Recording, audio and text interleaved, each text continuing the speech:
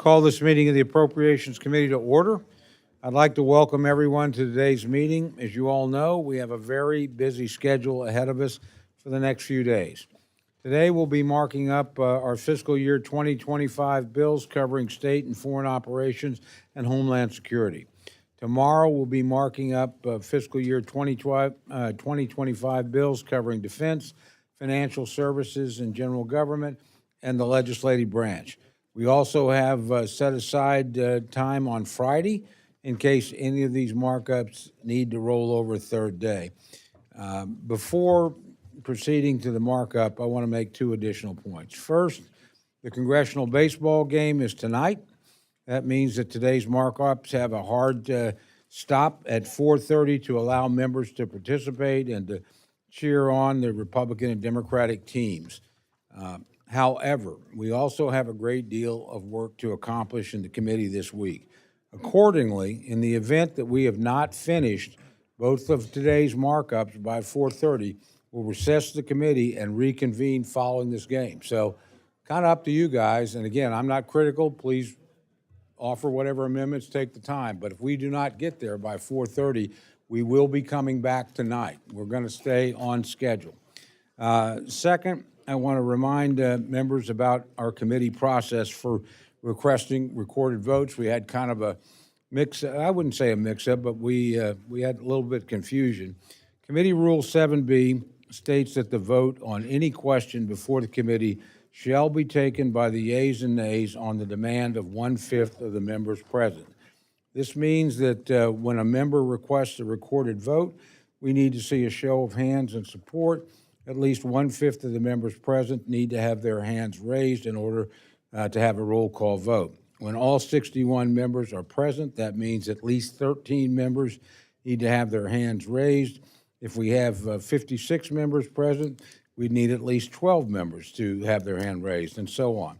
So if a member calls for a recorded vote and you'd like to support that request, I would just ask you to please raise your hand and raise it high. It needs to be held high enough and long enough that everyone up here on the dais can see it, particularly the majority and minority staff members. So if we can't see it up here, we can't count it. So please, thank you for your cooperation in that regard. With that, our first order of business today is consideration of the state and foreign operations and related programs appropriations for the fiscal year 2025. I now recognize Chairman Diaz-Balart to present the bill.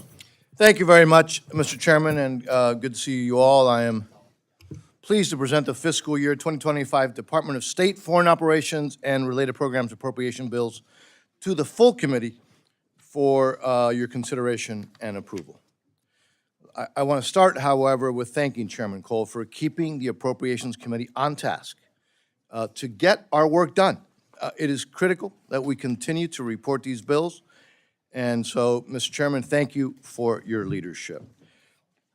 The State and Foreign Operations Appropriations Bill before us today totals $51.7 billion in new budget authority, which is a reduction of $7.6 billion from the fiscal year 2024 enacted level, or 11%, and $12.3 billion below the President's fiscal year request. This allocation and the policies within it will allow us to build on important changes in the fiscal 24 bill signed into law, frankly, only just a few months ago. Now, we're going to hear it. There are some who are going to say that this magnitude of reductions jeopardizes the United States leadership in the world and makes us less safe. I could not disagree more strongly. In fact, it is just the opposite. The bill before us prioritizes funding that directly supports U.S. national security. Now, it eliminates controversial or ineffective programs that, frankly, American taxpayers don't support, and that, frankly, even our allies and partners don't support either. And as I said before, I've said this multiple times, I want to repeat it. This bill, frankly, is pretty straightforward. If you are a friend or an ally of the United States, this bill supports you. If you are an adversary or are cozying up To our adversaries, well, frankly, then you're not going to like this bill. And as we all see, the saying says, look at the world, it's on fire right now. So we should not be throwing fuel on the flames by funding organizations, by the way, requested in the president's budget that employ terrorists, like UNRWA, provide a platform on the global stage to the worst human rights abusers, using our taxpayer dollars to do so, like the Human Rights Council, take bogus legal action against Israel as it fights for its very existence, like the International Criminal Court and the International Court of Justice, cower to communist China and deny Taiwan observer status, like the World Health Organization, pay other countries climate reparations, like the Loss and Damages Fund, or promote and mobilize migrant caravans to the United States southern border, like any number of organizations. Thanks, again, to this administration's open border policy. None of that should be done with American taxpayer money. So this bill stops funding to all of those organizations and more. But not just because it's a waste of money, which it is, but because those organizations actually work against our interest and those of our allies. Now, with respect to our allies, the bill provides unwavering, truly unwavering support for Israel and fully funds the United States-Israel Memorandum of Understanding by providing $3.3 billion in security assistance. It expands upon new conditions included in the fiscal year 24 bill aimed at addressing rampant anti-Semitism and anti-Israel bias throughout the United Nations and other international organizations that we have seen. Now, speaking of the United Nations, where do I start? The bill acknowledges the mockery that is the UN's and zeroes out the UN's regular budget. It does not deserve one more dollar, one more penny of taxpayer funding. In addition to the list I already covered, I could spend the next actually hour or days going over example after example of the UN and its entities working directly against our interest. And every other day, we see another example. Most recently, by the way, we learned that the UN Secretary General, this isn't a category, you can't make this stuff up, will release his report on children in armed conflict later this week, where he has now placed Israel in the same category as Al-Qaeda, Boko Haram, Al-Shabaab, and Hezbollah regarding the treatment of children? The Secretary General and his United Nations could not be more divorced from reality if they had asked Hamas to ghostwrite this report on their behalf. Hamas, with the help of UNRWA, has been using children as human shields and brainwashing them into its death cult for years. So no funding for the UN. They do not merit our support. Now, we use those resources instead for areas that are actually in our national security interests. For example, confronting the national security threat posed by the Chinese Communist Party remains a top priority in this bill. The bill provides $2.1 billion to counter the malign influences of the Chinese Communist Party, which is above the president's request. And remember, that is within a significant reduction on the top line. Within this funding, $500 million for foreign military finance is included for Taiwan's security needs. The bill also prioritizes funding for other critical partners in the Indo-Pacific, including the Philippines and the Pacific Island countries.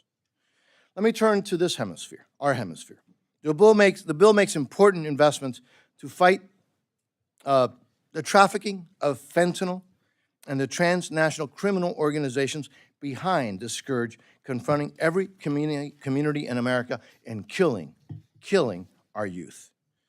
On this effort, look, I want to acknowledge the work of my good friend, Chairman Hal Rogers, the Dean of the House, who is in so many ways has really led this body in combating opioids and the threat that they pose to our country. So to the Dean, thank you, sir, for your leadership on such an important issue.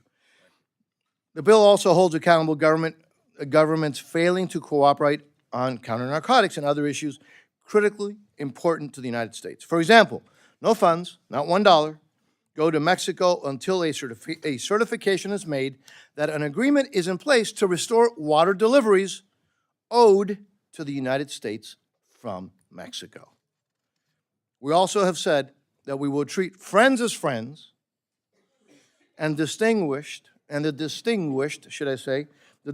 President of Mexico has frankly not been acting like a friend lately by actively opposing U.S. policy which aims to promote freedom and democracy in Cuba, in Venezuela, and elsewhere, and failing to fully support counter-narcotics trafficking or countering migration through Mexico to our open southern border. The bill increases support for freedom and democracy for the people of Cuba by providing $35 million for democracy funding and $35 million for the Office of Cuba Broadcasting. It also reins in the attempts by the Biden administration to promote engagement, so-called engagement, with these so-called entrepreneurs on the communist island.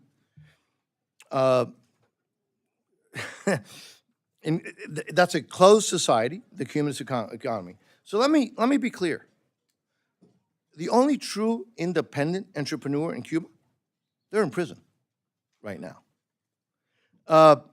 Anyone who claims to be an entrepreneur is licensed, and the administration will admit to this, is licensed by the regime, by the terrorist regime, meaning the regime is the big winner, the only winner from those dangerous and irresponsible policies. Because the administration attempted to get around the prohibition, because there was a prohibition included in the fiscal year 24 law, this bill broadens the prohibition on funding for so-called entrepreneurs, again, the regime-chosen entrepreneurs, for fiscal year 2025 by applying the prohibition to the entire bill. So while the Cuban people are risking their lives, hitting the street to demand freedom, the Biden administration is actually attempting to throw their oppressors a lifeline with unilateral sanction relief. By the way, if that wasn't enough, this is the very regime which, according to press accounts, is conducting and will be conducting joint military exercises with the Russian naval vessels just this week. Cuban troops are even trained in Belarus, presumably to support Russia's fight against Ukraine. So on one hand, we spend taxpayer money to help the Ukrainians defeat the Russians, and on the other hand, the administration wants to get taxpayer money to help the regime that actually even has troops fighting on Russian side. The last time I checked, the administration has pressed this Congress, again, to pull out all the stops to help Ukraine defeat Putin's aggression.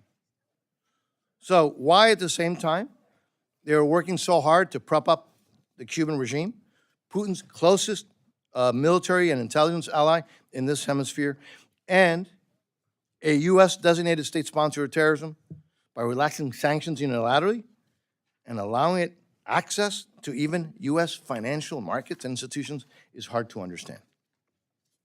But again, this coddling of dangerous dictators must end. And this bill works to counter the Biden administration's confused, I want to be kind, and dangerous policy towards our adversaries. Finally, and really importantly, this bill includes all longstanding pro-life protections, which includes a prohibition on all funds from being used to pay for abortions and builds on those requirements by applying the Protecting Life and Global Health Assistance policy to all global health funding. The bill also prohibits funding for the UN Population Fund. It promotes It promotes American values by increasing funding for religious freedom programs abroad and supports faith-based organizations that are helping to deliver, again, United States foreign assistance. This bill would not be where it is without the valuable input from the members of the subcommittee and the entire committee, and I'm very grateful. Your thoughts, your recommendations have shaped the measures before you, and I'm so grateful to each and every one of you for your contributions. Now, I also want to thank the staff on both sides of the aisle. Starting by the subcommittee clerk, I don't have words to express my gratitude. Subcommittee clerk Susan Adams and her entire team. Craig Higgins, Clelia Alvarado, Jimmy McCormick, Trey Hicks, Meg Gallagher, Alex Sutton, John Muscolini, John Pizzullo. From my own personal office, who's also incredibly involved in this. Obviously, my chief of staff, who you all know, Cesar Gonzalez, Giselle Reynolds, and Autumn Early. But also from the minority staff, Aaron Kolodziejski, Lori Mignon, and Stephanie Reed. I have no words to express the hard work that they put in and how grateful I am for what they do. Finally, before I close, some of you may be surprised by my words right now. I really, really want to acknowledge and speak about the ranking member. This will be her last full committee markup of the State Foreign Operations Bill. I don't think it's a surprise, and I know that she would say this publicly. We really couldn't be farther apart on a lot of these issues. We really couldn't. But I think just the relationship that her and I have, where we actually aggressively disagree on issues, forcefully disagree on issues, but we do it with respect. And frankly, we even do it with a sense of humor. And that should be really kind of, I think, a demonstration about how you can vehemently disagree and be on the other side of the issues, and do so not only respecting each other, but I think also respecting this institution. And so, and she clearly cares deeply about the issues in this subcommittee.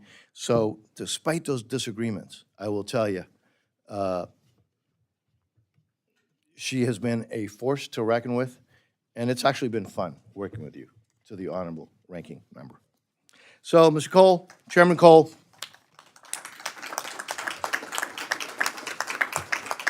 thank you for your leadership, and with that, I would yield back. I would now like to recognize Ms. Lee for remarks on the bill and, dare I say it, a rebuttal. Thank you so much, Mr. Chairman, and thank you, members. And let me just say to Chairman Diaz-Bayat, we have a friendship, which you would be surprised at how deep it is, but we disagree on so many issues, especially Cuba, and I can name all of the issues. However, he knows what not to try to convince me of, and I know what not to try to convince him of, because we have, on certain issues, we have some bottom lines. And that's one thing about the chairman that I really love and recognize about his character also, is that he deeply believes in what he believes in, and I respect that. And we find common ground quite a bit, especially on this committee. And I think it's important also for me to say that I know all of the members on both sides of the aisle and our staff believe and know that we're global citizens and we're citizens of the world. And so it's our duty and responsibility to fight hard for those countries, those regions, those people who we represent in addition to our constituents. So thank you very much. And to the chairman and to our ranking member, Rosa DeLauro, I want to say thank you both for working together. I've been on this committee now 17 years, and the subcommittee, and it's been remarkable to see how you both work together. Once again, I won't say being dug in, but on some issues, but being very forceful about what you believe is the right course of action to prove that we are global citizens and make sure that we're an example for the rest of the Congress. So thank you all again, and thank you, Mr. Cole, very much for your leadership. And also, I do have to say thank you to the staff.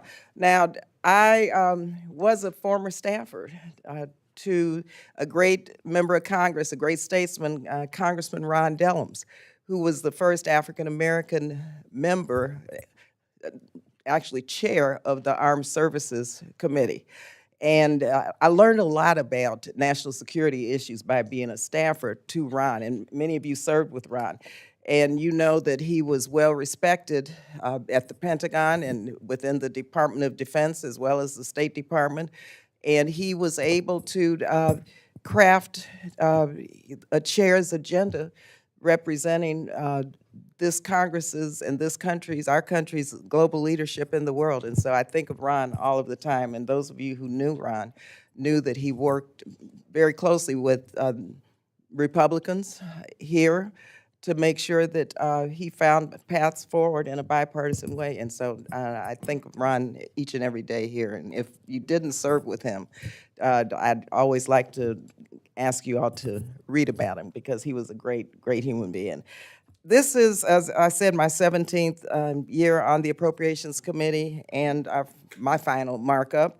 And so I'm really proud of the work that we have done on this bill in the last several years. But today's bill, of course, it's no secret that it's not the way I would have wanted my membership of this committee to end with this bill. I've spent my time on this committee working to lift people up, addressing inequities and injustices, and increasing human dignity and tackling problems that our country faces by working in partnerships with others. I'm incredibly proud of the lives saved through PEPFAR and the Global Fund, the children that we vaccinated and that we've helped through the Children in Adversity programs, and how we've really refocused attention on our close neighbors in the Caribbean and other countries and regions with populations that look like me. China's influence on the continent of Africa and the Caribbean and South and Central America, many other regions, we talk about that all the time. Yet this bill creates even a greater opening and a void. Now, we can't have it both ways. Either we're going to be present and we're going to ensure that our leadership and our partnerships are real in countries that historically have not been part of our priorities on this committee, or we're not. And so don't complain as much when in fact we disengage like we're disengaging through this bill. These achievements in terms of global leadership can't be sustained and improved upon with, this bill has a 12% cut, 12%, as we contemplate this 2025 House mark. What we're faced with today is a deeply political bill that seeks to satisfy the most extreme views among us without consideration of the real-life consequences of our national security and well-being of our allies.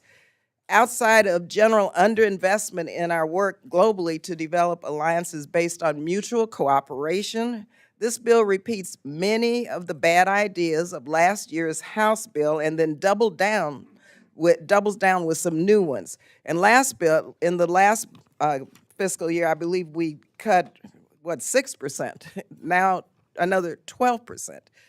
And so I hope that in the coming weeks, we'll be able to discuss many of these deficiencies. This morning, let me focus quickly on three things. One, the devastating impact of changing climate patterns, the need to empower women, not just as economic actors, but as having autonomy over their bodies, and the disastrous consequences of the United States walking away from the rest of the world, walking away. And this bill puts us on that path even in a more escalated fashion. It takes a dishonest approach to the threat posed by climate change. People are confronting the impacts of human-caused climate change right now. Life-threatening temperatures, crop failures, floods, and severe weather. Many of us are experiencing this in our own districts and hometowns, again, in vulnerable communities and low-income communities and communities of color. The past 12 months have been the hottest ever measured, the hottest. And this year's hurricane season is predicted to be especially active because of record ocean temperatures. Yet this bill ignores this reality. It includes no funding for clean energy, no funding to help communities adapt to drought, rising coastlines, or extreme heat, no funding to stop deforestation or recurring coastal flooding. And even worse, the bill cuts off cooperation, mind you, cooperation with other countries to address this existential threat, and that's what it is. Climate change is taking people's homes and livelihoods over and over and over again, and this bill is silent. The second issue is the continued war that this bill wages on women's reproductive health. 218 million women still don't have access to the tools needed to decide when and how to have a baby. Hundreds of thousands of children die in childbirth. But the House mark will make it harder for women to access care. It also cuts off funding to UNFPA, the one partner that provides services to mothers and their babies in the hardest places to reach. We know these are failed policies with negative impacts for child mortality and health and economic empowerment. But yet the majority wants to repeat the same destructive playbook. And so I will be introducing an amendment today to address these shortcomings. One of the most damaging aspects of this House mark is the abdication and retreat of U.S. leadership around the world. The bill projects a worldview that sees issues and countries as black and white, good and evil. If we don't like everything about an organization or can't control all of their actions, this bill prohibits funding it. It's our way or the highway, and this is fundamentally undemocratic for a country that stands for democracy. And I should note a key example of how this bill doubles down and triples down on the failed Cuban embargo. There's no track record of success nurturing democracy and human rights by by punishing regular people. 50-plus-year-old failed policy, we still haven't come to grips with how to move forward with regard to a country 90 miles away from Florida. This is not how the world works, and it's this approach that's causing the United States to become increasingly isolated. Once again, as I said earlier, we're talking about China and Russia and other countries filling these voids that we're leaving. And if that's what this Congress, this committee wants, shame on us, but I don't think it is. Instead of listening to partners and addressing concerns together, this mark focuses the U.S. to go it alone and reject any country with different views. It rejects burden sharing and dialogue. Perhaps most telling, the largest increase in this bill is foreign military financing, and it zeroes out the United Nations while outright prohibiting a half dozen UN bodies. The message of this bill is, of course, more weapons, less cooperation. Yes, human rights violators and countries that do not share our values also participate in these organizations. But that's why we must stay engaged. It's not a reason to walk away. If we cede the ground to countries with little regard for human rights, how can we possibly expect positive change? We just can't. You can't have it both ways. So today's House mark would have some severe consequences for United States leadership. Our ability to work with others on shared challenges and our long-term national security. The world is full of threats that don't respect borders, from climate change to pandemics to assertive dictators. We can't stick our head in the sand and hope that it will go away. So it's been a tremendous honor to serve as both chair and ranking members of this subcommittee, but I'll depart this committee deeply concerned that our politics are leading us in the wrong direction and leaving the United States alone on the global stage. Democrats will not support a bill if it means turning our backs to the world's most vulnerable women on the looming threat of climate change. And I take some solace, though, in knowing that the final appropriations bill needs bicameral and bipartisan support, which is not reflected in this current draft.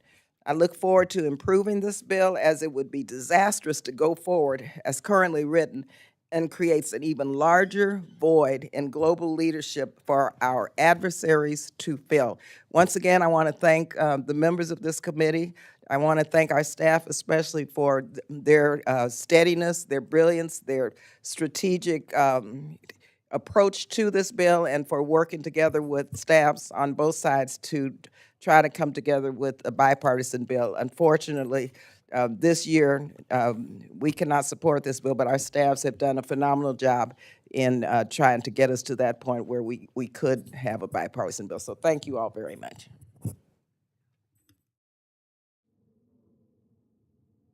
I now recognize myself for remarks on the bill. And before I do my formal remarks, you know, the two speeches we just heard might not be an example of comedy, but they are a model of civility. And I want to thank both the chairman and the ranking member for the manner in which they conduct themselves. And I also want to join and recognize my good friend for her final markup. We had the good fortune of serving together for many years on labor and health and human services and education. And she was a spirited and valued member of that committee and frankly contributed there. So she's done it across the board in committee after committee, not just in this particular committee, but as a member on other committees as well. So we wish you well in your future. We know you will fire every shot between now and the end of your career, as I would expect you to do, but you'll do it the right way. So thank you, my friend, for your distinguished service on this committee, and our friend deserves a round of applause.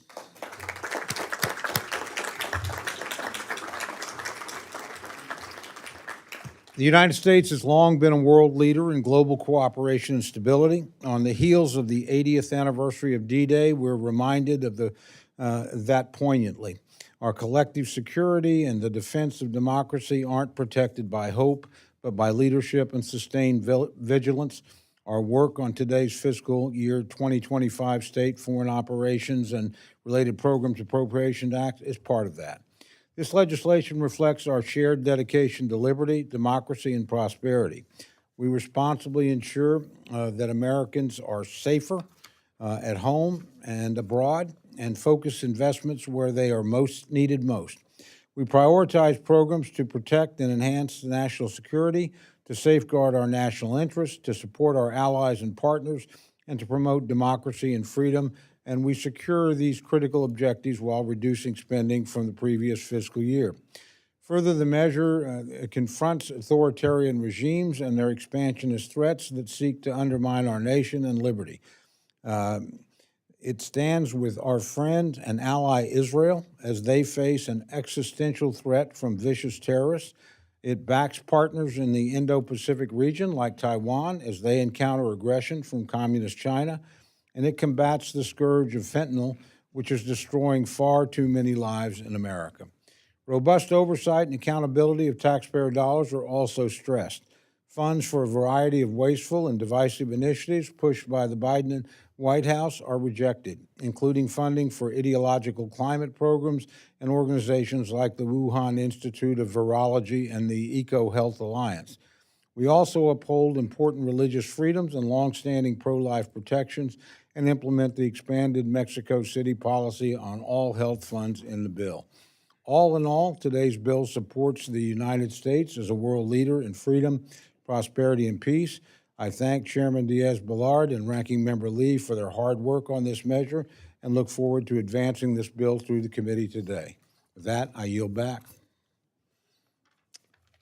I now recognize my good friend, the distinguished ranking member of the full committee, Representative DeLauro, for her opening remarks. Thank you very much, Mr. Chairman, and I thank you. I thank Chairman Diaz-Balart and Ranking Member Lee for your work on this bill. I want to say a thank you to the majority-minority staff, to Susan and to your team, and to Erin Kolodziejski and Lori Mignon and Stephanie Reed. Thank you all for, as I always say, keeping our names on the door. Much appreciate your work.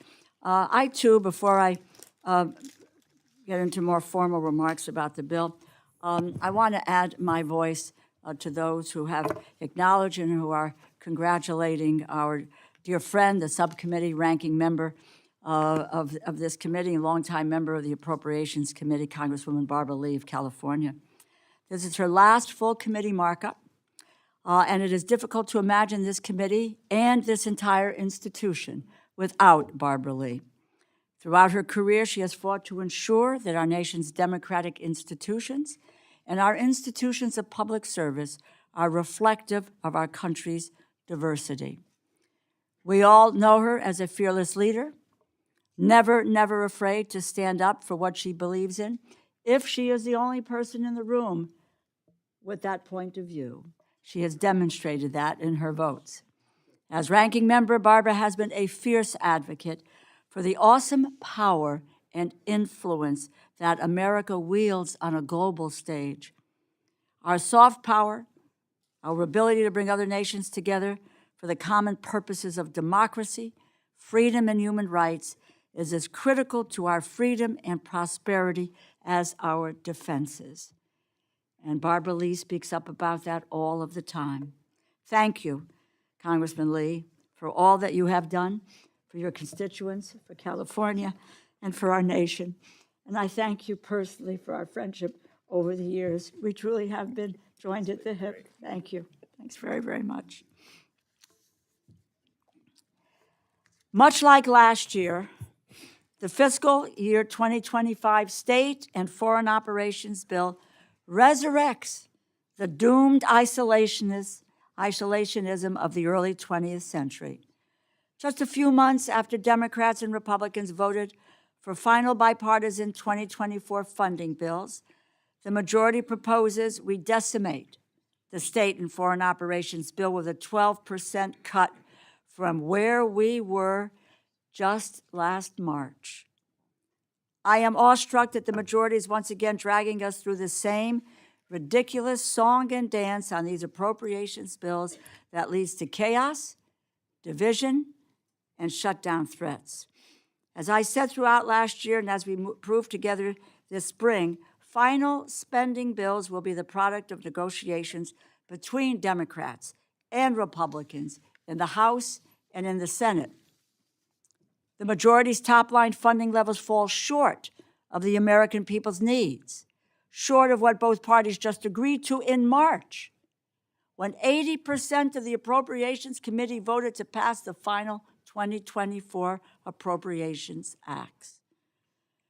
Our starting point for 2025 must provide at minimum a 1% increase in defense and non-defense spending, consistent with the framework set in the Fiscal Responsibility Act that Republicans demanded. And any increase for defense beyond that 1% must be matched dollar for dollar with non-defense investments. Democrats will accept nothing less than a 1% increase over 2024 in defense and defense funding. That is what the law provides for. Let us take stock for a moment. Around the globe, America's adversaries threaten the peace and prosperity of the free world. With wars in the Middle East and Europe and humanitarian crises on nearly every continent, the world is yearning for American leadership. Not since the Cold War have our diplomatic influence and soft power been more critical to keeping Americans safe. Yet House Republicans have proposed a bill that would diminish America's world leadership, obstruct our ability to support our allies, deter our adversaries, surpass our competitors, maximize our influence, and continue leading the free world.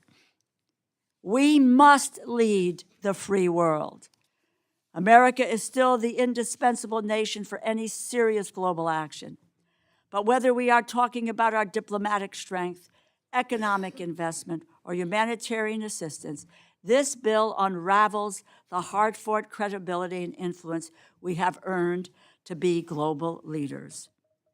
The bill threatens our national security, threatens women's health globally, hampers our response to the climate crisis, undermines our diplomatic corps by underfunding the State Department and USAID, and completely blocks support for the United Nations Relief and Works Agency, leaving behind some of the most vulnerable people facing the most unthinkable conditions in the world. A catastrophic humanitarian crisis, which are facing men, women, and children. Yes, children are starving. The majority's bill is yet again diminishing the global standing of the United States, what we stand for, and what our values are. For our own people and for people around the world who look to America, the world's largest economy and oldest constitutional democracy, for inspiration and for hope. This bill abdicates U.S. leadership at the United Nations and other multilateral and international institutions by not including any funding for the UN regular budget, the UN Development Program, UN Women, and UNICEF. By withdrawing from these organizations, we will allow our competitors and our adversaries to take our place and to replace our influence and our values on a global stage. And by shortcoming USAID at a time when a historic number of people are facing conflict and instability, we are abandoning the most vulnerable people in the world, and we are failing to live up to America's ideals. For the sake of our national security, for women's health globally, and our response to the climate crisis, Republicans must abandon their reckless and partisan path, join Democrats at the table to govern. It is time for the majority to govern. For all of these reasons, I cannot support this bill. Thank you, and I yield back. Thank you very much. Are there any other members wishing to make general comments about the bill? I see my good friend, our distinguished Chairman Emeritus, Mr. Rogers, is rising. Thank you, Mr. Chairman. I want to congratulate Chairman Diaz-Balart for a great bill. I know from my experience leading this subcommittee at one point in time how important this bill is to the standing of the United States around the world. I'm pleased with the resources the bill makes to ensure we adequately counter Chinese interests in the Indo-Pacific, including $500 million in foreign military financing for Taiwan to strengthen deterrence across the Taiwan Strait and fully funding the Countering PRC Influence Fund. The bill continues its strong support for our great ally, Israel, ensuring it has the resources to defend itself and its sovereignty against an onslaught of terrorist attacks. But I also want to thank Chairman Diaz-Balart especially for including strong funding and policies to combat the flow of fentanyl and other illicit drugs into the U.S. We need the State Department to step up its cooperation with the Mexican and other governments to curb the influence of fentanyl, which is killing, as you know, 100,000 Americans, especially teenagers, in record numbers. Thank you for making this a big priority in your bill. I appreciate this subcommittee's work. Sometimes it's not thanked enough. But this bill is a good one. It's a wise expenditure of our funds. I think it meets the need that the country has around the globe. And I want to thank the chairman for doing a great job. Now yield back. Thank you very much. I now recognize my good friend, distinguished lady from Ohio, Ms. Capter, for general remarks about the bill. Thank you, Mr. Chairman and members. I wanted to rise first to say that I've always viewed the Appropriations Committee as a committee that could hold the country together if we do our work well.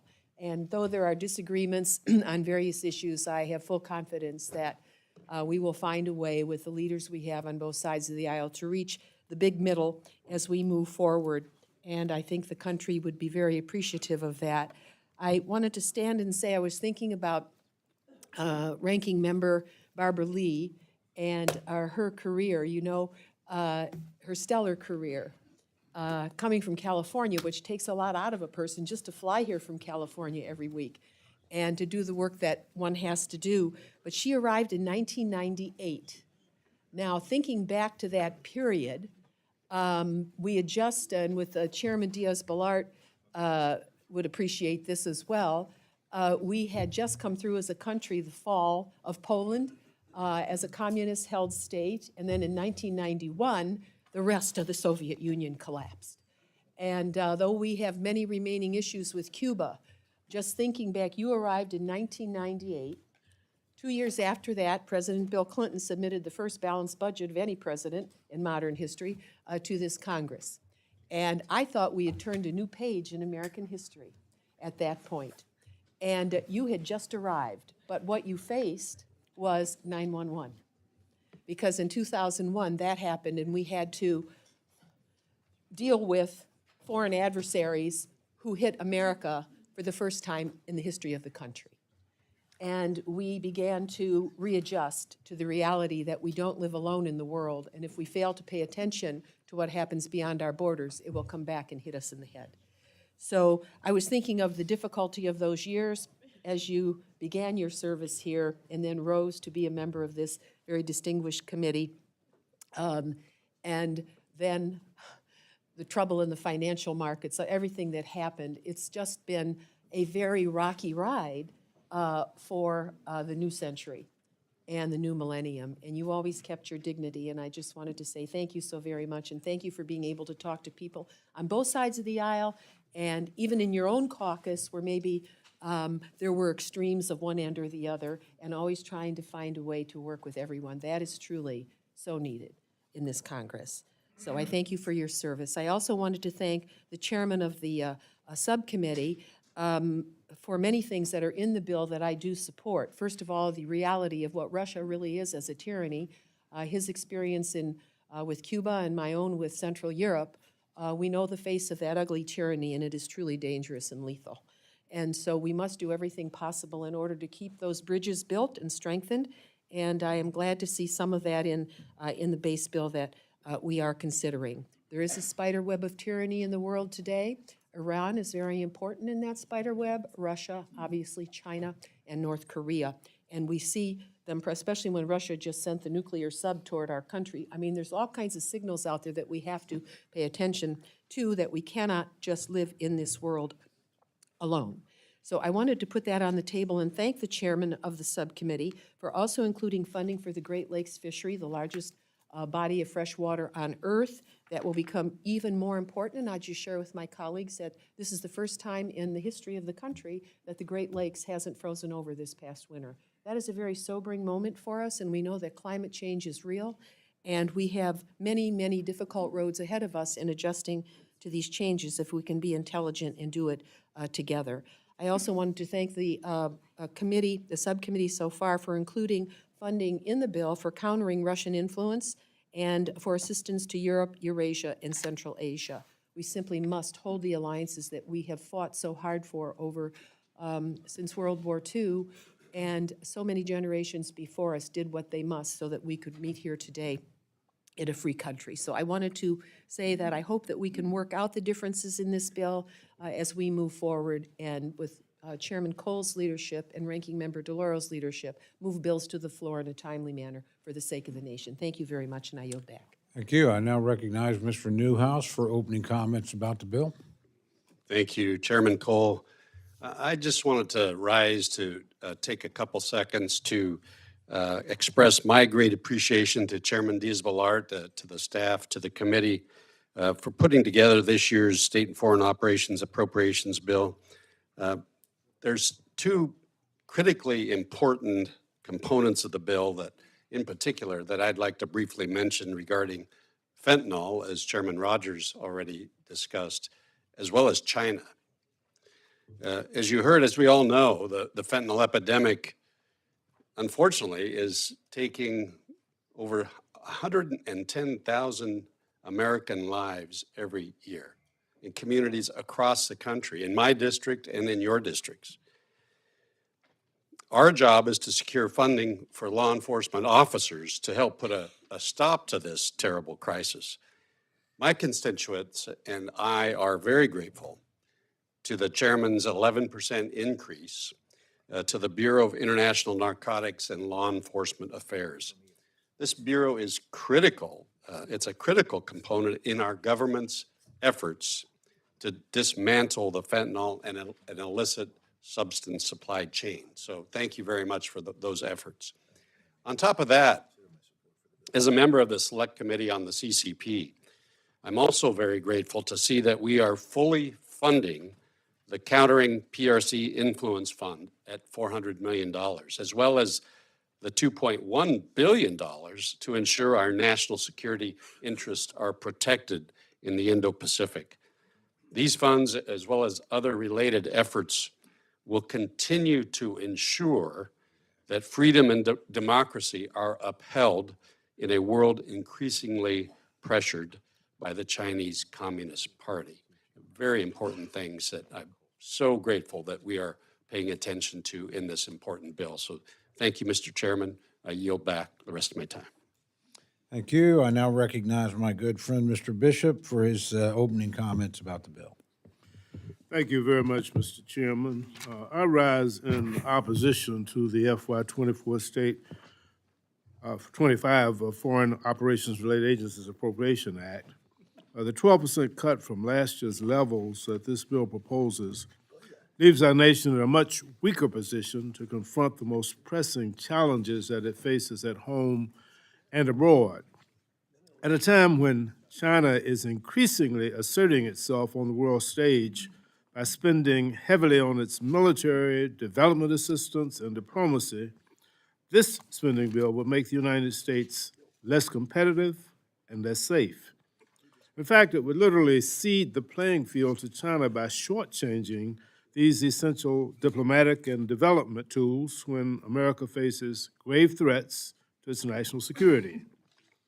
America's might and influence isn't just dependent on its military capability.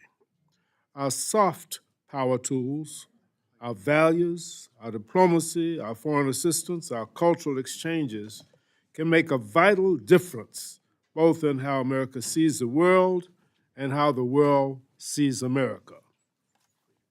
For example, when I was chair of the House Agriculture Appropriations Subcommittee in the 116th and 117th Congresses, I saw firsthand how United States investments in such foreign assistance programs as Food for Peace and McGovern-Dole helped save lives, opened new and more resilient markets to American farmers, and promoted goodwill towards our country. I'm deeply concerned about the underfunding of foreign assistance programs. The proposed bill would cut or eliminate aid to UNICEF, the Food and Agriculture Organization, and the Emergency Refugee and Migration Assistance Fund. These cuts make little sense when food insecurity is rising around the world. In addition to underfunding global food security initiatives, this bill threatens both American and global health in a variety of ways. The prohibition of support to the World Health Organization and the UN Population Fund will weaken transatlantic relations and inhibit important global health initiatives that are carried out by these organizations. America has a long history of supporting these organizations, which help to maintain the United States' influence across the globe. Combating climate change remains a pressing issue. The proposed bill does not adequately address the seriousness and the urgency of this issue. We must dedicate ample funding to combating climate change to protect all communities, but especially those which are most at risk due to natural disasters, which is becoming increasingly common as the effects of climate change worsen. The deep spending cuts that are being proposed in foreign aid, efforts to combat climate change, global health, and family planning are unwise and unjust, which is why I regretfully will have to oppose this bill in its current form. Finally, I want to express my heartfelt best wishes to my friend and colleague, Ranking Member Barbara Lee, as she turns the page and enters another chapter of her remarkable life. This is your last markup for this subcommittee. Please know that we will truly miss your honesty and passion in support of humanity and the human condition all across the world. Thank you so very much. And with that, Mr. Chairman, I yield back. Thank my friend. I would respectfully remind everyone, please rise when you address the committee. It's very tough up here on the dais because the mics make it very difficult. But again, just I would ask you to do that. With that, I recognize my good friend, Mr. Subcommittee, for opening remarks about the bill. Thank you, Chairman. Thank you for yielding. And also, I want to thank my good friend for all his work, Mr. Diaz-Balart, in this bill. And it's been a pleasure working on this subcommittee. As a newest member of the subcommittee, I'm very proud of being here in the State and Foreign Operations business.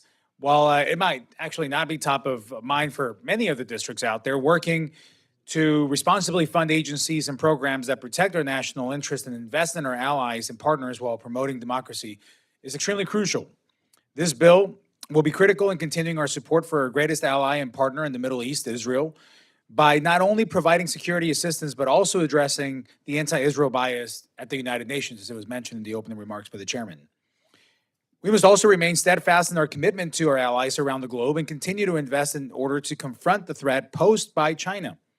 This bill does that while also saving the taxpayers' money by sticking to the statutory caps passed by Congress and the Fiscal Responsibility Act. One provision closer to home for me regards the International Boundary Water Commission. Included in this bill is $12.5 million for the commission to resume ownership of the International Outfall Interceptor in Nogales, Arizona, also known as the IOI. By transferring ownership to IBWC, this bill will help with filtration, management, and water treatment of watershed in Nogales, a long-standing binational issue. Prioritizing preventative maintenance will help avoid pipeline breaks and leakage, ensuring more cost-effective repairs and responsible treatment in watershed in the United States and Mexico. To say this will be transformative to Nogales and Southern Arizona communities would be an understatement. Thank you again, Mr. Chairman, and to the staff who worked on this bill. With that, I yield my time. Thank you very much. I now recognize my good friend, distinguished lady from Minnesota, Ms. McCollum, for opening remarks on the bill. Thank you for the recognition. I first want to offer, along with many of us in this room, my sincere congratulations to my friend Barbara Lee on her final subcommittee markup. 17 years of service on this committee, sitting next to each other, and the work that you did on the committees before you arrived here. Your legacy will live on. I'm thankful for your leadership. I'm thankful for your mentorship. But most of all, I'm thankful for your friendships.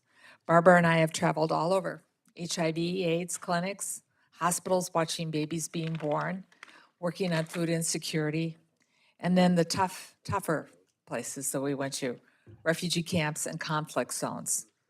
But we made it back, and we continue the work. And please know that you'll always be with me as I work on worldwide legislation. Now, onto the bill. FY25 State and Foreign Operations Bill. You've heard people describe it. This legislation has some of the most important programs that we work on: diplomacy, development, defense initiatives, the United States and the world at large. This bill works together with vulnerable populations around the globe. Children, we help millions gain access to clean water, safe shelter, nutrition, food, and for them to live in a country that hopefully turns itself towards democracy.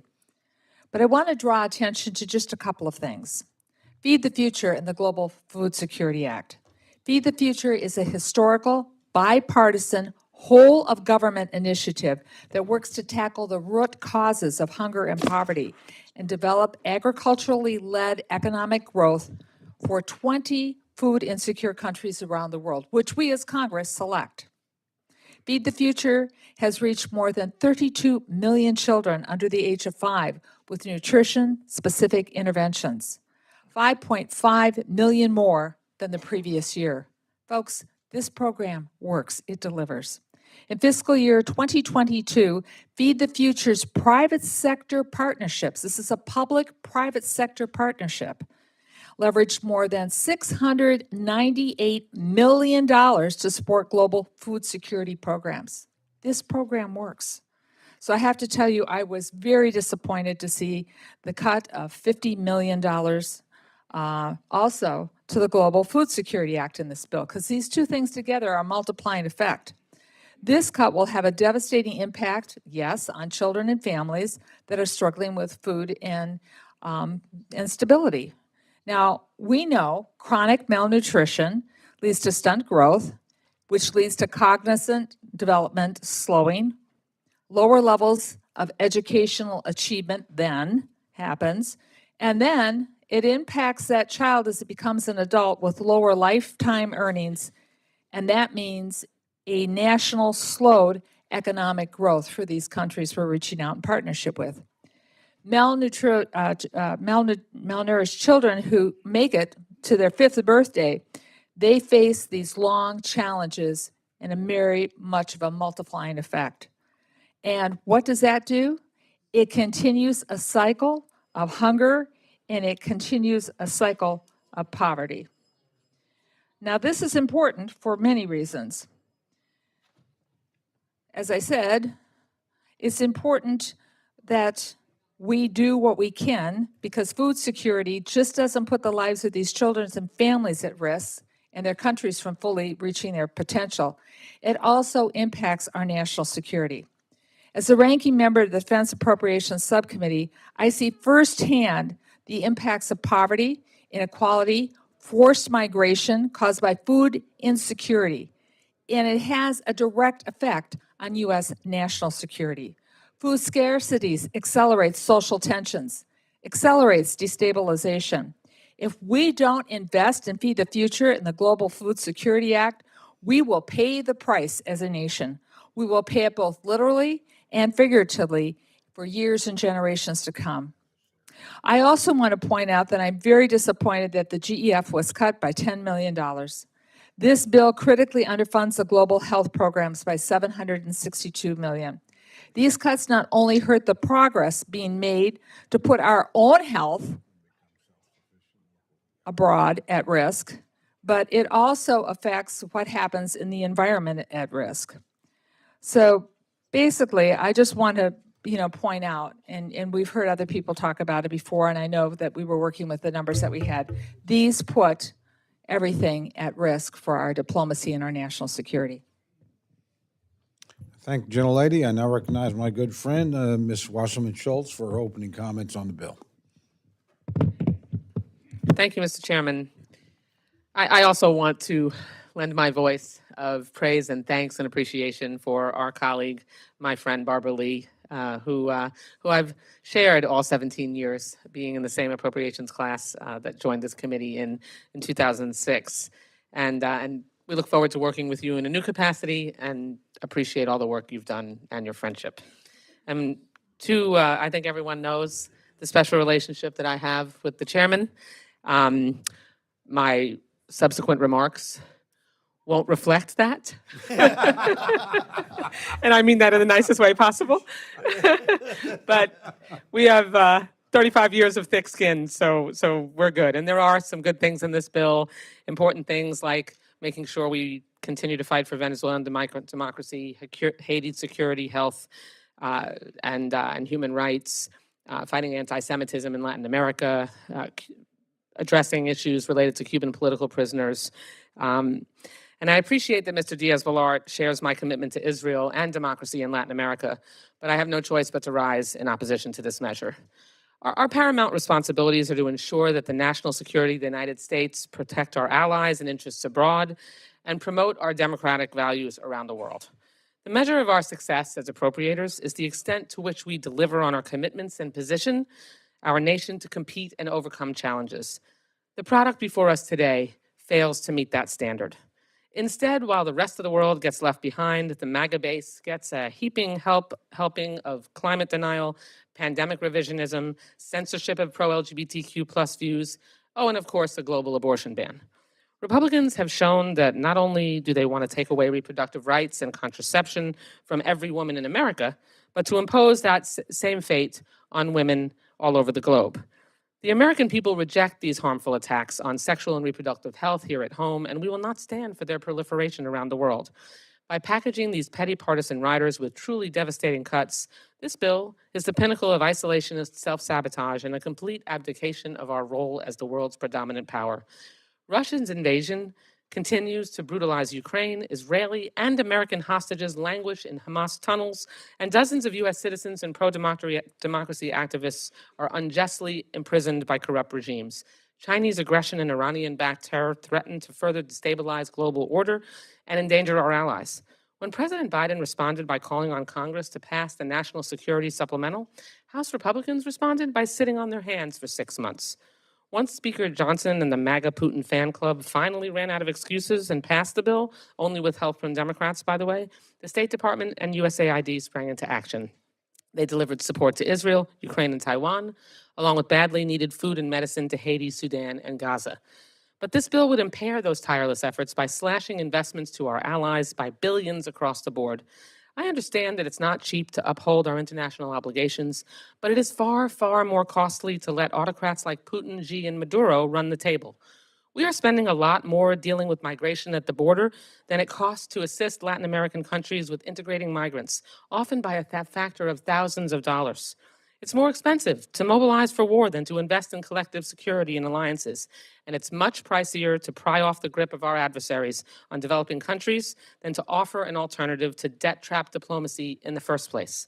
Yet in the same bill that defunds the Inter-American Development Bank, the majority complains about our waning influence in Latin America relative to China. Gutting critical assistance for education, healthcare, nutrition, and democracy promotion will only drive potential partners into the arms of our adversaries. No matter how much I disagree with some actions taken by the UN and its subsidiaries, and I do, I know that abandoning it and turning it into the League of Nations weakens our influence and by extension, our own security. And I get the temptation to take your ball and go home, I really do. But members of this committee in particular ought to understand that our investments are a key source of leverage to achieve our goals. If we give up our seat at the table, eventually we will be the ones on the menu. That isn't strength, that is surrender. We must make sure that we take care of our responsibility and our role around the world. We cannot afford to give an inch in the fight to sustain democracy and project those values around the world. It's disappointing to see that beyond all the tough talk about America first, the GOP is resigned to American interests and global leadership coming last. I urge my colleagues to vote no and send this bill back to the 1930s where it belongs. Thank you. I yield back. I now recognize my very good friend, Mr. Cuellar, for his opening comments on the bill. Thank you, Mr. Chairman. And again, I also want to say to my friend Barbara Lee, thank you for all the good work that you've done on this bill. And for so many years, we always joke around that we've come to Jesus meetings on some issues. And again, I thank you for all the work you've done for so many years. Mr. Chairman, I thank you also for the hard work and for your incredible memory that you have as you work through this bill and other bills that are so important. So again, thank you so much. I want to thank you not only for the work that you've done to support Israel, the work that you've done also to fight fentanyl that Chairman Rogers and has been fighting for so many years, but I do want to say thank you on one particular provision that affects a lot of the members on the border. This has to do with the water under the 1944 Water Treaty, where Mexico is directed to release an average of 3,000 or 350,000 acre-feet of water to Texas every year on a 5-year cycle. I know that my good friend Tony Gonzalez knows this, Lake Amistad. I have Lake Falcon also. And if you look at it, they're supposed to be releasing Mexico under that treaty is supposed to be releasing 350,000 acres every year. So far on this 5-year cycle, which it ends next year, the only thing they've done is they've only delivered 400,000 out of 1.2 million acre feet that they should have delivered. So, Mr. Chairman, I want to thank you for that strong language. that we are encouraging our friends in Mexico to do their share.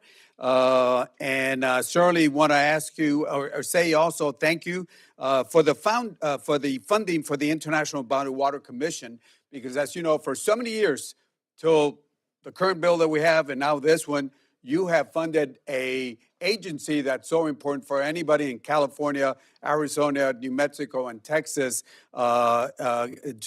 deserves this funding. This International Water Commission, not only do they have to negotiate the water between the U.S. and Mexico, number one, but they also provide a lot of work along to make sure that the border water infrastructure projects are important. And clean drinking water for people that live along the border, flood mitigation, waste treatment plants. And I know that some years ago, we funded the Nuevo Laredo waste treatment plant, where Mexico was dumping 25 million gallons of raw sewage into the Rio Grande every single day.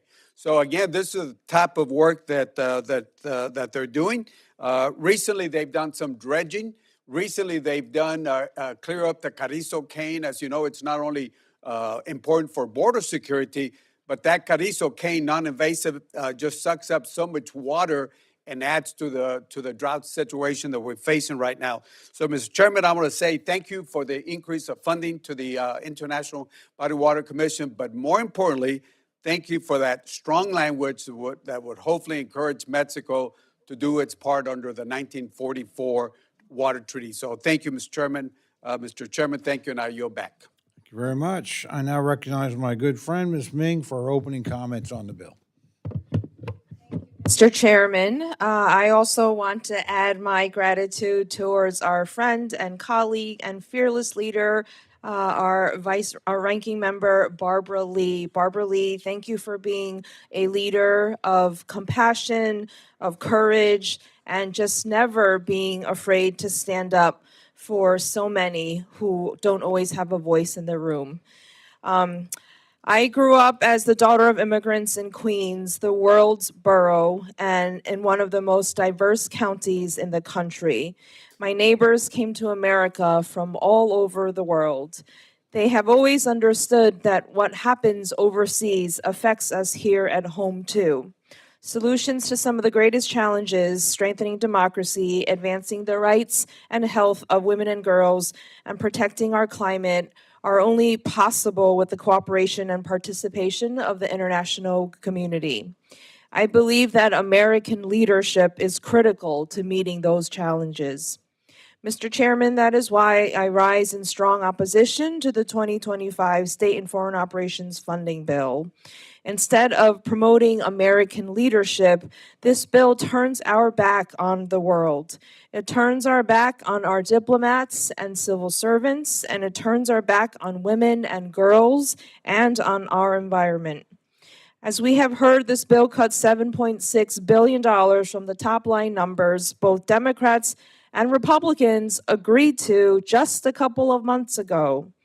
I want to make sure that the American people know what this bill does and what those cuts would mean for our communities. At a time when the U.S. and our allies are confronting conflicts in Ukraine, Sudan, Ethiopia, Haiti, the Middle East, and around the world, a $7.6 billion cut would mean fewer diplomats and civil servants to bring stakeholders to the table, fewer USAID employees to respond to humanitarian crises, and fewer staff to process passports and visas for families who want to see loved ones abroad. In short, it would lead to more American isolation and less peace, security, and stability. America alone is not America first. If this bill just cut our diplomatic and development capacity, that would be bad enough. But it goes further. It would gut women's health and rights around the world, too. The GOP bill cuts funding to programs to improve maternal and child health and fight infectious diseases by $362 million. It prohibits funding to the UN Population Fund, whose work saved the lives of over 14,000 moms just last year. And for a bill that for the second straight year strips all reference to gender, I would like to remind my colleagues that gender-based violence does not just impact women and girls. It impacts everyone, no matter their identity. This bill also tries to codify the Trump administration's global gag rule, which would force healthcare organizations in other countries who receive U.S. aid to choose between providing a full range of healthcare options to their clients or foregoing U.S. assistance altogether.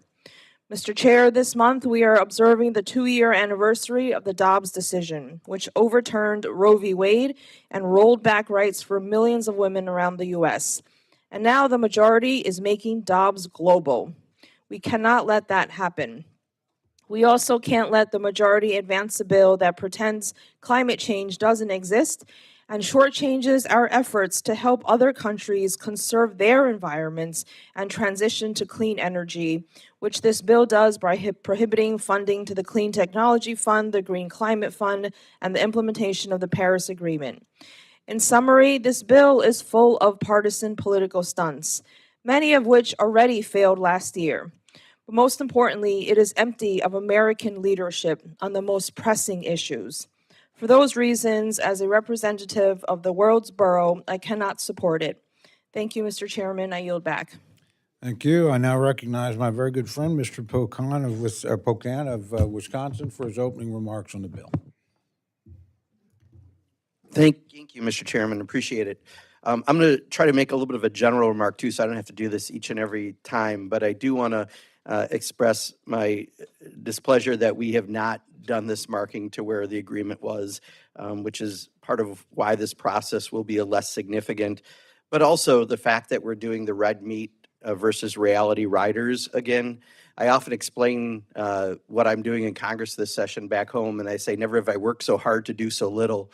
And I often refer to this as fantasy Congress.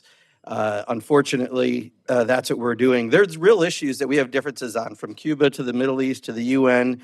But unfortunately, too much of this bill is focused around things like DEI, contraception and women's health, LGBT issues, and deep, deep cuts to things like food programs and healthcare. And that's very unfortunate. So in general, those are the comments for every bill, so I don't have to say that. If I can specifically to this bill, just a couple of the things that I do want to point out on this red meat riders. One, drag shows. We had a very interesting debate last year on drag shows. I checked in, to my best of my knowledge, unless you know differently, Mr. Chairman, there's been no money spent on drag shows once again, but somehow we single out them in here. It just shows to too many people that this imaginary fear of drag shows that Congress has just is so misguided, but it leads to discrimination, and that is why I just find all of these attacks like that so very unfortunate that we'll see throughout these bills. And we'll have talks about some of them, I'm sure, later today and down the road. The other, Mr. Chair, is just when you, beginning, I didn't expect you to talk about the entrepreneurial program in Cuba. And the only reason I raise this is Barbara Lee last sessions had a trip to Cuba. We had an official CODEL, and we met with some of the entrepreneurs. And actually, the program's kind of working the way I think you and I would like it to. The free market does work better than Cuba, right? And I think the fact that we're training these folks, they come to the U.S., work with U.S. companies, to the person that the State Department had us talk to, what they learned and what they want to do differently than how Cuba operates, I think is useful. And, you know, we spend $35 million on radio waves that no one listens to. I think a program like this, where actually you now have people who are entrepreneurs talking about better programs in the U.S., the complaints they have about how they can't even get internet access in Cuba, really does benefit us. So I just want to mention that, because I think it's one of, again, those examples, while we get lost on putting as much red meat in here to get votes so you can pass this, at the end of the day, this process probably isn't fully embraced in reality, as you and I both know. I wish it was, but it's unfortunate it's not. I just want to close, though, in saying a thank you to Barbara Lee. Barbara Lee speaks for me, and she speaks for many of us in our caucus. You know, when I first came here, I remember seeing her at a fundraiser, and I said to her, I thanked her for her very brave and courageous sole vote on the Iraq War. And Barbara's always done that. She's always been willing to talk about whatever she believes in so strongly, and she's been a mentor to people like me and others. And Whether it be taking a Codel to Cuba so we can see this sort of thing, no matter what fight you've fought for people who are often left out. Barbara, thank you. You have so often spoke for me. When you're gone, I'm going to do some speaking, I hope, for you. But I just want to say thank you so much for everything. I yield back, Mr. Chair. Thank you very much. I now recognize gentlelady from Florida, my good friend, Ms. Frankel, for opening remarks on the bill. It's working. Thank you. Okay, Barbara, I'm just going to say amen, ditto, love working with you. It's an honor. And Mr. Diaz-Balart, it's also an honor working with you. I only wish you would listen more to Mrs. Lee. And thank you to the staff on both sides of the aisle for your work. And listen, I know we all pride ourselves as leaders of the world. That's why a state foreign operations bill is so crucial, with the purpose of preserving American diplomacy, upholding our commitment to developing nations, and maintaining strong investments in peace and democracy. And, you know, as I always said, with this bill, there's some good, there's some things that absolutely need to be eliminated or changed. I always like to start with the positive, and that's recognizing that Israel's security is our security. And I'm pleased that this bill fully funds our commitment to Israel, helping her defend herself in the face of ongoing, very dire threats. The bill also sustains funding for the implementation of the Women, Peace, and Security Act, aimed at securing women's inclusion in peace building and conflict resolution worldwide. This is crucial because we know that when women are part of the peace process, peace is more sustainable. But sadly, as this base bill is written, it contains obstructions to our global leadership and our own well-being, and it picks on some unnecessary so-called enemies.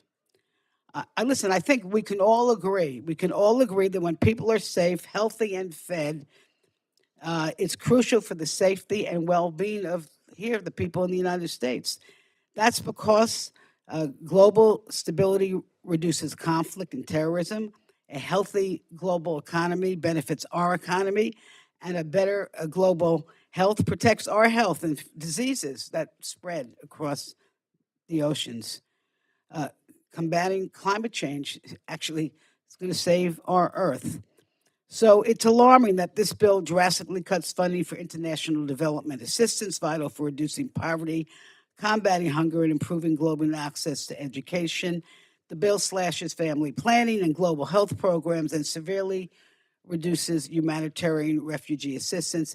And it includes dangerous policy riders, including the Helms Amendment, preventing the poorest and most vulnerable women from accessing abortion, and forcing healthcare providers to risk being shut down if they even mention the word abortion to women they are taking care of. And lastly, and I really hate to say this bill is sorely lacking in humanity, and it fails to appreciate the diversity of mankind, with provisions that harm the LGBT community worldwide and prevent initiatives that are designed to address discrimination, biases, and differences of opinion, and designed to create a culture of respect. You know, we talk about, Mr. Chair, friends and enemies. Let me put this a different way. I'll tell you what I think are enemies: poverty, hunger, disease, war, climate change. Those are our enemies. Let me tell you what's not our enemies. Women are not our enemies. Children are not our enemies. People of different races, religions, ethnicity, those are not our enemies. It is very disappointing to me that I can't support this bill because we have really pointed the trigger at the wrong enemies. Let's fix this bill. I look forward to it going through the process when we can all vote for it. Thank you, and I yield back. Thank the gentlelady. Just as a housekeeping rule, we will finish opening statements, but I want to advise everyone We'll be voting shortly, so after opening statements, we'll recess and then come back immediately after. And I also want to remind everybody, and again, I want everybody to say their piece, but we have a hard stop at 4:30. If we're not done, we'll be coming back after the baseball game. So, yeah, no problem with that. I recognize my very good friend, Dr. Harris, for any remarks he cares to make about the bill. Very much, Mr. Chairman, and I'll be very brief. I want to thank the chairman of the subcommittee for taking a strong position against communism in our hemisphere. The bottom line is that Cuba is an enemy. The bottom line is Cuba is an authoritarian state that puts political opponents in jail and takes its mechanism of government and tries to suppress opposition in many different ways. And the chairman knows exactly what I'm talking about because his heritage, like my heritage, is from people who fled communism. To believe that somehow you can go into a communist country and expect them to let you see the people who have a different opinion than the government is naive at best, dangerous at worst. I'm sure everybody knows if they go to China right now, they don't expect to hear what's really going on because they know the government, the authoritarian communist government there, carefully controls who you see and who you talk to so that you come back with the opinion that all is well in China, or in this case, that all is well in Cuba. That's all I have to say. This is a real threat. Cuba is a real threat. It's in our hemisphere. For 200 years, we've had the Monroe Doctrine. We have to enforce that doctrine. Russia has no business cooperating with Cuba in our hemisphere. That's what they're doing. We should pull out all stops to free Cuba. So I want to thank the chair, and I yield back. Thank you, gentlemen. I now recognize my very good friend, gentlelady from California, Ms. Torres, for her opening remarks about the bill. Thank you, Chairman. And Chairman Diaz-Balart, you have the unique job to work with 4 women across the aisle, being led by the distinct leader from California, Ms. Barbara Lee. And thank you for continuing to accept the challenges that we put before you. The bill before us today, though, is crucial to maintaining our global leadership and promoting peace and democracy at home and abroad, which advances our national security. However, as it currently stands, it misses this opportunity. I'm particularly troubled by proposed cuts and smart investments abroad. Investments in women, in climate resilience, in global organizations that ultimately make the world more peaceful and prosperous. Investing in peace is not a priority that we can ignore. I am gravely concerned about the legislation's complete rejection of the United Nations. The truth is, we have been here before. Previous presidents have tried to walk away from the United Nations, advocating U.S. leadership and giving up our voice in key UN negotiations. History teaches us that it was when we walked away from the table that the UN made some of its most objectionable decisions.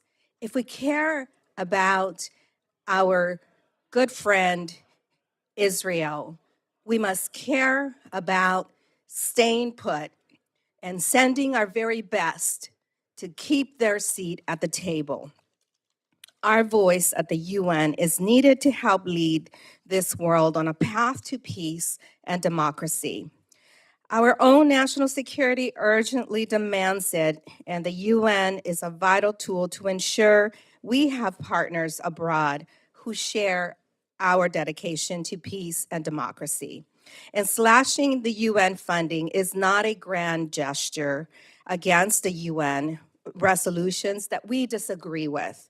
We're talking about slashing help to Sudan when it is on the brink of collapse in places like South Sudan and Sierra Leone that I have had the privilege to travel and see firsthand children that at 5 years old look like an infant in America or weight the same as an infant in America. More than 9 million people are displaced internally, and nearly 5 million people are close to famine in Sudan. This bill would cut or eliminate aid to UNICEF and other UN agencies that desperately need this funding to address the world's largest hunger crisis. Combined with other cuts proposed in this legislation, a total of 11% below last year, I am concerned that the Communist Party of China will seize on the funding levels to peddle the story that the US isn't serious or a reliable partner. While I appreciate some of my efforts that were taken and included to allow state to show global leadership on issues of artificial intelligence, connecting US cities to those across the world in AI research partnerships, my concerns with many provisions in the underlying text remain. And although I cannot support this bill in its current form, I really hope that we will continue to work together, because the 4 women across the aisle, Mr. Chairman, stand with you and want to work with you. And I yield back.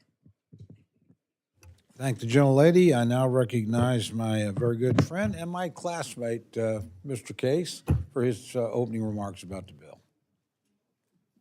Thank you, Mr. Chair. Rise in opposition to the measure as it stands today. There's lots of details in this measure, like all measures, and we're about to get into the weeds on various arguments about various pieces of the bill. But in the big picture, what does it all mean? What does this bill actually say?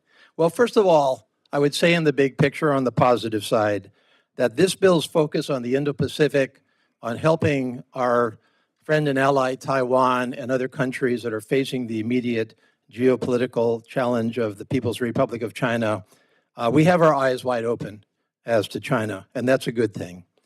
And there are other good things in this bill that focus on helping our friends and allies around the world against authoritarian aggression.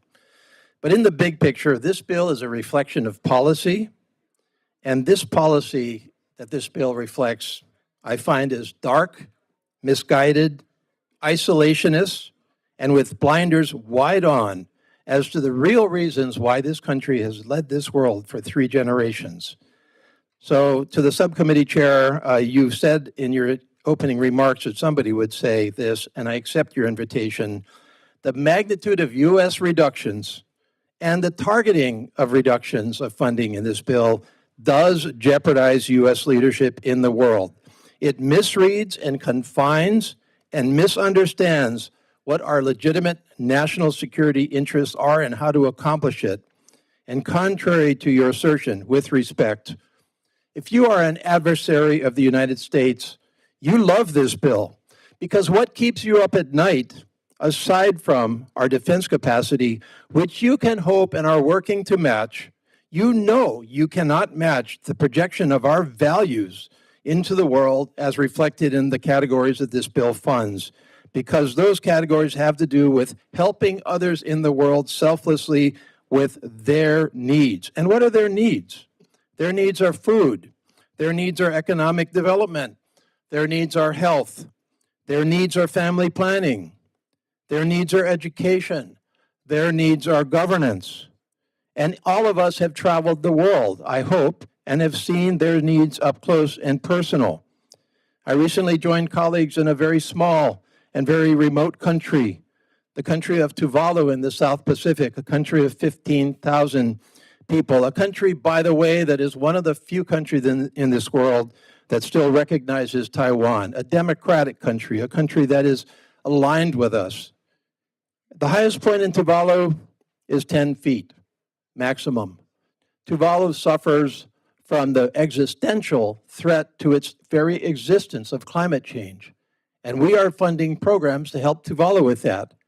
And yet we would turn away from Tuvalu because of the simple assertion that it is threatened by climate change. Of course it is. It needs help. That's what it needs help with, but we would not fund that. We have been with colleagues in places like Kenya and Tanzania, who have major issues. These are democracies in the middle of Africa, on the front lines of geopolitical challenge. They are being assisted by U.S. aid, by many of the United Nations agencies in areas such as family planning, food, basic maternal health, child mortality, child wasting. You can go on and on and on. These are critical programs that they need, that we're helping with, that help us as we help them. And yet we would turn away from them because somehow they don't meet our definition of the national interest, the national security interest. That's a narrow definition of national security interest. National security is military related and non-military related, and this bill turns away from the latter part of that altogether. We cannot and will not prevail in the geopolitical challenge that we face by military might alone, because democracy is based on values and authoritarianism is based on might. And I would far much prefer to go into the remainder of this fight with both might and values, and this bill misses because it ignores the values side of that equation. I urge us to amend this bill to return the values side of our budgeting into our national policy. I yield back. Thank you very much. Do any other members care to be recognized for opening comments? Seeing none, votes have been called. The committee will now recess. Please return promptly at the conclusion of the last vote in the series so we can continue consideration of our bills.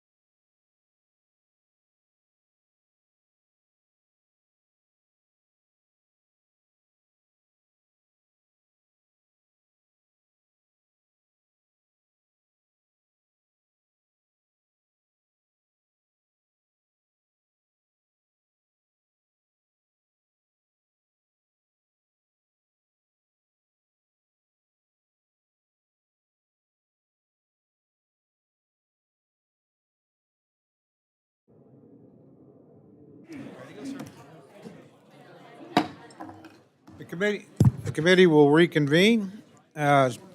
Seeing no other members wishing to make opening remarks, I'd like to recognize Chairman Diaz-Balart to offer a manager's amendment. Mr. Chairman, I do have an amendment on the desk, Diaz-Balart 1. I would ask unanimous consent that the clerk dispense with the reading of said amendment. Without objection. Thank you, Mr. Chairman. This amendment contains non-controversial bill and report language agreed to by both sides of the aisle. I won't go through all of the items, but just some highlights include strengthening the language even more, reducing, for example, consular wait times to counter China programs, and addressing cybersecurity needs in Latin America. I want to thank all of my colleagues who worked on this. And with that, Mr. Chairman, I would yield back. Thank you very much. Ms. Lee's recognized.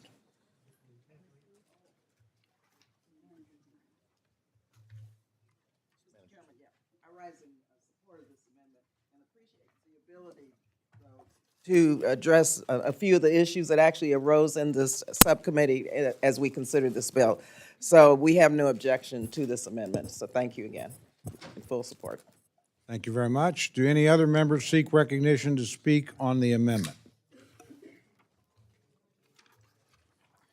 I recognize Chairman Diaz-Balart for 1 minute to close. Mr. Chairman, I think I've said enough. I yield back and I would ask for your favorable consideration. Questions on the amendment? All those in favor say aye. Aye. Those opposed say no. The opinion of the chair, the ayes have it, and the amendment's adopted.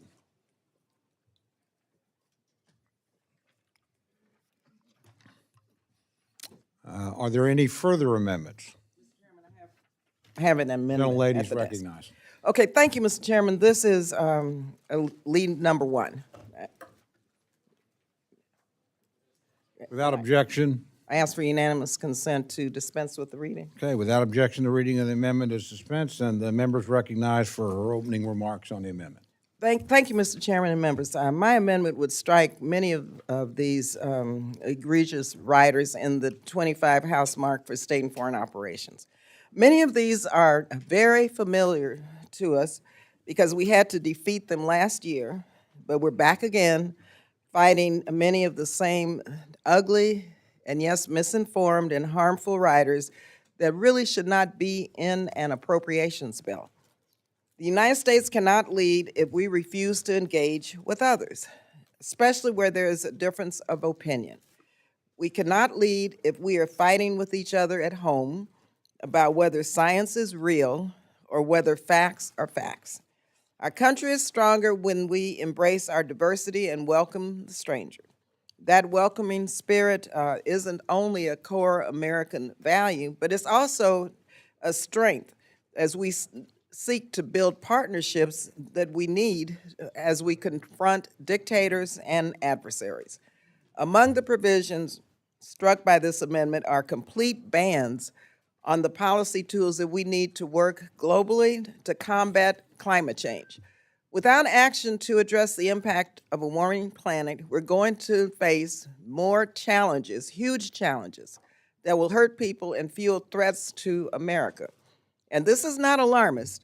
The effects of climate change are right now, upending lives in Texas, Florida, Oklahoma, my home state of California, and many, many more of your districts.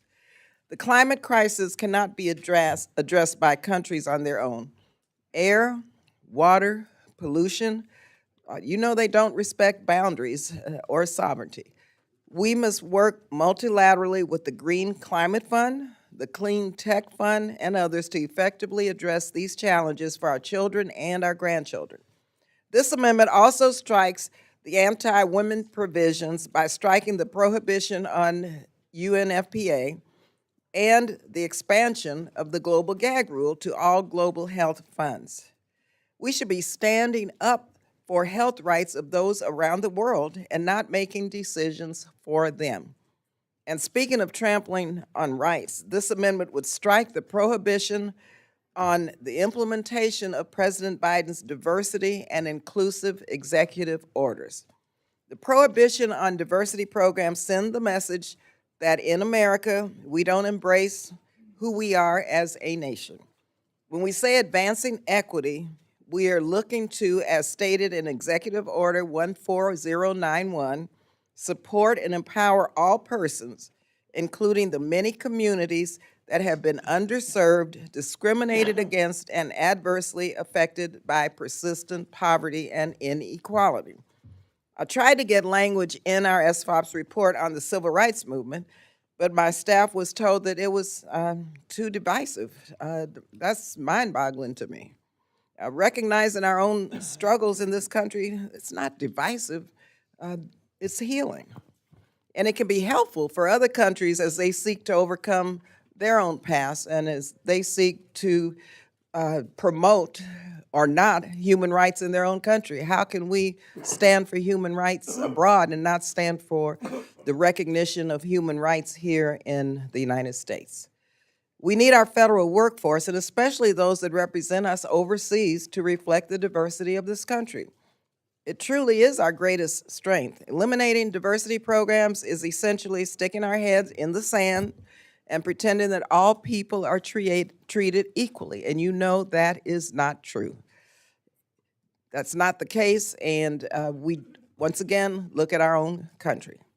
This bill also prohibits funding for safe mobility offices, which link people considering migrating to possible legal pathways, and the Welcome Corps, a partnership with private sponsors seeking to assist communities in hosting refugees. Why in the world would we prohibit funding for that? It's beyond comprehension as to why these programs would be prohibited, given the majority's great concern about the border. History is the story of migration, and no wall or punitive measure is going to stop people from flocking to this country. Either we provide legal ways for them to pursue that dream, or they will continue to come illegally. There's no way around it. I don't expect my Republican colleagues to have the same priorities or write the bills in the same way that Democrats would. But I do believe that putting these divisive policies into a bill represents that our foreign policy is wrong and will only further isolate and weaken the United States.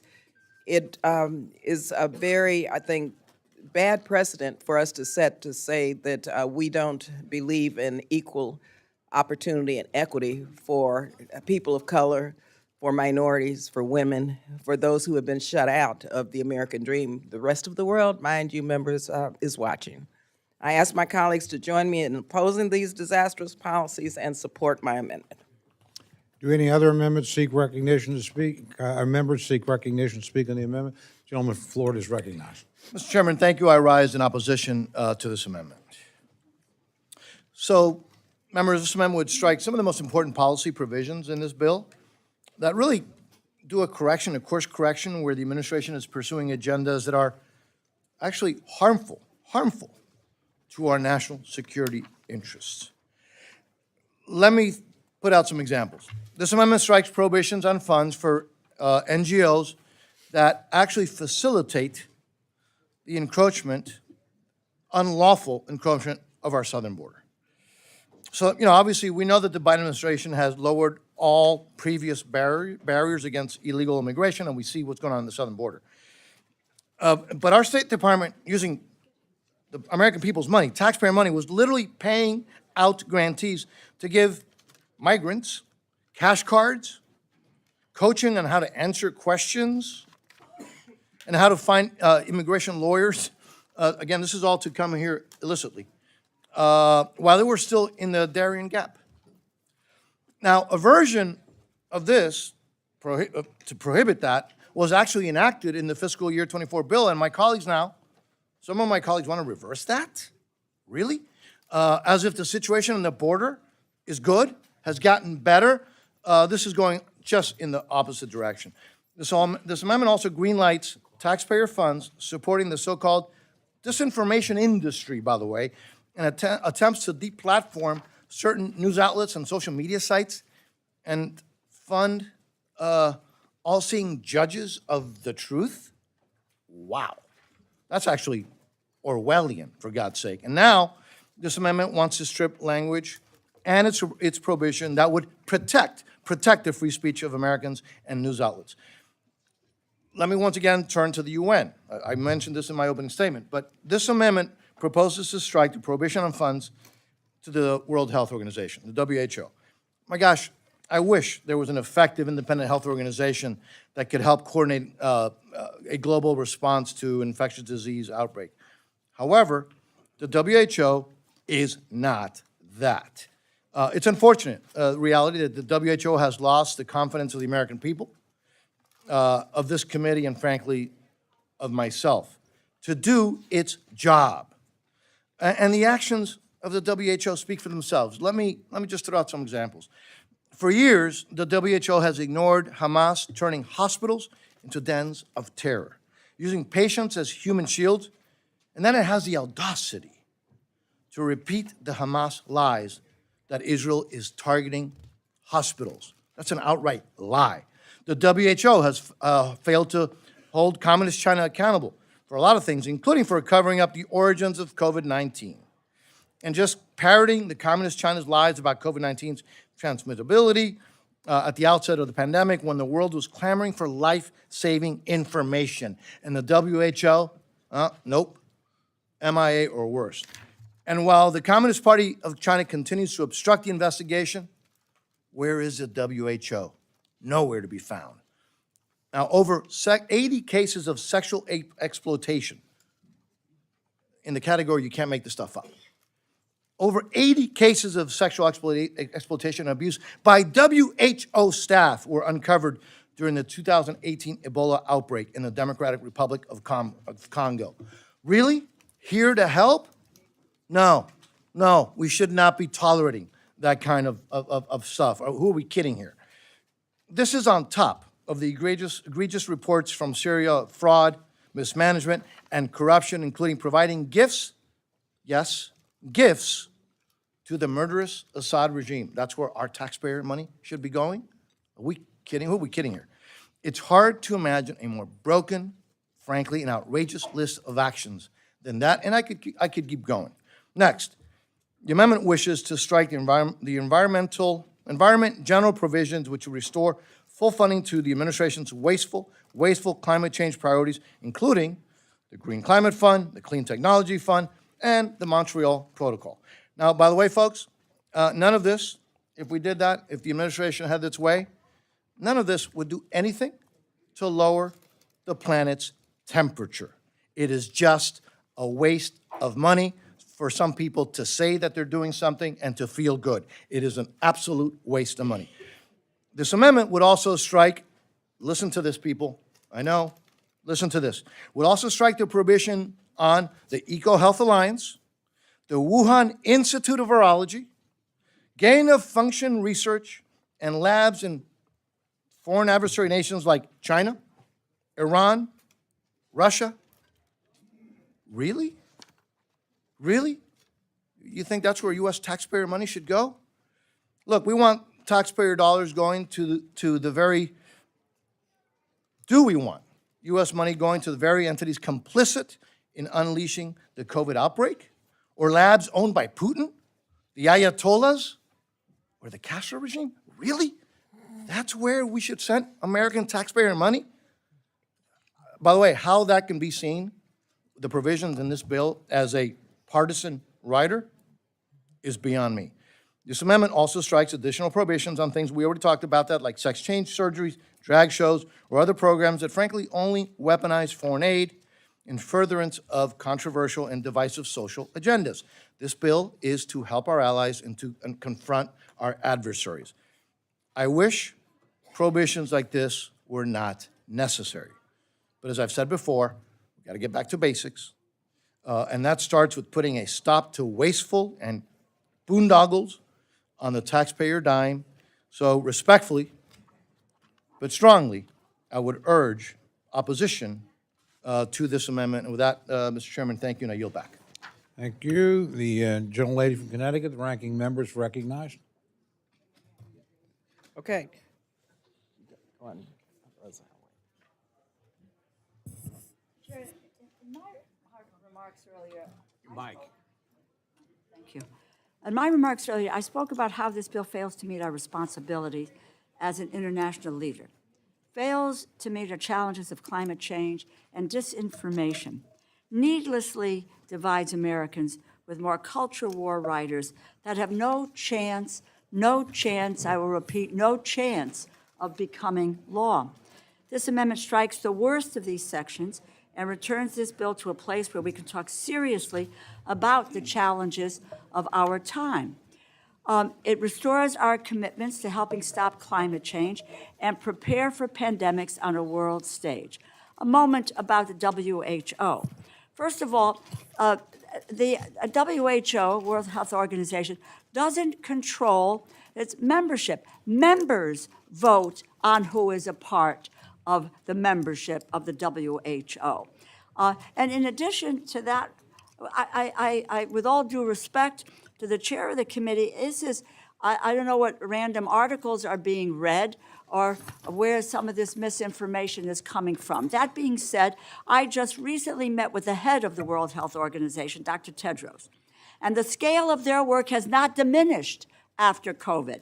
They're currently working to provide medical supplies in Gaza, to conduct disease surveillance in Sudan, South Sudan, to fight cholera and monkeypox around the world, which have both seen significant increases since 2022. For cholera in particular, recent outbreaks have been more deadly, with case fatality rates being the highest recorded in over a decade. We live in a world where diseases can spread across the globe in a matter of days. This is a consistent and severe threat that we must be constantly preparing for. There is no other organization that can fulfill this function on a world stage. And what we should be doing is investing in global disease surveillance and prevention and learning from our mistakes, not deliberately repeating them by cutting funding when and where it is needed most. This amendment also stops the nonsensical attacks on gender-affirming care, critical race theory, and diversity programs that have zero bearing on how we conduct our foreign policy. As I said in my remarks earlier, it is time to govern. It's time to move forward with a bill that can actually pass both chambers. This amendment gives the majority the chance to do so if they are willing. I urge my colleagues to support this amendment, and I yield back. Thank you. The gentlelady from Florida, Ms. Wasserman-Schultz, recognized.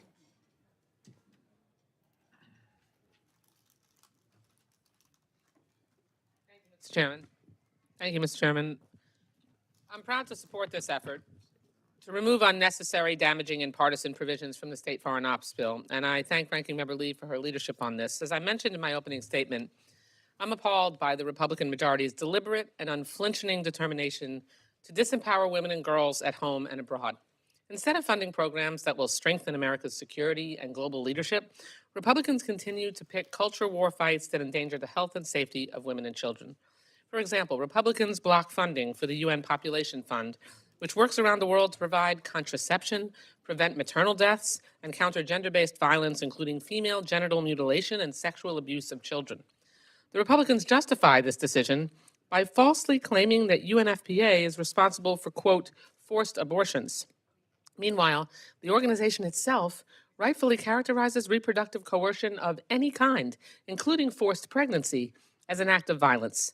This ban on family planning will have devastating consequences, with experts estimating that tens of thousands of unsafe abortions and maternal deaths will result from this policy. Not so pro-life, after all. This is the inevitable continuation of the GOP crusade against women's reproductive freedom. It is sickening that after everything we've seen in Ukraine, Israel, Sudan, and Haiti, that some members think this is the right time to cut back on gender-based violence prevention. We must reject these harmful attacks and work together towards sexual and reproductive health and rights for all. Sadly, that is just the beginning of the GOP's scorched earth culture war.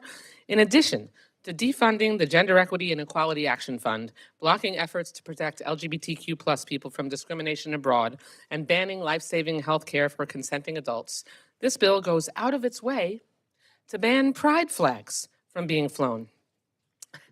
I have to say, the GOP picked an interesting time to start cracking down on flags. I'll be keeping an eye out for that provision when we fund the Supreme Court. This bill also halts funds to counter the climate crisis, which my friend from South Florida knows is already impacting U.S. coastal communities, as well as sandbagging efforts to improve America's clean energy independence and competitiveness. But worry not, my friends, about the impending climate disaster or diplomatic efforts to contain conflicts and support our allies, because the GOP is laser focused on our most urgent national security threats: drag queens, birth control, and people of color getting opportunities to work at the State Department. On a serious note, these poison pill riders, as our ranking member has said, do not come close to reflecting our nation's values, and everyone here knows they will not become law. We just went through this 2 months ago when we wrapped up the FY24 spending bills. It's truly a shame, though, that after years of ramming far-right bills down into the throats of Americans, the GOP is threatening to do the same to vulnerable communities the world over. We must not allow dangerous culture war politics that undermine people's freedoms into our foreign policy, not now and not ever. And I urge my colleagues to join me in supporting Ranking Member Lee's amendment, and I yield back. Any other members seeking to address the amendment? If not, the gentlelady is, oh, I'm sorry. Gentlelady from Florida, Ms. Frankel. Yes, yes, yes. Oh, I know you're waiting to hear from me, so of course I'm going to rise. Okay. So I rise in support of this amendment, of course. Women, no matter where they live on this earth, should have the right to decide when or whether to grow or start a family. And Washington politicians should not be interfering with important medical decisions of whether to continue a pregnancy. That's not our job, no matter where women live. So I sadly say, I know you're waiting for this. My. Here we go again. First, keep in mind that this current bill cuts millions of dollars from family planning and reproductive health programs and completely eliminates UNFPA, which provides access to modern contraceptives to millions of women around the world. So, for starters, the Republicans' base bill dramatically cuts access to contraception. And then inflicts these anti-abortion provisions in the base bill that only exacerbates the hardship on under-resourced women and women in conflicts, especially young girls. So, Ms. Lee, thank you for your amendment. It strips the bill of two horrible provisions that are literally killing women. The Helms Amendment, which is a ban with some exceptions on U.S. funding for all abortion services, even in countries where abortion is legal. And the global gag rule, another life-threatening gem in this bill. It strips foreign organizations of U.S. global health assistance if they provide information, referrals, and services for legal abortion, even with their own money. So you're taking away funding for programs that actually provide contraception, prevent and treat AIDS and HIV, malaria, maternal health, so forth, just for giving patient accurate medical information. So let me just say this, because I'm going to repeat this. This is very important. This bill, it's unbelievable. It reduces access to contraception, and then it bans abortion. And I want to say this. I do not believe it is our role in Congress to repopulate the earth. That's not what we are here for. And so this is a bill that does nothing to improve maternal or child health outcomes. It's only going to lead to death and morbidity and hardship for the world's most vulnerable women. And as I said before, women are not our enemies. But I think my friends on the other side of the aisle forgot that in this bill. So let's pass this amendment. Let's save lives. And I yield back. Any other members seeking to address the amendment? If not, the gentlelady is recognized to close. Thank you, Mr. Chairman. First of all, let me just say, this is really unbelievable when you talk about feel-good programs. It's not a feel-good program if you are an island country whose home is sinking into the sea. It's not a feel-good program if you are a farmer who hasn't seen rain in 3 years. You talk about getting back to basics. Well, my goodness, going back to basics, does that mean allowing discrimination and supporting misinformation? Back to basics means that the civil rights movement was divisive because it provided the right to vote for African Americans and the right to end segregation in public schools and the right to fair housing. My goodness, let's not go back to basics. As an African American woman, I know what those basics meant. And so not allowing us to write in language with regard to the civil rights movement because it's divisive is quite frankly an insult. Also, my amendment doesn't address every unproductive and harmful rider in this bill. This is just a modest amendment, really. By eliminating these riders for starters, though, it would be a good first start. So I know we're not going to be able to enact a final bill with these extreme measures included. So let's take them out now. I urge our members to support this amendment. Thank you, and I yield. Questions now on the amendment offered by Ms. Lee. All those in favor say aye. Aye. All those opposed say no. No. Opinion of the chair is the noes Mr. have Chairman, I it. ask for a roll call vote. Roll call has been requested. Hands up, please. Thank you very much. A recorded vote, again, has been requested. All those in favor, you've raised your hand, so a sufficient number in support. A recorded vote's ordered. The clerk will call the roll. Mr. Adderholt. Mr. Adderholt, no. Mr. Aguilar. Mr. Aguilar, aye. Mr. Amadei. Mr. Amadei, no. Mrs. Bice. Mrs. Bice, no. Mr. Bishop. Yes. Mr. Bishop, aye. Mr. Calvert. No. Mr. Calvert, no. Mr. Carl. No. Mr. Carl, no. Mr. Carter. No. Mr. Carter, no. Mr. Cartwright. Aye. Mr. Cartwright, aye. Mr. Case. Aye. Mr. Case, aye. Mr. Siscomani. No. Mr. Siscomani, no. Mr. Klein. Mr. Cloud. Mr. Cloud, no. Mr. Clyde. Mr. Clyde, no. Mr. Cole. No. Mr. Cole, no. Mr. Cuellar. Ms. DeLauro. Aye. Mr. DeLauro, aye. Mr. Diaz-Balart. No. Mr. Diaz-Balart, no. Mr. Edwards. No. Mr. Edwards, no. Mr. Elzey. No. Mr. Elzey, no. Mr. Espaillat. Aye. Mr. Espaillat, aye. Mr. Fleischman. No. Mr. Fleischman, no. Ms. Frankel. Ms. Frankel, aye. Mr. Franklin. No. Mr. Franklin, no. Mr. Garcia. No. Mr. Garcia, no. Mr. Gonzalez. No. Mr. Gonzalez, no. Ms. Granger. Mr. Guest. No. Mr. Guest, no. Mr. Harder. Aye. Mr. Harder, aye. Dr. Harris. No. Dr. Harris, no. Mrs. Hinson. Mrs. Hinson, no. Mr. Hoyer. Aye. Mr. Hoyer, aye. Mr. Joyce. Mr. Joyce, no. Ms. Capter. Mr. Kilmer. Aye. Mr. Kilmer, aye. Mr. LaTurner.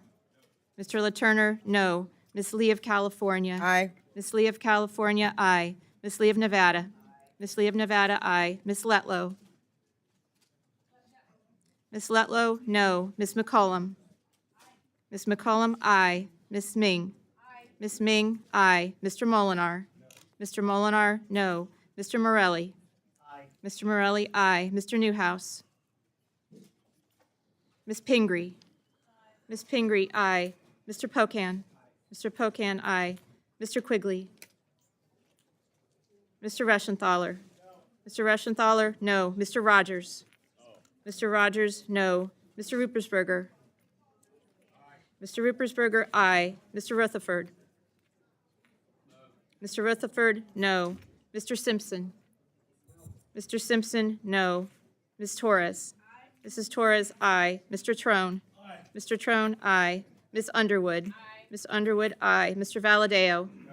Mr. Valadeo, no. Ms. Wasserman Schultz. Ms. Wasserman Schultz, aye. Mrs. Watson Coleman. Ms. Wexton. Ms. Wexton, aye. Mr. Womack. Mr. Womack, no. Mr. Zinke. No. Mr. Zinke, no.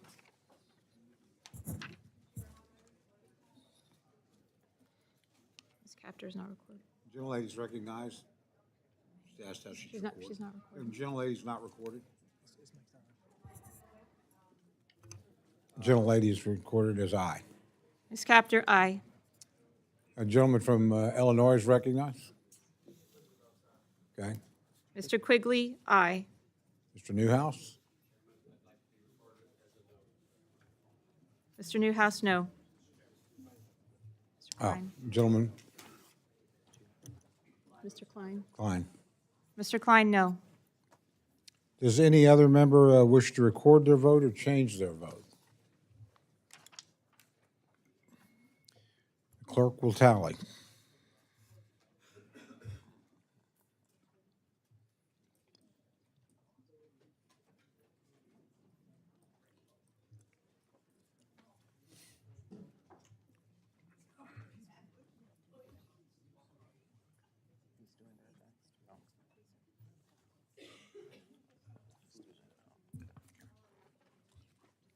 Susan, what room is it?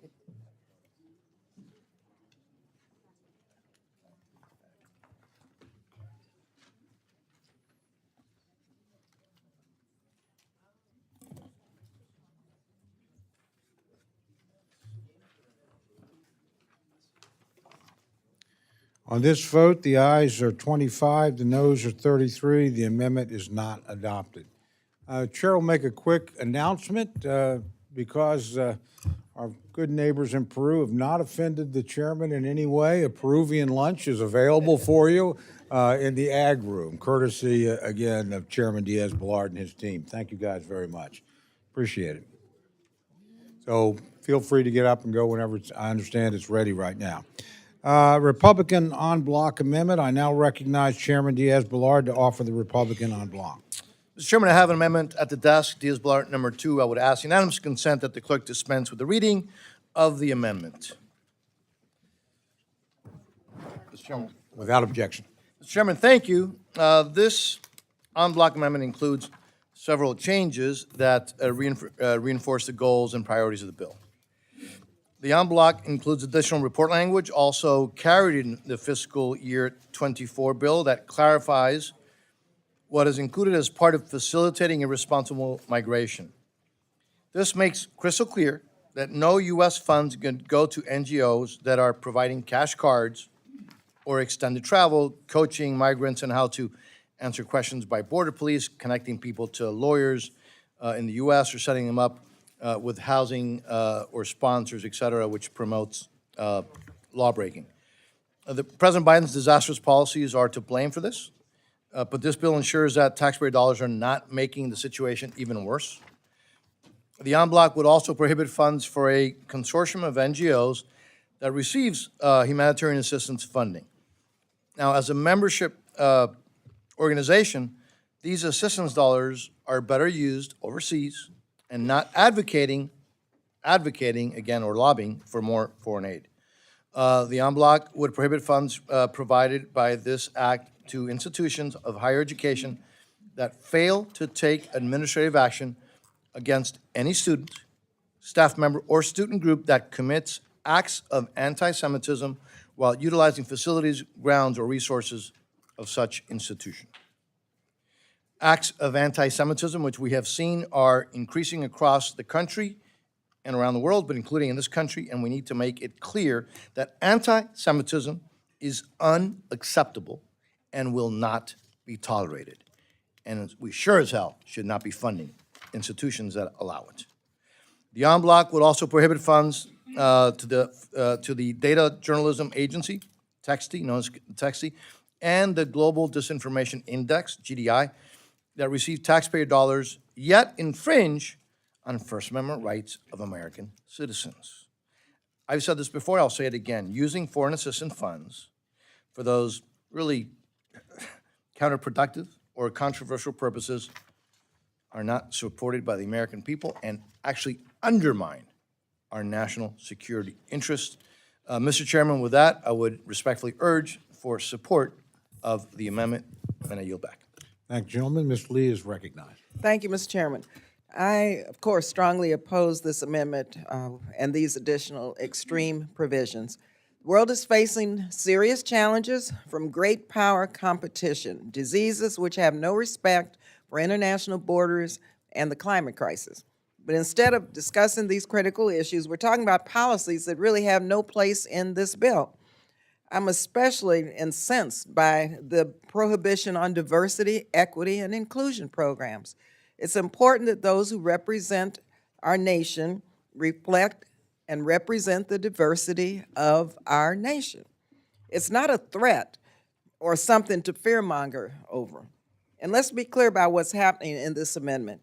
In addition to DEIA, it sets a terrible precedent by eliminating funding to non-governmental organizations just because the majority doesn't like the perspective or viewpoints.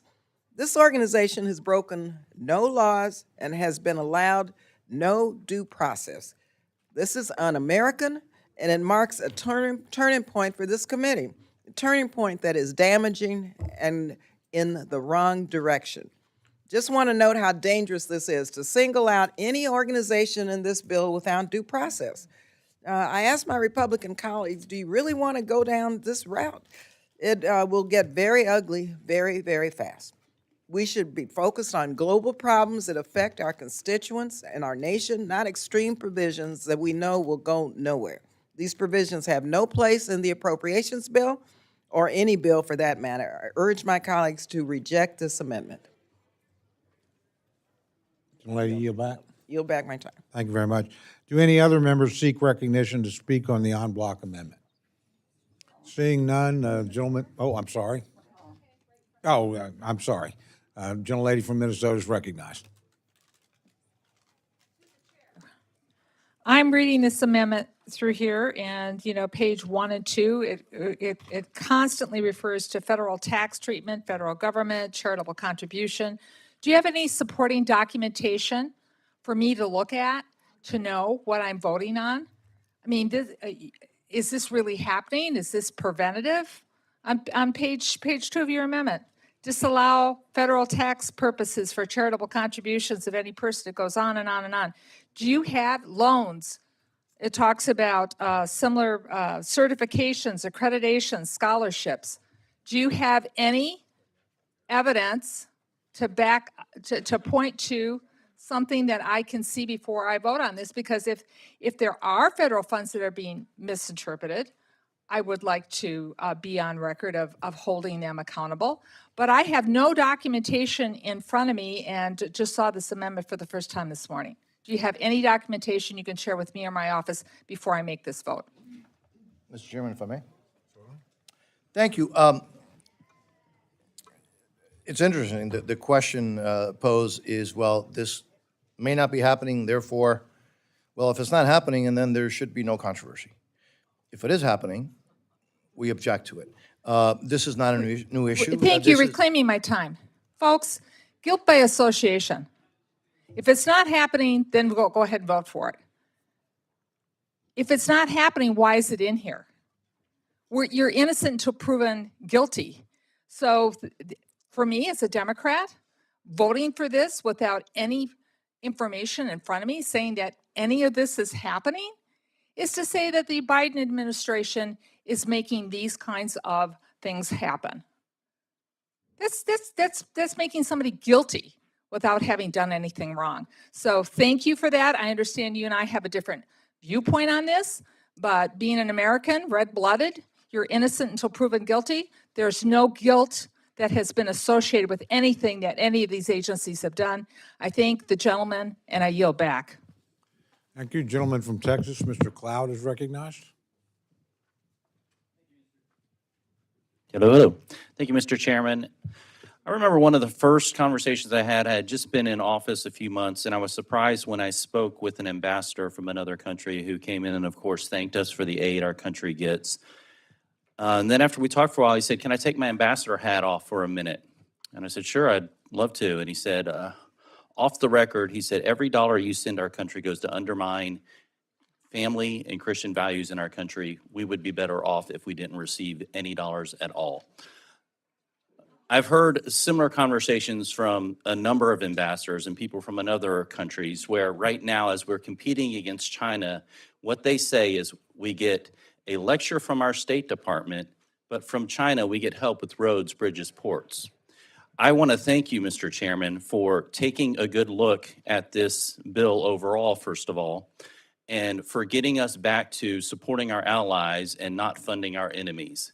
For far too long, we have, even out of an altruistic intent, sent money all over the world without having a second look at, are we getting the ROI for which we're sending those funds for? So maybe they're going out of the right heart, but are they actually accomplishing what they meant to? Or are they actually sometimes even having a reverse effect than what we're trying to accomplish in the world to support our allies and to maintain coalitions that keep us strong? And so thank you, first of all, for doing that. And this en bloc, I think it's very helpful that you're approaching a number of these issues. You know, it's been said that the devil always comes as an angel of light. And so, especially when it comes to DEI, we see this happening. We're all for a diverse world. We appreciate the progress our country has made over the generations. We are one of the most diverse countries in the world where we get along with our neighbors, generally speaking. But what we've seen as these policies have been implemented, they've led to bad outcomes in our military. They've led to safety issues in our federal aviation system. They've led to a number of different issues where we're not, again, seeing the outcomes that those nice terms provide for it. There's a number of other issues as well that this takes on. A number of NGOs that get federal funding that are actually political organizations, as opposed to being organizations that are helping us to foster a strong country going forth. One of them, for example, pays dues to its members. It's basically a lobbying organization that comes to Congress and lobbies on its behalf of its dues-paying members. So we have taxpayer funding going to support an NGO that's basically a lobbying firm for members that it forces to pay dues to. Well, it can be a lobbying organization if it wants to, but it doesn't need to be a tax-funded lobbying organization. And so what we're doing is we're removing the funding from it and saying that this is not a priority that taxpayers need to fund for. And I appreciate you remembering that ultimately this is the taxpayers that are funding these issues. This is true as well of the abortion issue, where we've heard just today that supposedly this bill bans abortions. Of course, it doesn't do that. What it does say is U.S. taxpayers don't need to pay for abortions overseas. That's what this bill does. And so I thank you for getting our State Department back on the mission of coalition building, working with our allies, and I certainly recommend us supporting this en bloc. Thank you, Mr. Chairman. Asked for, said that they don't need our funding, in which case we should cut it off. Speaking of lobbying groups, Radio Marti. Yeah, that's right. Well, Do you request permission to speak on the amendment? no, I think I'll just leave it be. Thank you, Okay. Mr. Chairman. With that, do any other members care to speak on the amendment? Gentlelady from Florida is Okay, recognized. hello. Yeah. I have such mixed emotions on this amendment. I call this this isn't one of these gotcha, right? First, I wanted to say something. I believe everybody in this room is against anti-Semitism. I'm looking around. Yes, I think so. But you know what? This is not the way to fight anti-Semitism. And listen, I think many of us agree that what's going on at these college campuses is really bad. I mean, I believe in protests. You can protest, but no, the kind of protests where you're threatening people, stopping students from going to school, anti-Semitic slurs, yelling from the river to the sea. No, we can't accept that. I don't accept that, and I really don't want to fund the colleges that don't push back on that. But the thing is, you put it in a block you call the en bloc, and the rest of the en bloc is pretty much garbage and inhumane and fails to recognize that there are other marginalized groups in this country who need protection. So I'm very sad that I have to vote against this, because I know, like most in this room, we are against anti-Semitism, but we have to stand up for all the marginalized groups in this world. So, sorry, I yield back. Do any other members seek recognition to speak on the en bloc amendment? Seeing none, the gentleman from Florida is recognized for 1 minute to close. I'll be brief, Mr. Chairman. A couple things. I want to reemphasize what I said. So, you know, if there's an issue that's not happening, but we believe it shouldn't happen, and we say we shouldn't allow taxpayer money to go for something that we believe shouldn't happening, and then there shouldn't be controversial. Point number one. Point number two, I am never apologetic about fighting to try to cut unnecessary, wasteful spending, because this is not my money, this is the taxpayers' money. Point number two. Point number three, here's the problem that we're facing. We have an administration, we can talk about the border, that has been pretty darn disastrous, but on top of that, uses every means possible and every entity possible not to further U.S. national security interest abroad, but to further their radical agenda abroad. Things that are, frankly, at best, controversial here in the United States, at worst, destructive here in the United States. This administration is trying to use foreign aid, other institutions, other groups, to force those attitudes abroad. That doesn't further our national security interests. This amendment does. I urge a yes vote. Yield back. Thank you very much. The questions on the amendment, all those in favor say aye. Aye. All those opposed, no. No. In the opinion of the chair, the ayes have it. The amendment's adopted.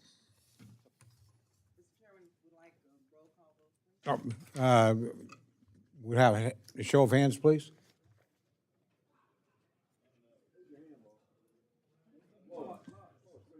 Just give me a count. Yeah, please raise your hands and keep them up. We are really trying to get the count. Quickly raise your hand.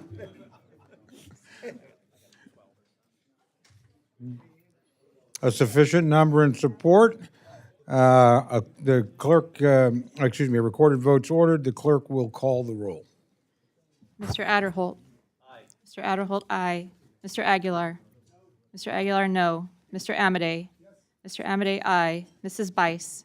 Mrs. Bice, aye. Mr. Bishop. Mr. Bishop, no. Mr. Calvert. Mr. Calvert, aye. Mr. Carl. Mr. Carl, aye. Mr. Carter. Mr. Carter, aye. Mr. Cartwright. Mr. Case. Mr. Case, no. Mr. Siscomani. Mr. Siscomani, aye. Mr. Klein. Mr. Klein, aye. Mr. Cloud. Mr. Cloud, aye. Mr. Clyde. Mr. Clyde, aye. Mr. Cole. Aye. Mr. Cole, aye. Mr. Cuellar. Mr. Cuellar, no. Mr. Loro. No. Mr. Loro, no. Mr. Diaz-Balart. Aye. Mr. Diaz-Balart, aye. Mr. Edwards. Mr. Edwards, aye. Mr. Elzey. Mr. Elzey, aye. Mr. Espaillat. Mr. Fleischman. Mr. Fleischman, aye. Ms. Frankel. Mr. Franklin. Mr. Franklin, aye. Mr. Garcia.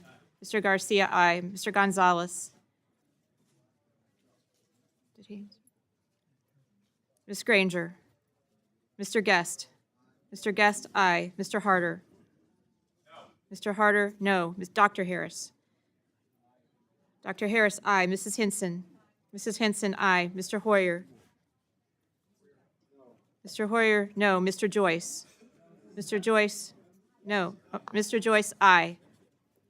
Ms. Capter. Ms. Capter, no. Mr. Kilmer. Mr. Kilmer, no. Mr. LaTurner. Mr. LaTurner, aye. Ms. Lee of California. Ms. Lee of California, no. Ms. Lee of Nevada. Ms. Letlow. Ms. Letlow, aye. Ms. McCollum. Ms. McCollum, no. Ms. Ming. Ms. Ming, no. Mr. Molinar. Mr. Molinar, aye. Ms. Morelli. Mr. Morelli, no. Mr. Newhouse. Ms. Pingree. Ms. Pingree, no. Mr. Pocan. Mr. Pocan, no. Mr. Quigley. Mr. Quigley, no. Mr. Reschenthaler. Mr. Reschenthaler, aye. Mr. Rogers. Mr. Rogers, aye. Mr. Ruppersberger. Mr. Ruppersberger, no. Mr. Rutherford. Mr. Rutherford, aye. Mr. Simpson. Mr. Simpson, aye. Mrs. Torres. Mrs. Torres, no. Mr. Trone. Mr. Trone, no. Ms. Underwood. Ms. Underwood, no. Mr. Valadeo. Mr. Valadeo, aye. Ms. Wasserman Schultz. Mrs. Watson Coleman. Ms. Wexton. Mr. Womack. Mr. Womack, aye. Mr. Zinke. Mr. Zinke, aye.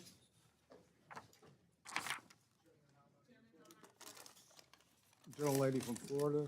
is not recorded. Ms. Wasserman Schultz, no. Gentlelady from Nevada is not recorded. Ms. Lee of Nevada, no. Gentleman, you're not recorded. Gentleman's not recorded.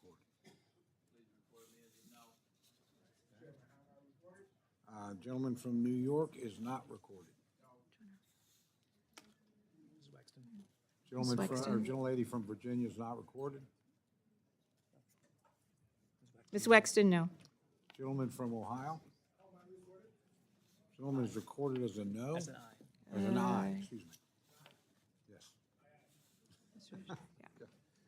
Are there any other members wishing to record their vote or change their vote? Clerk will tally.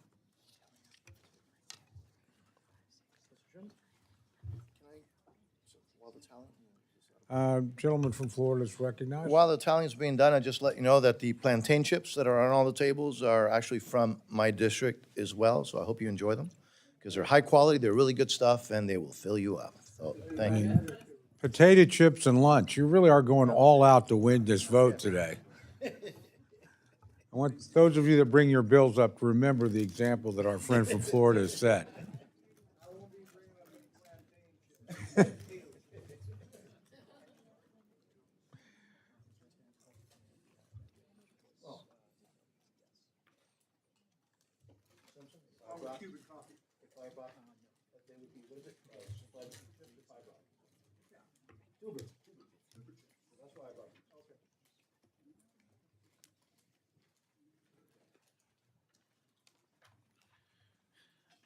On this vote, the ayes are 31, the noes are 25. The amendment is adopted.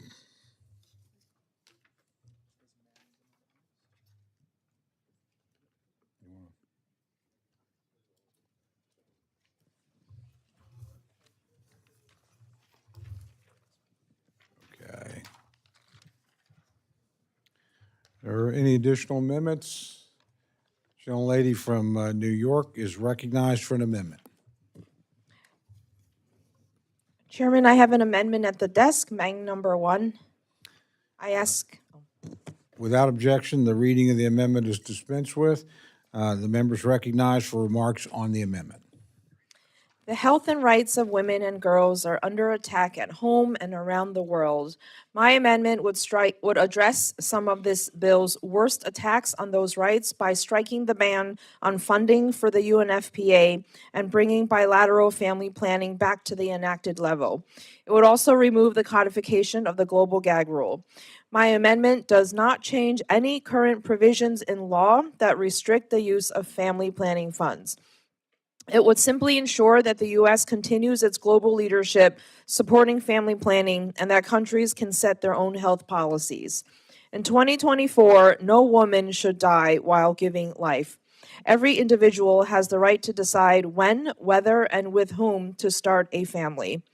Every person should be able to make choices about their bodies without violence or coercion.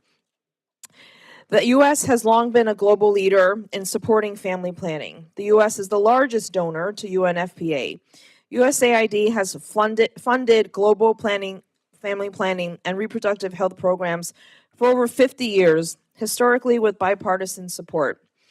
We cannot achieve U.S. global health targets, address unacceptably high global maternal mortality rates, support healthy families, or promote gender equity if they cannot access family planning or contraceptive services. My amendment also strikes the inclusion of the global gag rule, which inhibits freedom of speech, something this bill alleges to care about. It would prohibit foreign organizations from receiving any U.S. global health assistance if they provide information, referrals, or services that are legal in their country, even if these activities are only supported by non-U.S. funds. It's wrong for the U.S. to force a healthcare provider in another country to choose between limiting the information they can give to patients and keeping critical funding. As the world faces multiple humanitarian crises and escalating attacks on human rights, it is unconscionable that this committee would even consider such dramatic cuts to key programs or adopt policies that undermine their effectiveness. I urge my colleagues to stand up for the health and rights of millions of people around the world and reject the proposed damaging funding cuts to international family planning programs. I urge my colleagues to support my amendment. Do any other members seek recognition to speak on the amendment? The gentleman from Florida is recognized. Thank you very much, Mr. Chairman. I rise in opposition to this amendment. This amendment strikes language that would ensure that no taxpayer funds are provided for any foreign non-governmental organizations implementing the global health assistance that perform or promote abortions, and strikes the funding cap for family planning programs in the bill. I just said this a little while ago, right, in the current amendments debate. Unfortunately, the Biden administration continues to push the envelope with regards to abiding by long-standing statutory restrictions on funding for partners and activities related to abortions abroad, taxpayer money.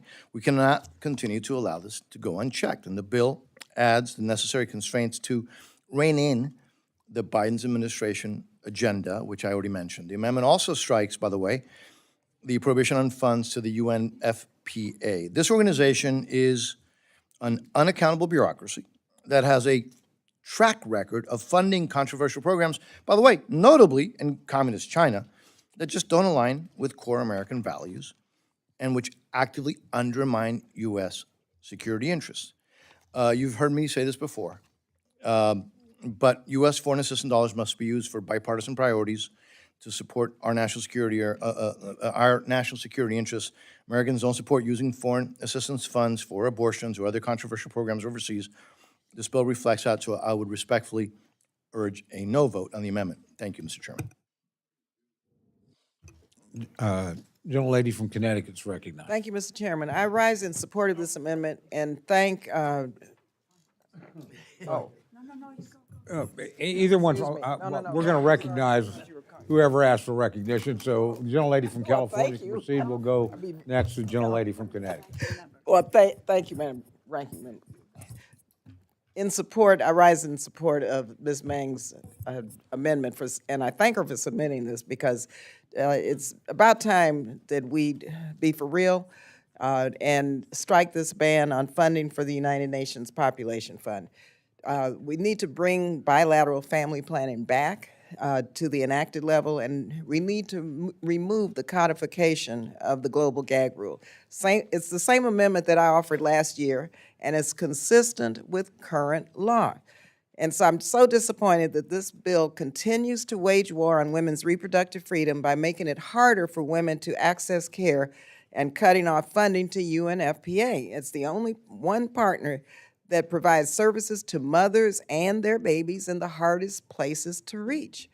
We know that these failed policies with negative impacts for child mortality and health and economic empowerment, that's what happens, but yet here we are facing the same destructive policies.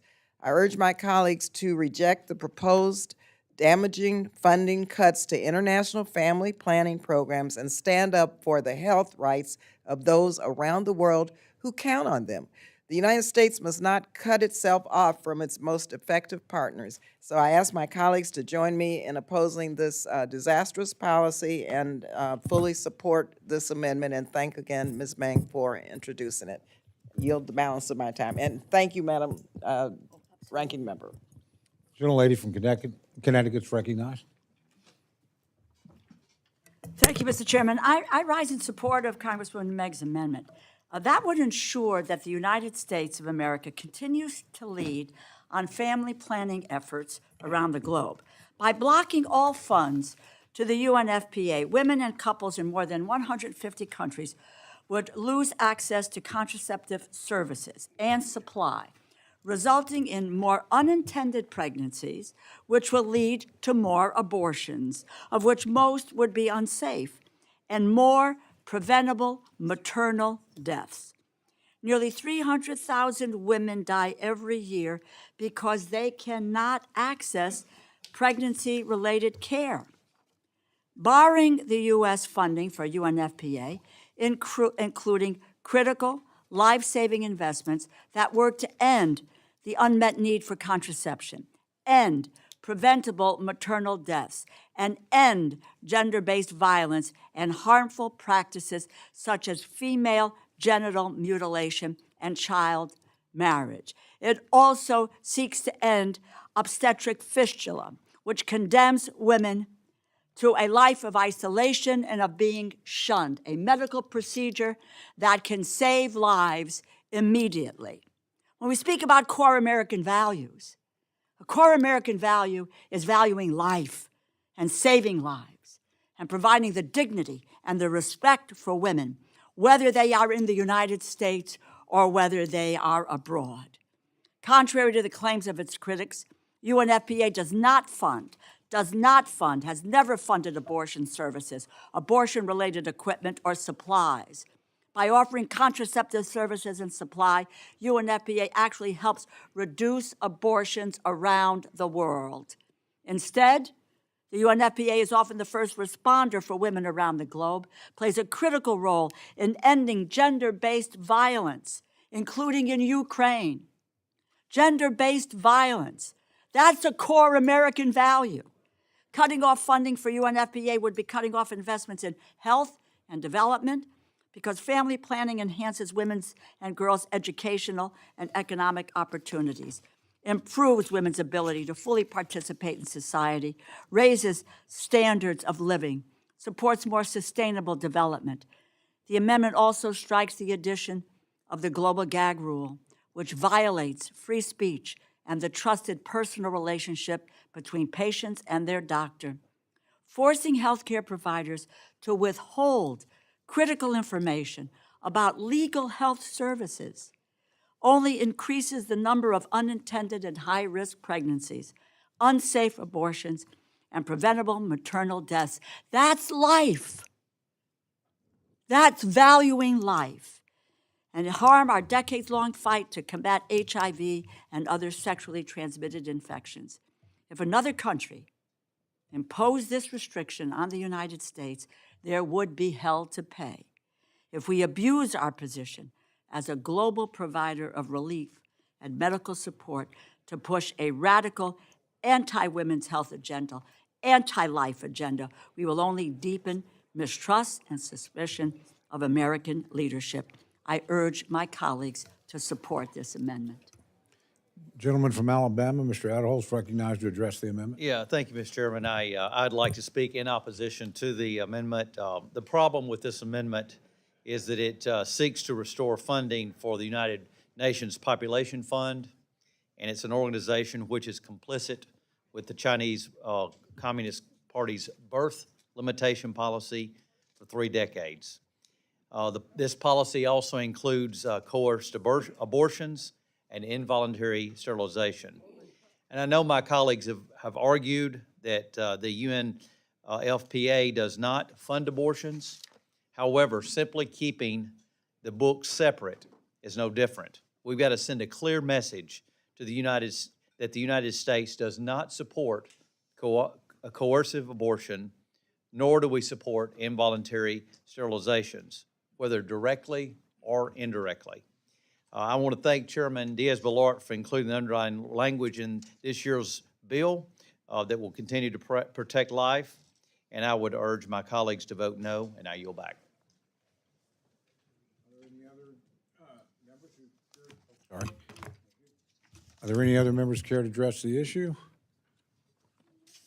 If there's no further debate, the gentlelady is recognized for 1 minute to close.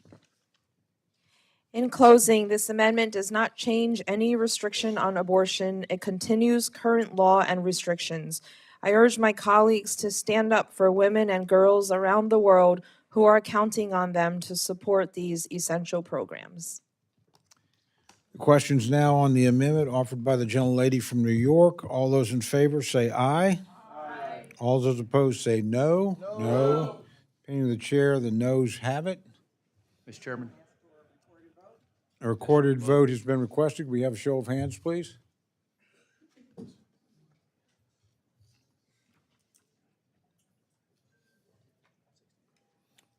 A sufficient number has been requested, so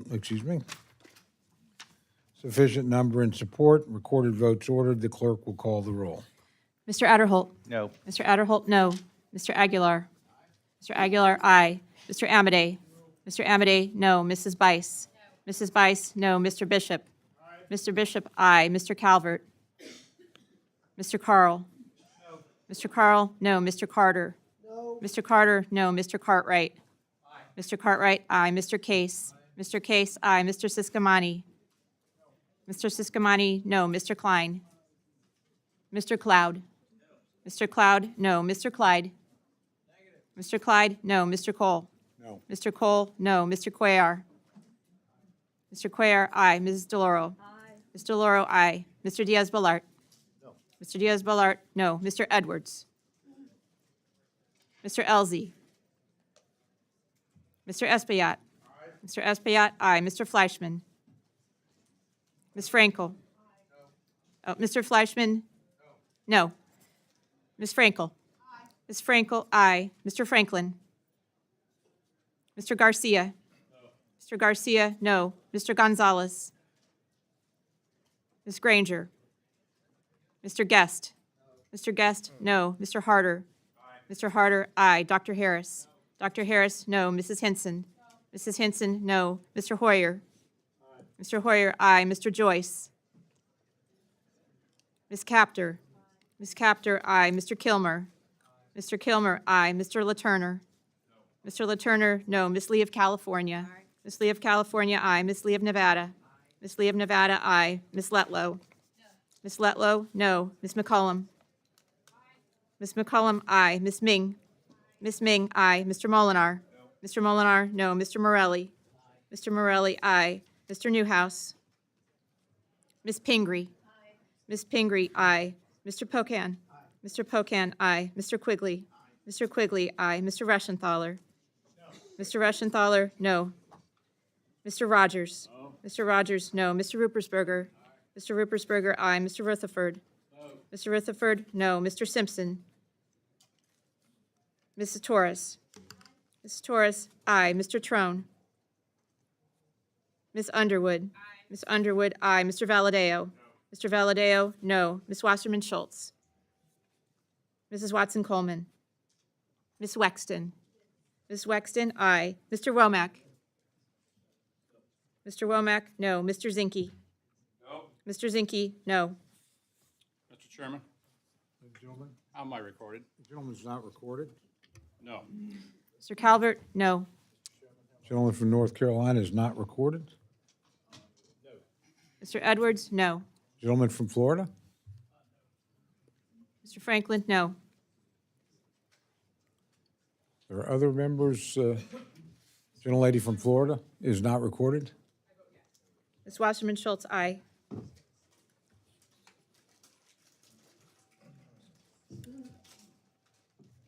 Are there? Okay. Does any other members wishing to change or record their vote? Clerk will tally.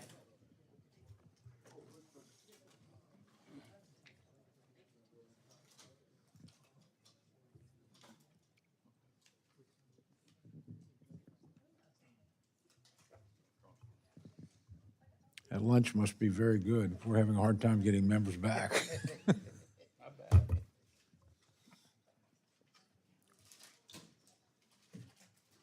Chairman will provide Cuban coffee after lunch to some selected members.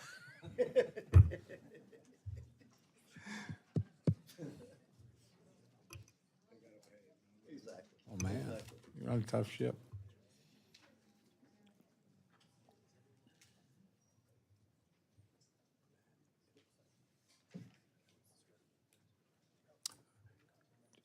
Gentleman from Ohio?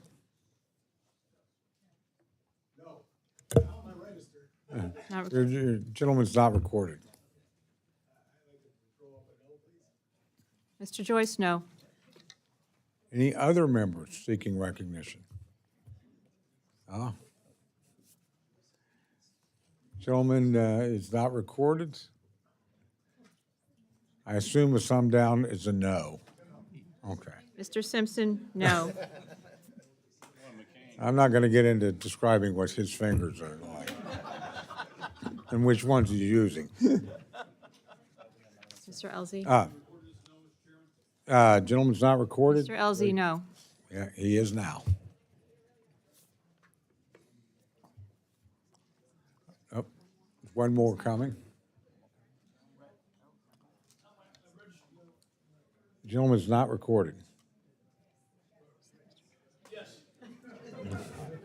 Mr. Trone, aye. Are any other members lingering at lunch and not recorded? Clerk will tally.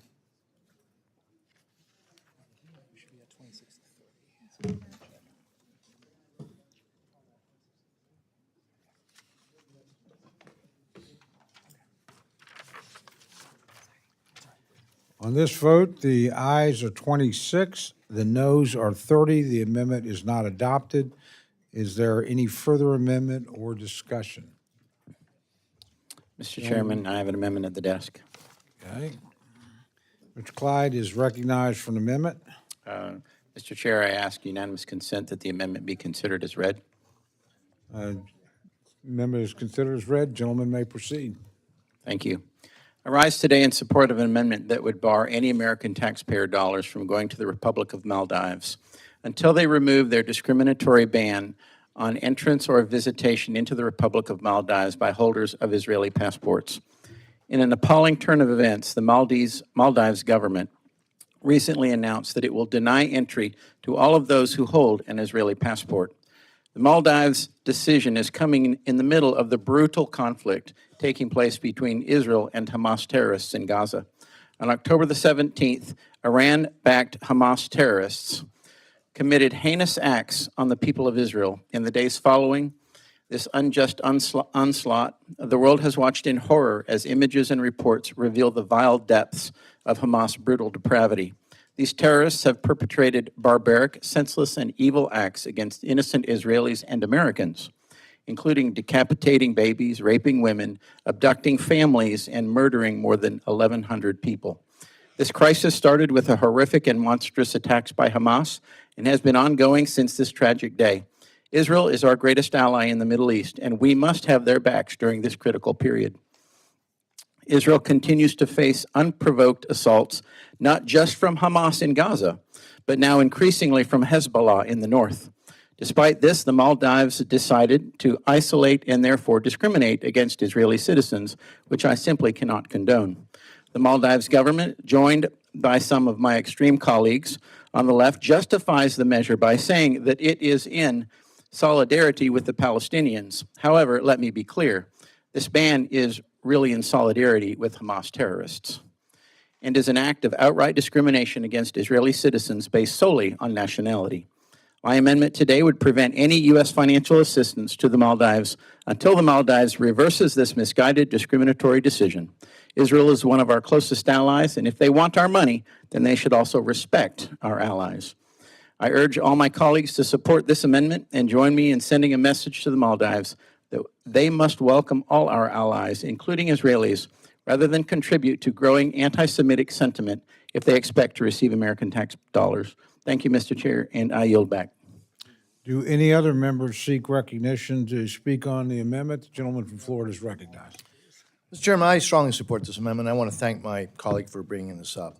You know, think about that. Over 10,000 Israelis, tourists visit the Maldives every year. And they've decided to tell them, no, you're not welcome. You're not welcome. And so we have an opportunity here to send a very strong message that anti-Semitism is not acceptable. Remember what I've said. The theme of this bill, if you're an ally and you're a friend, we want to help you. But if you're an adversary or you're hurting our allies, we want to make sure that you get the message. Folks, this is an opportunity to send a strong message. I thank the gentleman for bringing up this amendment, and I strongly support it. I yield back. Do any other members seek recognition to speak on the amendment? Gentlelady from California. Yeah, thank you, Mr. Chairman. I strongly oppose this amendment. A secure, stable, and sovereign Maldives is a valuable partner for the United States. And it's also an integral part of a free and open Indo-Pacific region. U.S. assistance has supported Maldives, ongoing democratic initiatives, economic development, and social and environmental ambitions. It's vulnerable to transnational security threats, including narcotics trafficking and smuggling. They are a critical part of securing the Indian Ocean. We're in global competition with Russia and China, and dictating to other sovereign countries is not going to gain us any allies and partners. Yet this is another example of, quite frankly, a very childish and a counterproductive approach to engagement.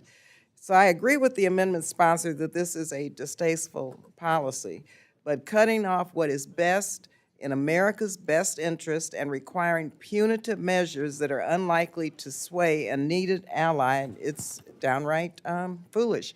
So I urge my colleagues to value our partnership with all of our global partners and reject this kind of petty micromanagement, and that's what we're doing here, micromanaging our foreign policy. I urge my colleagues to vote no on this amendment. Do any other members seek recognition to speak on the amendment? If there's no further debate, the gentleman is recognized to close on his amendment for 1 minute. Thank you, Mr. Chair. You know, I think as our chairman here of State and Foreign Ops, Mr. Diaz-Balart, said so eloquently, that this truly is a great example of supporting our allies and telling those who do not support us and who do not support our allies that, I'm sorry, we're not going to fund you. I'm a naval officer, spent 28 years in the U.S. Navy, and in my opinion, this is kind of like a shot across the bow to the Maldives. And, you know, I think they need to listen up, and if they want our taxpayer dollars. And with that, I encourage everyone to vote for it, and I yield back, sir. Question is now on the amendment offered by the gentleman from Georgia. All those in favor say aye. Aye. All those opposed say no. No. The opinion of the chair, the ayes have it. The amendment is adopted. Are there any further amendments? Okay. Seeing no further amendments, I now recognize Mr. Rogers for a motion. Mr. Chair, I move to favorably report the fiscal year 2025 State Foreign Operations and Related Programs Appropriations Bill to the House.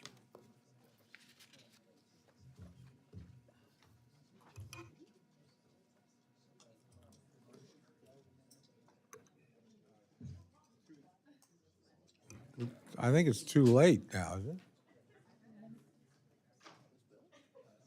Yeah, the bill's now been moved. Yeah, we don't have it. Okay. Okay, the question's now on the motion to favorably report the fiscal year 2025 State Foreign Operations and Related Programs Appropriation Bill to the full House. All those in favor say aye. Aye. All those opposed say no. The opinion of the chair, the ayes have it. A roll call has been requested. Can we have a show of hands, please? A sufficient number in support. A recorded vote is ordered. The clerk will call the roll. Mr. Adderholt. Aye. Mr. Adderholt, aye. Mr. Aguilar. Mr. Amadei. Mr. Amadei, aye. Mrs. Bice. Mr. Bishop. No. Mr. Bishop, no. Mr. Calvert. Aye. Mr. Calvert, aye. Mr. Carl. Mr. Carl, aye. Mr. Carter. Mr. Carter, aye. Mr. Cartwright. Mr. Cartwright, no. Mr. Case. Mr. Case, no. Mr. Siscomani. Mr. Siscomani, aye. Mr. Klein. Mr. Cloud. Mr. Cloud, aye. Mr. Clyde. Mr. Clyde, aye. Mr. Cole. Aye. Mr. Cole, aye. Mr. Cuellar. Mr. Cuellar, no. Ms. DeLauro. Ms. DeLauro, no. Mr. Diaz-Balart. Aye. Mr. Diaz-Balart, aye. Mr. Edwards. Mr. Edwards, aye. Mr. Elzey. Mr. Elzey, aye. Mr. Espaillat. Mr. Espaillat, no. Mr. Fleischman. Mr. Fleischman, aye. Ms. Frankel. Mr. Franklin. Mr. Franklin, aye. Mr. Garcia. Mr. Gonzalez. Ms. Granger. Mr. Guest. Mr. Guest, aye. Mr. Harder. Mr. Harder, no. Dr. Harris. Dr. Harris, aye. Mrs. Hinson. Mrs. Hinson, aye. Mr. Hoyer. No. Mr. Hoyer, no. Mr. Joyce. Mr. Joyce, aye. Ms. Capter. Ms. Capter, no. Mr. Kilmer? Mr. Kilmer, no. Mr. Latourner? Mr. Latourner, aye. Ms. Lee of California? Ms. Lee of California, no. Ms. Lee of Nevada? Ms. Lee of Nevada, no. Ms. Letlow? Ms. Letlow, aye. Ms. McCollum? Ms. McCollum, no. Ms. Ming? Ms. Ming, no. Mr. Molinar? Mr. Molinar, aye. Mr. Morelli? Mr. Morelli, no. Mr. Newhouse? Ms. Pingree? Ms. Pingree, no. Mr. Pocan? Mr. Pocan, no. Mr. Quigley? Mr. Quigley, no. Mr. Reschenthaler? Mr. Reschenthaler, aye. Mr. Rogers? Mr. Rogers, aye. Mr. Ruppersberger? Mr. Ruppersberger, no. Mr. Rutherford? Mr. Simpson? Mrs. Torres? Mrs. Torres, no. Mr. Trone? Mr. Trone, no. Ms. Underwood? Ms. Underwood, no. Mr. Valadeo? Mr. Valadeo, aye. Ms. Wasserman Schultz? Ms. Wasserman Schultz, no. Mrs. Watson Coleman? Ms. Wexton? Mr. Womack? Ms. Wexton, no. Mr. Womack? Mr. Womack? Mr. Womack, aye. Mr. Zinke? Mr. Zinke, aye. Gentleman from, how's Mr. Simpson recorded? It's not recorded. Gentleman's not recorded, votes aye. Mr. Simpson, aye. Gentlelady from Oklahoma? Gentlelady's not recorded. Mrs. Bice, aye. Gentleman from Garcia, California? It's not recorded. Not recorded. Mr. Garcia, aye. Gentlelady from Florida? Ms. Frankel, no. Gentleman from California? A gentleman's not recorded. Okay. Gentleman from Mr. Florida? Aguilar, no.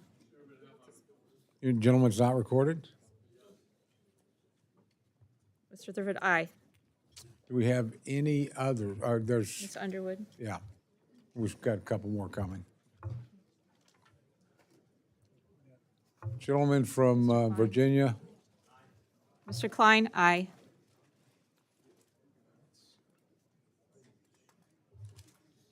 Do we have, okay. Does any member wish to record their vote or change their vote? Clerk will tally.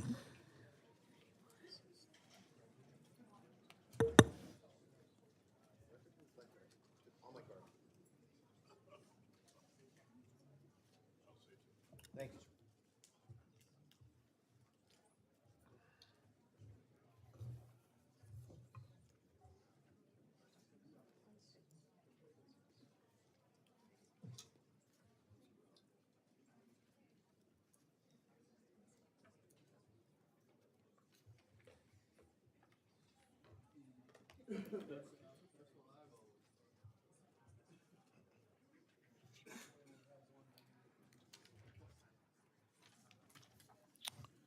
On this vote, the ayes are 31, the noes are 26. The motion's agreed to.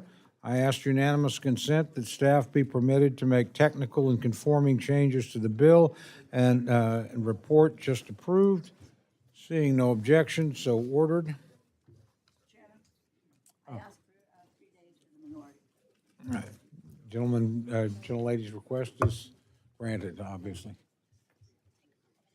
Pardon? We'll take just a couple minutes as we sort of get set up here to proceed. I'll take this moment to say, remember, we have a hard stop at 4:30. I don't intend to offend the majority leader. I have things I want to get to the floor someday. And we have 16 amendments on the next bill. And I assure you, we will be back here after the game if we can't finish in time. So,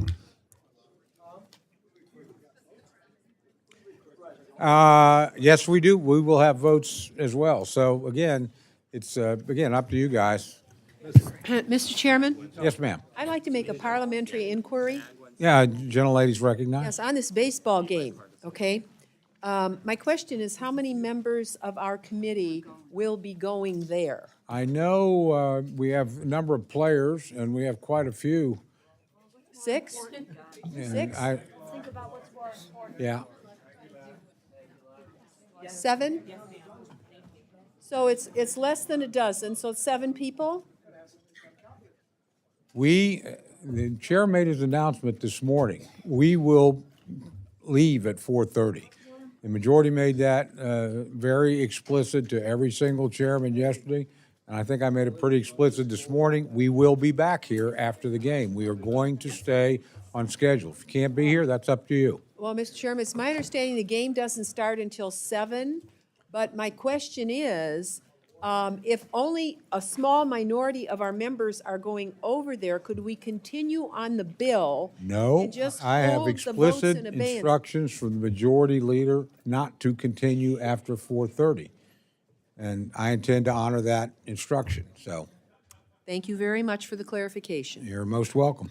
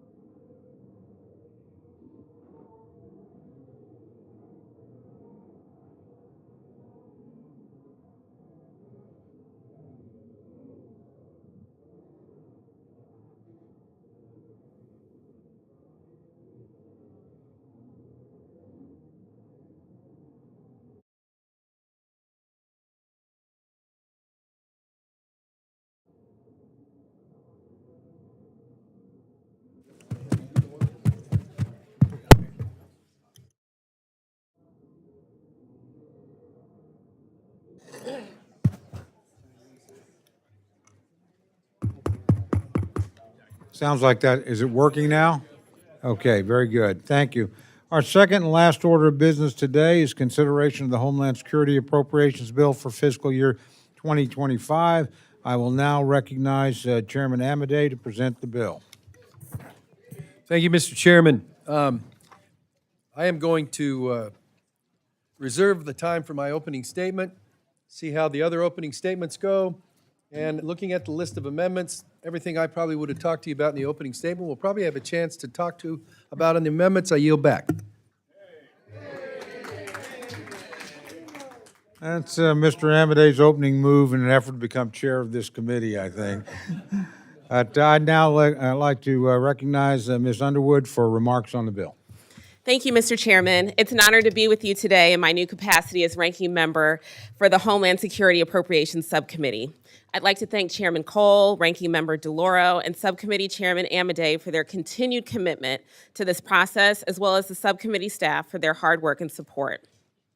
While we have had difficult and necessary conversations about the legislation we are considering today, I'm thankful for your partnership in this meaningful work that advances our security and the well-being of our nation.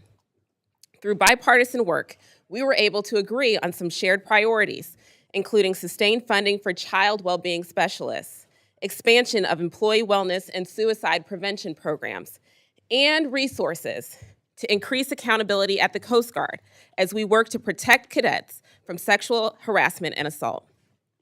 Yet even with these silver linings, the fiscal year 2025 Homeland Security Appropriations Bill put forward by Republicans today falls short of addressing our country's real and urgent needs for many reasons. The legislation not only increases funding for inhumane, costly, and ineffective responses to the humanitarian challenges at our border, it cuts $2.1 billion to Border Patrol operations, including the complete elimination of the Shelter and Services Program and the critical resources our Border Patrol agents need to fully execute their responsibilities. Let me be clear. Eliminating the Shelter and Services Program will not stop migration. It will only prevent communities from managing surges humanely and safely, ensuring chaos and desperation across the country. This bill also underfunds critical cyber defense programs, leaving Americans vulnerable and unprepared to deal with cyber threats at a time when our schools and our hospitals and critical infrastructure are under constant attack. Furthermore, this bill puts our constituents at risk of terrorism and mass violence in our home districts by stripping much-needed bipartisan funding for targeted violence and terrorism prevention grant programs.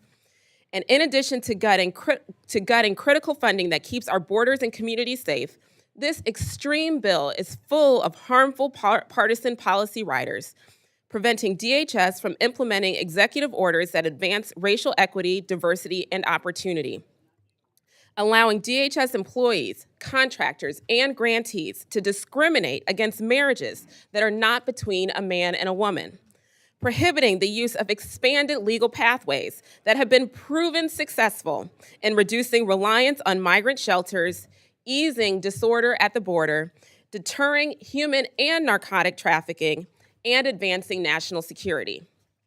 Encouraging ICE to take enforcement actions at sensitive locations like schools, hospitals, churches, child care centers, or funerals. Preventing ICE from prioritizing the cases that pose a threat to our national security, public safety, and border security. Impairing the government's ability to quickly vet and approve the best-suited sponsors for care for unaccompanied children. Most of these riders were included in the majority's bill for fiscal year 2024. Democrats fought hard to ensure those policies weren't enacted then, and we are willing and prepared to ensure that they won't be enacted for fiscal year 2025 as well. By including these riders, the majority is demonstrating that this legislation is an unserious messaging bill and further delaying getting a bill to the president's desk before October 1st. The challenges our country faces cannot be understated. We are living in unprecedented times, and the American people are looking for Congress to set aside partisan politics and do the right thing. We need to work together to solve both new and old problems with innovative and effective solutions, instead of the outdated and inhumane policies put forward in this bill. As we confront threats from foreign adversaries, work to mitigate natural disasters, combat the rise of domestic terrorism, respond to increasingly sophisticated cyber attacks, and counter the flow of dangerous narcotics like fentanyl, the appropriations process gives us a chance to put our money where our mouth is. Unfortunately, this extreme partisan bill misses that mark and ignores our country's most pressing needs. That is why I cannot support it. In the coming months, I look forward to working with my colleagues to produce a bipartisan bill that puts people over politics and funds the priorities that will keep our country safe, healthy, and prepared to face our challenges with resolve. Thank you, and I yield back. Thank the gentlelady. I now recognize myself for remarks on the bill. I'm actually going to follow the lead of my good friend Chairman Amodei and simply submit my opening remarks for the record. I don't want that to be pressure on anybody else. I want you to be as robust when you speak as you like, but I think you probably understand I'm going to be very supportive of Mr. Amodei's bill, and will probably be following his lead on the amendment votes as well. So I now recognize Ranking Member DeLauro for her opening remarks. Thank you, Mr. Chairman, and I'm going to follow the lead of the ranking member of the committee in terms of remarks here. But I want to thank Chairman Amodei and Ranking Member Underwood and yourself for holding the markup today. 2 new faces leading the Homeland Subcommittee. Thank you to both of you. Thanks for the work on the bill. Let me thank the subcommittee staff and the majority and minority for their efforts, especially Bob Yoakum and Shannon McCulley. This Homeland Security bill fails to secure the border and instead stokes chaos and disorder, wasting hundreds of millions in taxpayer dollars along the way. The House majority has rejected every serious legislative effort to address and end the crisis at the border. They rejected one of the toughest bipartisan border bills in history that had a viable path to passage, pronouncing it, and I quote, dead on arrival, without any debate. And when the president asked for additional resources to secure the border, my colleagues across the aisle ignored that too, even after they told us that we had to take care of, quote, take care of our own border first, end quote, before we could provide any funding to Ukraine and other allies. I actually was in the meeting where the speaker told us that we would not get Ukraine funding without a bipartisan border security bill.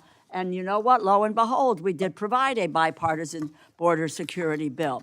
Well, friends, we provided that necessary funding to our allies, for which I am very grateful. But we failed our responsibilities to give Border Patrol agents and other law enforcement the resources needed to stop our communities from being overwhelmed by a disorderly and outdated immigration system. Democrats were ready to take up and consider the bipartisan solution that had been reached by Senate negotiators. But at the 11th hour, it was the other side of the aisle that insisted it could no longer support securing our border as part of the national security package. They would not even let us debate the bill. Think about that. And let me point out what policies were in that bipartisan solution that the other side of the aisle rejected and left on the table. 1, establishing a border emergency authority to shut down the border when our system gets overwhelmed, which the president is attempting to do on his own right now. 2, ending the widespread releases of recent border crossers by establishing and funding non-custodial government supervision for those eligible to remain, and a rapid consequence system for those who are not, and providing the resources needed to accomplish this. 3, closing loopholes in our asylum system that are exploited by criminal cartels. 4, funding 50,000 detention beds. Look at what the majority's bill today does. It funds 50,000 beds, funding additional agents and officers for Customs and Border Protection, which again, this bill today does, and the lists go on. Why did the majority refuse to consider a bill with these provisions just a few months ago, only to include them in this bill today? Let me remind everyone that bipartisan legislation was supported by the National Border Patrol Council, the Border Patrol agents' own union, the Chamber of Commerce, and the South Texas Alliance of Cities. The majority's alternative, H.R. 2, is unserious, inhumane, and has no path to becoming law. As far as being serious about solving anything at all, the bill before us is simply a facade. In the midst of a crisis situation at our southern border, the majority's bill cuts Border Patrol operations by $2.1 billion. It is a 25% cut from fiscal 2024. The bill once again wastes taxpayer money on impractical border measures, ineffective barriers, rather than focusing resources where we need them the most. This bill will hose the resources needed to manage the border, to process and vet the increased number of people arriving in the United States, and to support border communities and cities who are receiving migrants across the country. Why would we not want to help our border communities and cities? Why would we withhold the resources from the very places who are confronting this crisis? This is a missed opportunity to support humane pathways and processes for people who require and are legally entitled to refuge in our country, and it is a missed opportunity to reinforce our security, our preparedness, and our response capabilities. The majority's bill weakens our national security with inadequate cyber and infrastructure security investments and by failing to counter extremism. The bill specifically inhibits the government's ability to counter disinformation campaigns, which are increasingly being used by global adversaries and foreign actors seeking to undermine our elections. And like the other appropriations bills we have considered thus far, the majority's Homeland Security bill has once again included dozens of pointless and cruel policy riders that harm women, divide Americans, divide the Congress, and create chaos.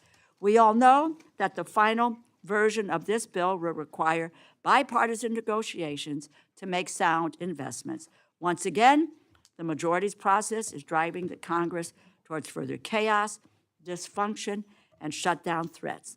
The bill's anemic and misplaced investments are standing on a house of cards, built upon drastic cuts to the funding bills that keep teachers in classrooms, keep rooftops over families, keep our nation secure, and ensure a fair economy for working-class Americans.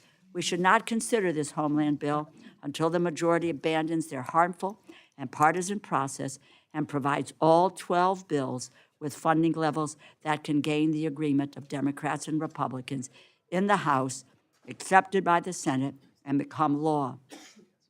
The Fiscal Responsibility Act provides for, and Democrats will accept nothing less than a 1% increase for all domestic and non-defense programs, increasing funding for the Homeland Security bill just to waste it by not securing the border does nothing to help Americans with what they care most about.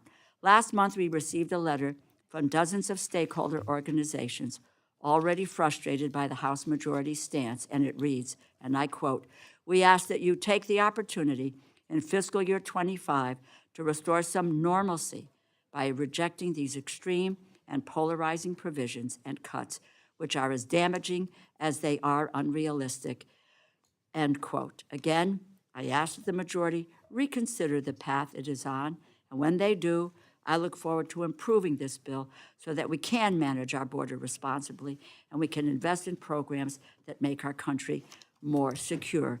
It is time for the majority to govern. I yield back. Thank the gentlelady.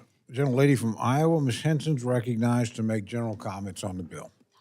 Thank you, Mr. Chairman, and thank you to our chairman, and happy birthday, Mr. Amadei, as well, for all of your work on this bill. I wanted to speak in support of the bill today because, frankly, I think it's completely ridiculous that known terrorists, sex offenders, traffickers, have been released into our country after they've been apprehended. All Americans deserve transparency and accountability here regarding the security and the humanitarian crisis that's happening at our southern border.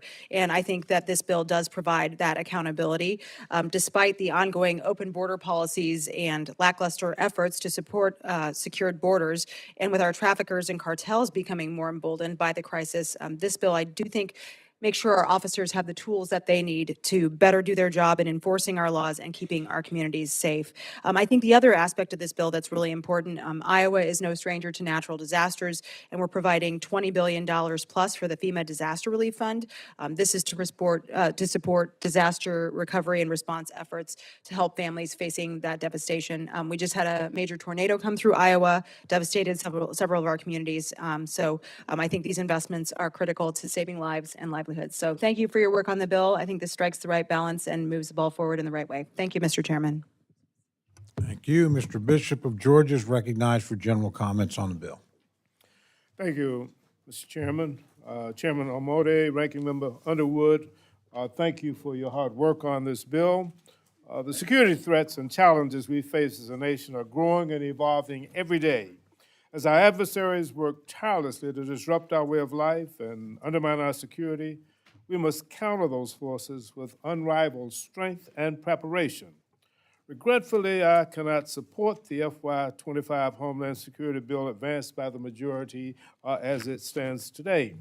The bill cuts $1.4 billion in U.S. Customs and Border Protection funding, threatening to make a bad situation at the southern border worse and more chaotic for Border Patrol officials and border communities.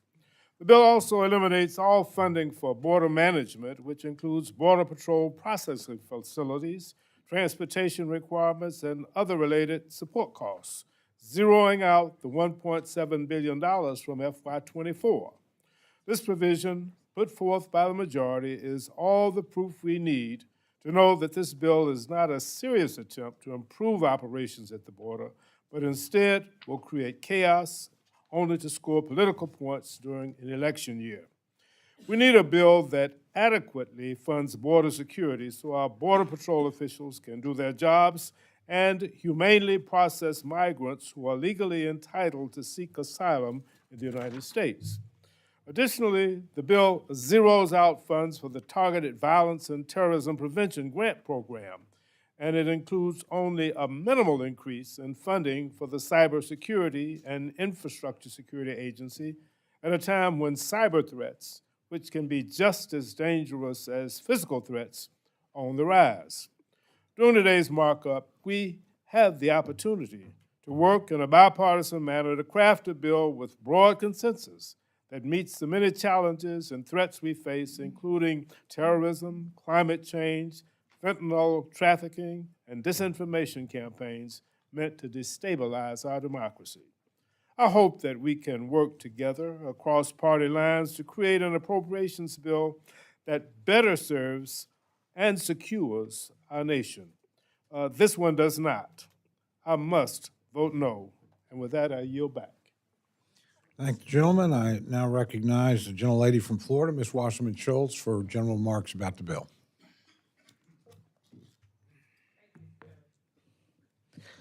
I rise in strong opposition to this bill, which demonizes migrants, neglects to address the rise in anti-Semitism and domestic terrorism that we have, and promises to profoundly damage our government's capacity to respond to emerging threats.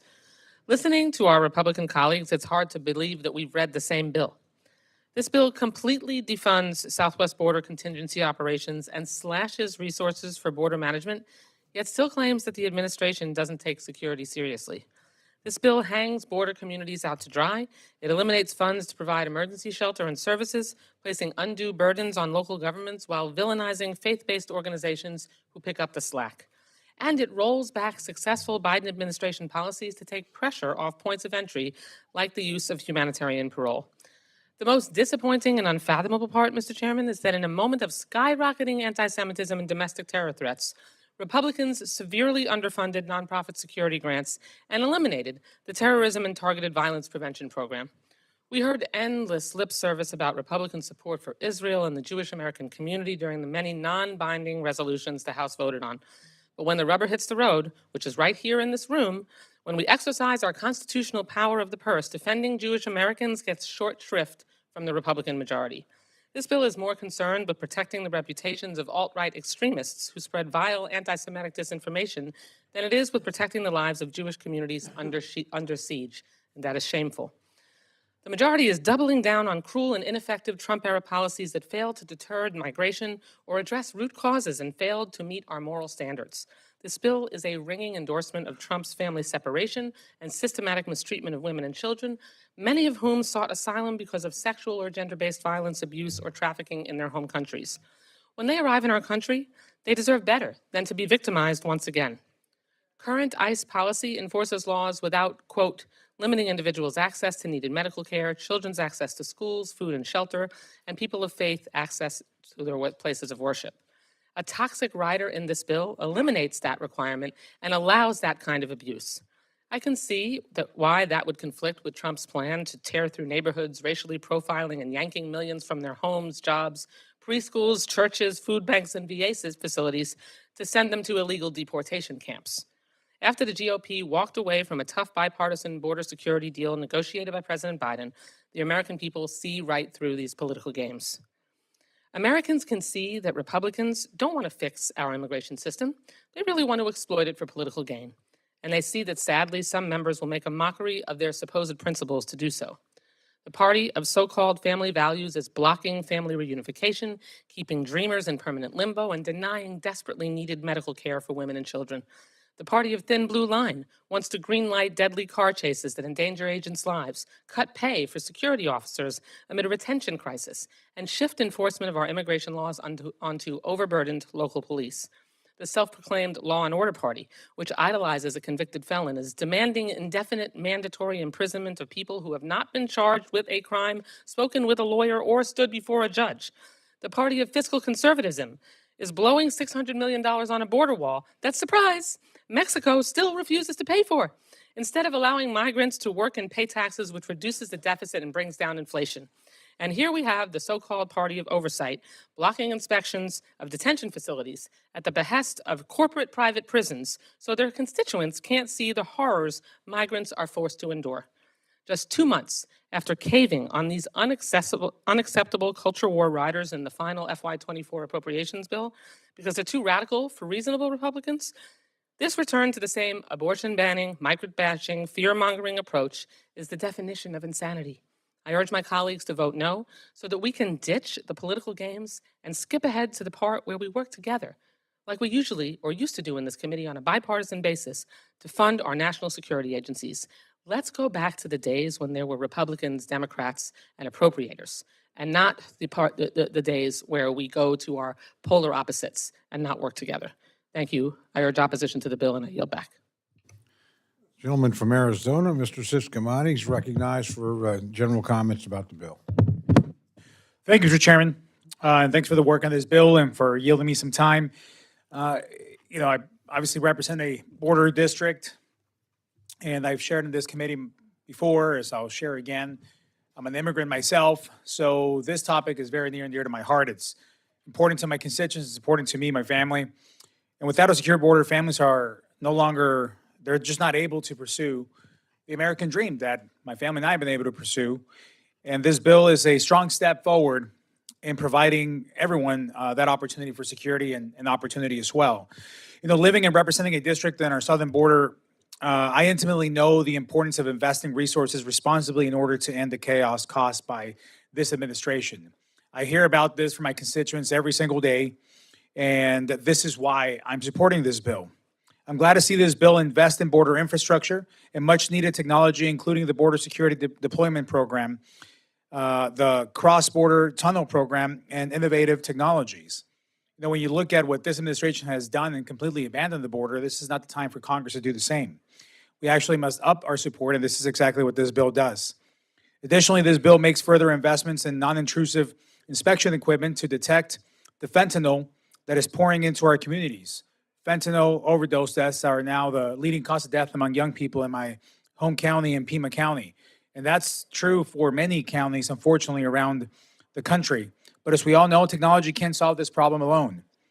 That's why I'm happy to see this bill provide funds for 22,000 Border Patrol agents and their much-needed deserved overtime pay, while providing for additional hiring flexibility, a priority for communities in Southern Arizona.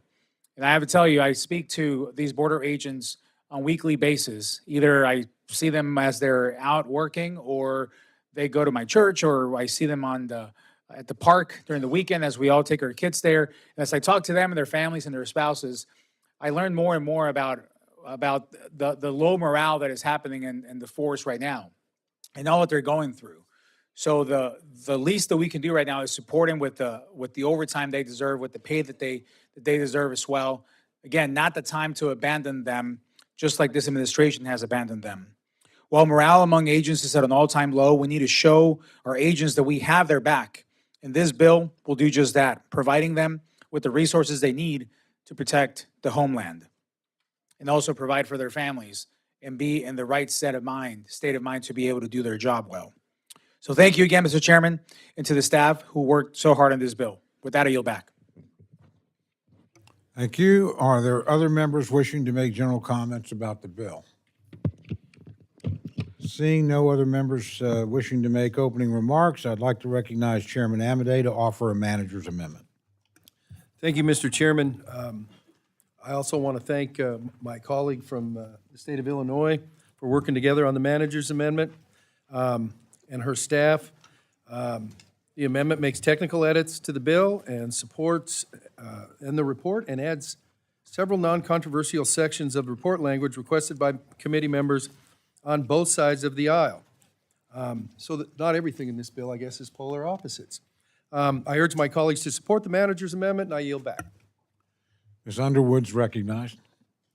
Thank you, Chairman Cole, and thank you to Chairman Amodei for his support on this. I appreciate the collaboration and bipartisan work that went into this amendment. I have no objections with this amendment, and I yield back. Do any other members seek recognition to speak on the amendment? I recognize Chairman Amodei for 1 minute to close. I yield back. The questions on the amendment, all those in favor say aye. Aye. All those opposed, no. The ayes have it. The amendment's adopted.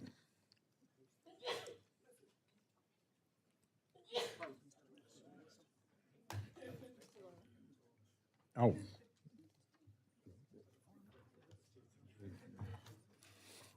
Okay, there's an amendment at the desk. Clerk will read the amendment. Gentlelady's mic's not on. Okay. Without objection, the reading of the amendment is dispensed with. The members recognized for opening remarks on the amendment. Gentlelady from Connecticut. Thank you very much, Mr. Chairman. The border is out of control, and I applaud the Biden administration for taking the needed steps to secure it and reduce the overwhelming and historic amount of migration. Now, Republicans have tried to eliminate the Shelter and Services Program, taking us back to the days when Border Patrol would process migrants and then simply drop them off on the street, resulting in local governments, places of worship, and other nonprofits being overwhelmed. Regardless of your position on immigration, we should all be able to agree that America has an obligation to treat those who come to our borders humanely and to provide adequate shelter. $600 million will not meet the need, but it is a step in the right direction. This will also reduce the impact of surges of migrants on local communities, which, as we saw in multiple places on the border, were overwhelming service providers and municipal and state resources. If this majority really wants to reduce illegal immigration, they must provide resources to quickly and humanely process migrants at the border. Let me just say that what we, in the national security proposal that the president made, there was a portion of that devoted to shelter and services. In the bipartisan agreement in the Senate on border security, there was a portion that was dedicated to shelter and services. As a matter of fact, when we first worked on this effort, what we did was to appropriate $800 million for shelter and services for the border communities, for other communities that were facing an influx of migrants in order for them to be able to cope with the expenses. And the last bill, and the 2024 bill, the number was $650 million for this effort. And what we find in this bill is that what we're totally doing is to eliminate the opportunity for there to be any funding for the shelter and services effort, which seems totally not really being very serious about how we try to assist and work with communities. We need to work on a more faster process and vetting with migrants, but we know what's been happening at the border with detainees, et cetera. And in fact, yes, people are just being dropped on a doorstep of an NGO without any ability for either that NGO or that municipality to be able to cope with this issue. It just seems unbelievably just not mindful of how we try to address a border security issue and the seriousness of it. And this kind of elimination of the shelter and services line item really is not serious in its effort. And if I might add, it's not a humane process to deal with. And I think our cities and municipalities ought to understand that the majority is turning their backs on their efforts to cope with this situation. I yield back. Gentleman from Nevada is recognized to respond to the amendment. Thank you, Mr. Chairman. I rise in opposition to the amendment. Here are the facts. This bill prioritizes investments that make the border more secure. While we do cut border management and shelter services grants, it would be a stretch to call them border security measures. These programs further incentivize illegal immigration, and cost goes through the roof to the American taxpayer. We have a profound difference of opinion here. There's no two ways about that. We do not want to, in this legislation, continue to fund the status quo that facilitates more than 2 million encounters every single year.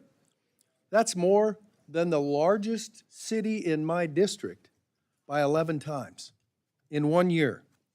The definition of insanity is doing the same thing and expecting a different result. This year, we funded $1.7 billion for tents to process aliens due to the administration's, we've skipped the discussion about that so far, open border policies. Guess what? That contract for those tents goes to a single vendor. It's not even put out for bid. Now, I'm not an expert on government procurement.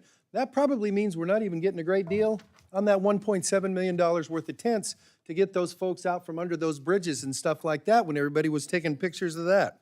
Plus, spending taxpayer dollars on migrant processing tents to release more aliens into the interior at a rapid pace, did that reduce immigration at all? It's on the increase. And for shelter services grants, we're spending hundreds of millions of dollars in places like New York, Chicago, and D.C. to pay for transportation, hotels, and other services for migrants. This crisis has gotten so bad, even the mayors of those urban cities have declared the situation, their word not mine, untenable. We can't afford to spend $650 million on shelter services grants with what's going on with spending these days. Does giving additional services and transportation money to nonprofits reduce encounters or deter anyone from crossing illegally? We've totally skipped over the question of whether or not the border should be open or not. So now we're skipped to, okay, it is. How do we pay for that? Bad situation to be in. So what began as a $30 million effort has ballooned to a $650 million grab bag for non-governmental organizations to swiftly resettle migrants that cross the border illegally into our country. We should not be spending money on programs that end up encouraging illegal immigration.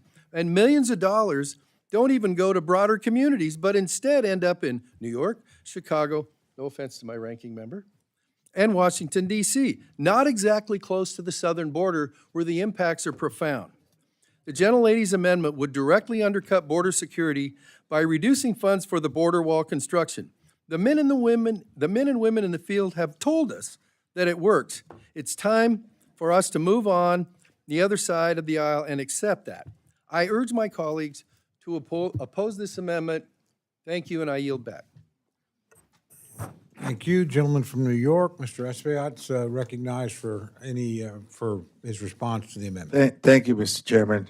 I rise in support of Ranking Member DeLauro's amendment to restore funding for the Shelter and Services Program, SSP.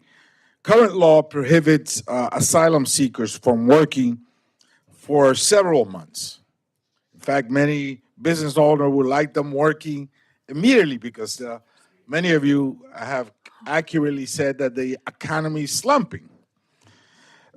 Yet they cannot work for several months after arrival, making it hard for them to support themselves and their families. The SSP program provides crucial aids to cities, including New York City, which has processed and housed 200 asylum seekers since 2022, has opened 216 emergency shelters to meet this moment. Well, here's how it works, Mr. Chairman. The Senate pushes to bring forward a border security bill, and many of you say no. A bipartisan immigration reform bill proposed by a member from the other side of the aisle is presented here in this House to try to address all of this, and many of you, if not all, say no. Even the executive order that recently was approved and put forward by the White House, any and all action brought forward by the White House, the answer again will be no. But I tell you what, when the answer is yes.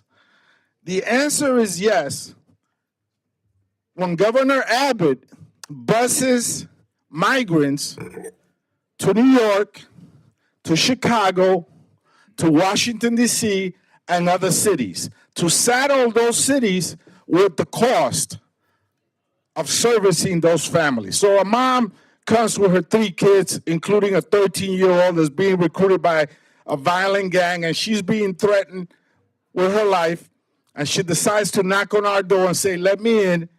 And she comes in, and Governor Abbott sends her to New York. 200,000 of them have come to New York City.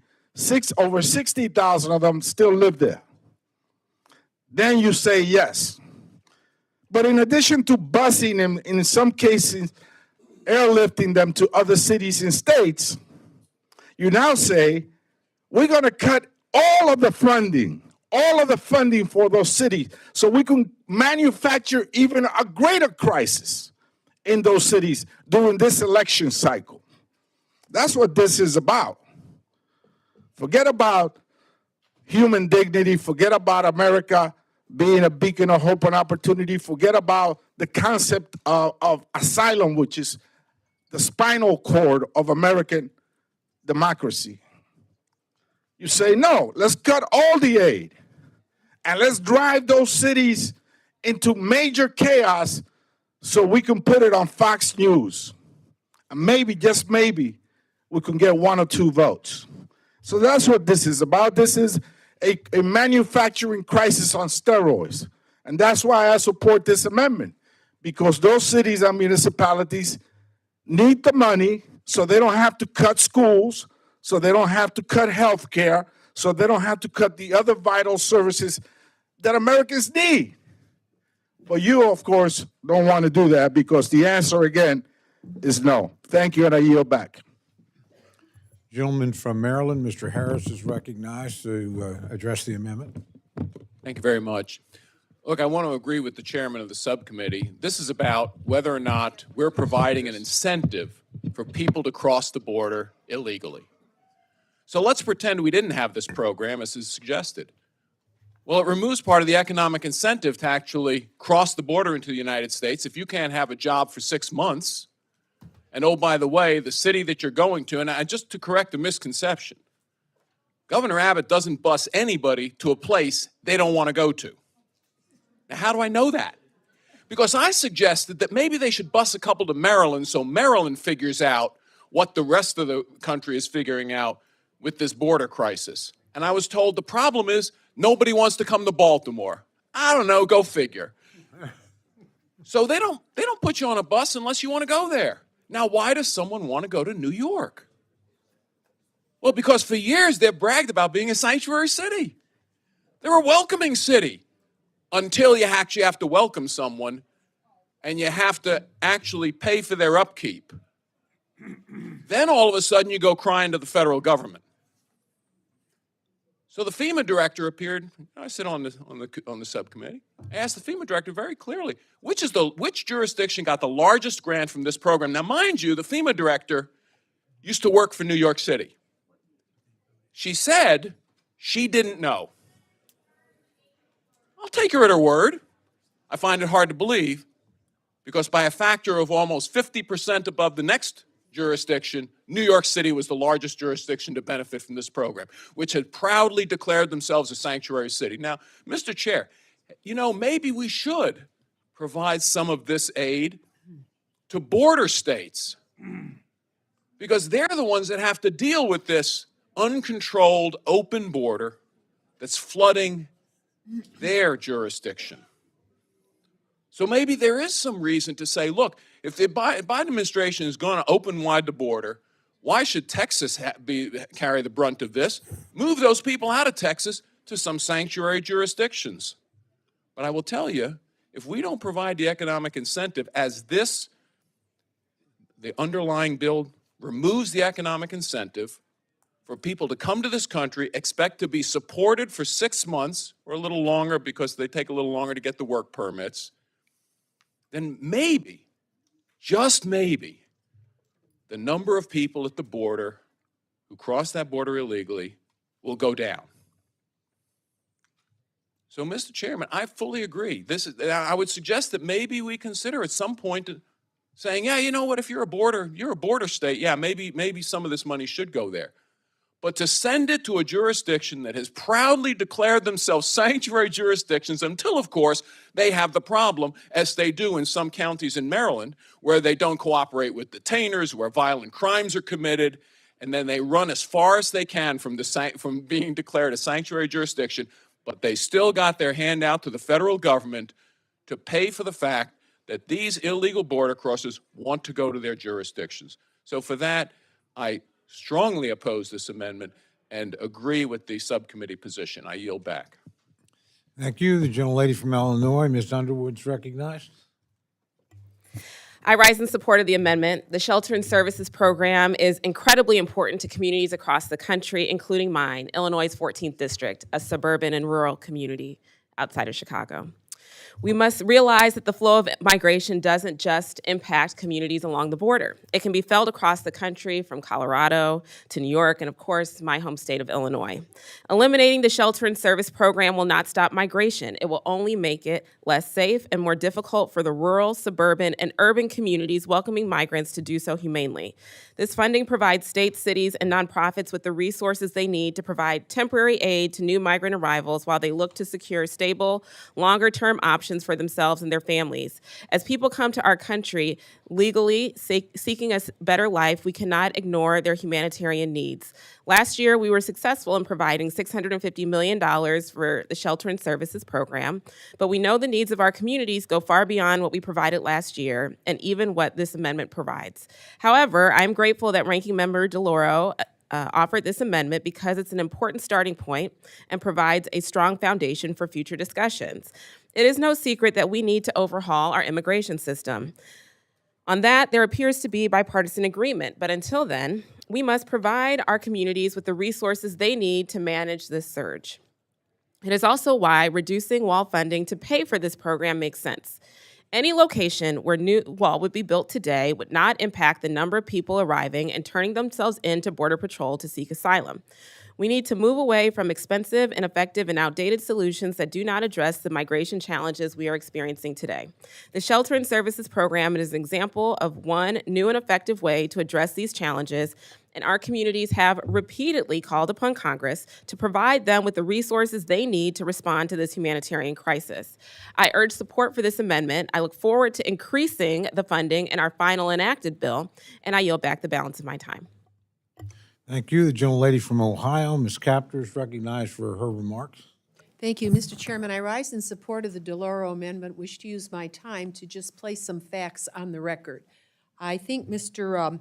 Harris's use of the word incentive was a good word. And I go by the motto, economics is not destiny, but it is 85% of it. And many of you were not here in the Congress during the 1990s. I wish to place some history in the record today. Back in 1993, there was a president of Mexico named Carlos Salinas, and he made a fateful decision and had to flee his own country because of it. He removed the boundaries around the system of land ownership for millions upon millions upon millions of Mexican citizens. They were called ejidos. And when he did that, and that land became available for purchase by others who had more money than the people who were eking out daily sustenance on white corn, what began, and you can find it in the statistics, and I urge my colleagues on both sides of the aisle to do this, there began the greatest continental exodus from Mexico in the history of this continent. It isn't 100,000, it isn't 1 million. Yes, some of them have ended up in this country, but a lot of them have gone elsewhere. But what happened was there was a 10-year phase-out of the corn tariff, and we were 10 times more efficient and remain so than Mexico. And our yellow corn began flooding into Mexico, wiping out even additional peasant farmers. This is important for us to understand. Whatever you think of yellow corn, white corn, and several other varieties were native to the Mexican people. But essentially what happened was a flood of corn from us that made the condition for those eking out a living much worse. In 1994, unfortunately, the Congress passed something called NAFTA. I was a no vote. I remain a no vote. I know what that did and who Ronald Reagan started that idea, and then it was turned over to George Bush and Dick Cheney and the other folks, and ultimately Clinton picked it up and he passed it here. But what happened as a reason, we've never had a trade balance with Mexico since then.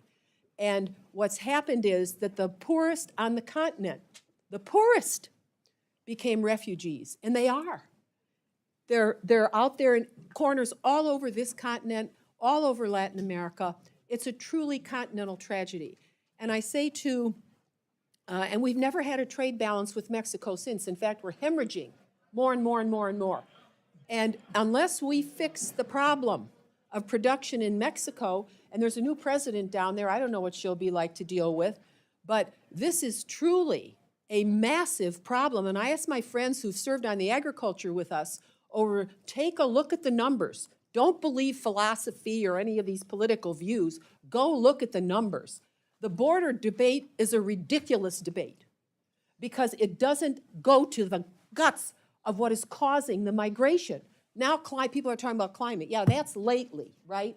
But for all these years, we have endured this deluge of squalor of people who cannot feed themselves. So all I'm asking you for is I'll work with Mr. Harris. He's a numbers man. I know him to do that. He's an honest numbers man. Let's look at the numbers. We'll look at what happened with the Mexican ejidos, millions of them wiped out, and then where did they go? And the problem was dumped on us because of what Carlos Salinas did. His brother was murdered in California, by the way, and he's never gone back to his country. Where is he? Where are the people that negotiated that agreement? Some of them are sitting in Texas. Why don't we hear from them now? There's some former presidents involved in that. Where are they during this really important debate? So I just say to my friend, we would be looked at probably at opposite ends of the political spectrum, but you believe in numbers and I believe in numbers too. And I really think that we need to help the American people get out of the hole that we're in for the sake of humanity. So I thank the committee members for allowing me to put this on the record. I support the gentlelady's amendment as salve on a deep wound that is seeping, and it continues to seep. And I would ask I hope our Agriculture Committee could get into this. This is not the purpose of the meeting here right now, but I do think we could help clarify what is actually happening on this continent. Thank you very much, and I yield back. Gentlelady from Maine, Ms. Pingree, is recognized for her remarks on the amendment. Thank you very much, Mr. Chair. I know we've already had a lot of conversation about this, and it isn't necessarily helping our time crunch issue, but I just have to say a couple quick things. I appreciate very much the ranking member submitting this amendment, and this funding is particularly important to one of the cities that I represent, the city of Portland, Maine. You know, we all talk about big cities like New York, and we all have all kinds of concerns about this, but let's be clear. In my state, this funding is critically important to supporting our city, which has been very welcoming to asylum seekers. And they didn't just come since Joe Biden became the president. They were coming across the border, getting into buses in the previous administration. And our state, I'm very proud of our state. We've been very welcoming. Some of you may not have been to Maine, but it is the whitest state in the nation. It's the oldest state in the nation, and we've had a tremendous worker shortage. And I challenge any of you to have a meeting with your Chamber of Commerce and not have people say to you, my biggest issue is getting enough workers to come to work for the jobs that we have available. For the party of a vigorous economy, for those of you who want to make sure that we have healthy, thriving businesses, it's hard for me to understand why you're so opposed to having new people welcomed into our country. These are not illegal people. They are in our state legally seeking asylum. Yes, they have to apply for asylum, and then they have to wait for 6 months to get a work permit. So in the interim time, our cities have to support people because they can't go to work. And believe me, they desperately want to go to work. Under Donald Trump, this was a year-long delay. We've gotten it down to 6 months. I got a bill that will put it down to 30 days. So if you want to sign onto that bill, we can move this even faster and have less need for this funding. But the fact is, as I said, in my state, we're very welcoming. We're happy to have more people come. But we have to wait. We have to pay for housing and support people until they can go and get a job and pay for their own housing and pay for their own life expenses, which they desperately want to do. So this is incredibly important funding.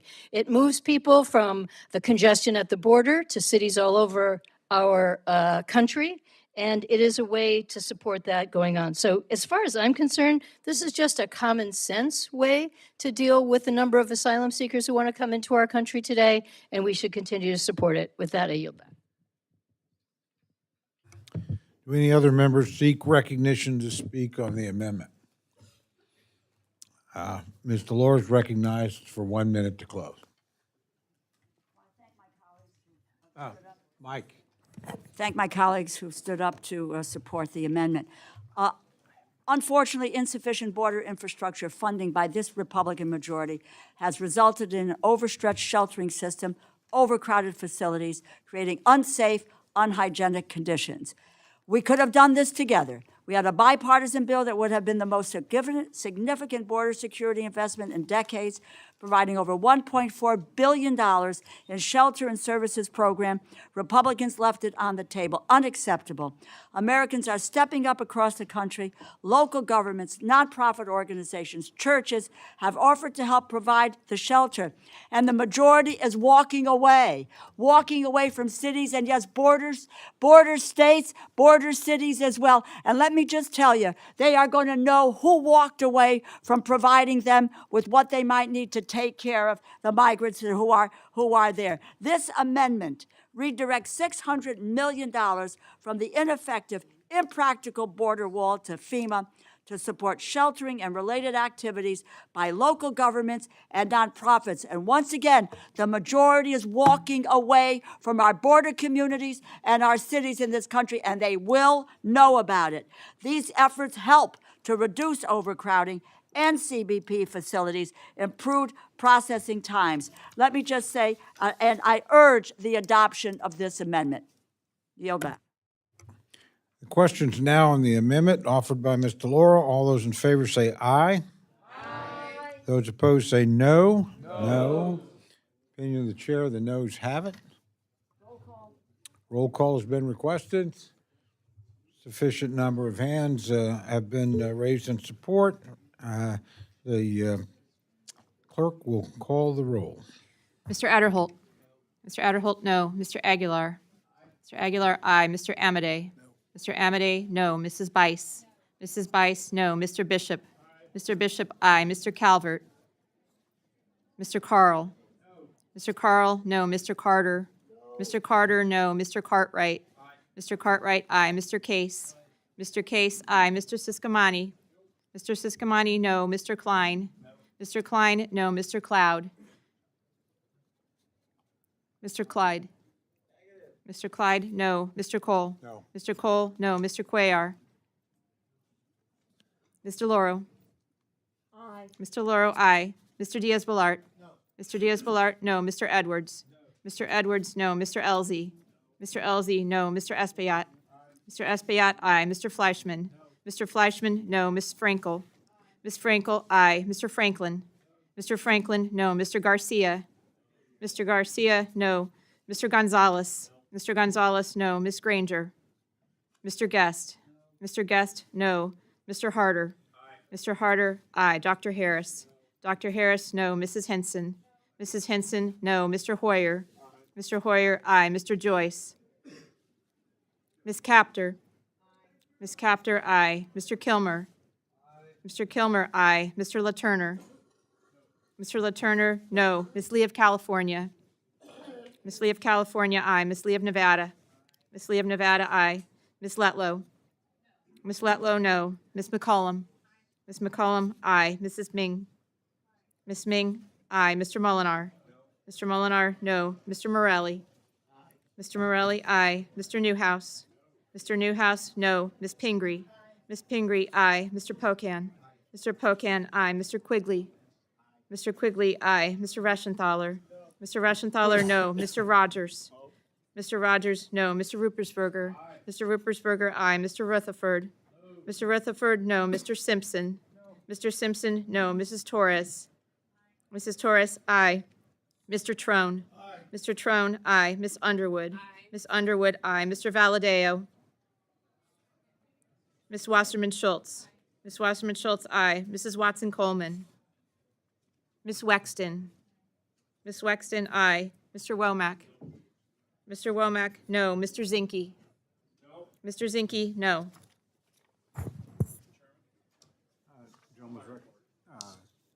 Gentleman's not recorded? Mr. Calvert, no. Gentleman's not recorded? Not recorded. Mr. Cuellar is not recorded. Gentleman's not recorded. I'm sorry. Gentleman's not recorded. Mr. Cuellar, aye. Mr. Cloud? Mr. Cloud? Mr. Cloud, no. Mr. Valadeo? Mr. Valadeo's not recorded? Mr. Valadeo, no. Does any other member wish to record their vote or change their vote? Seeing none, the clerk will tally.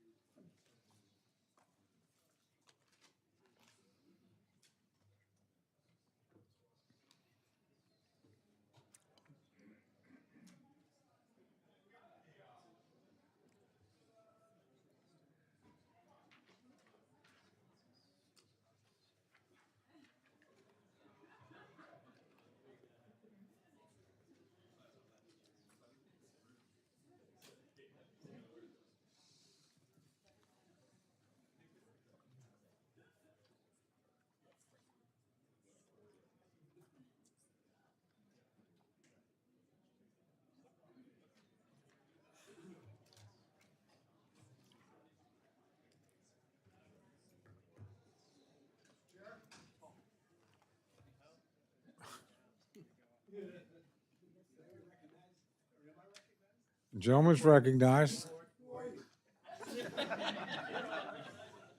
That's great. Gentleman's not recorded.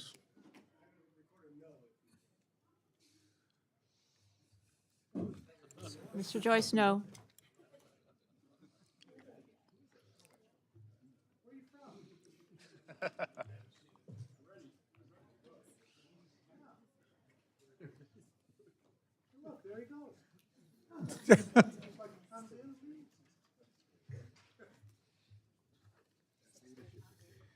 Okay, on this vote, the ayes are 26, the noes are 33. The amendment is not adopted.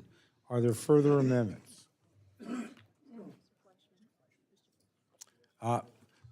Gentleman from Tennessee, Mr. Chairman, I Fleischman is have an- recognized for an amendment. Thank you, Mr. Chairman. I have an amendment at the desk, and I ask unanimous consent that the reading to be dispensed with. A gentleman is recognized to present his amendment. Thank you, Mr. Chairman. My colleagues, yesterday, without any warning or justification, ICE called a company in my state, Core Civic leadership, and gave a 60-day notice to close the South Texas Family Residential Center in Dilley, Texas.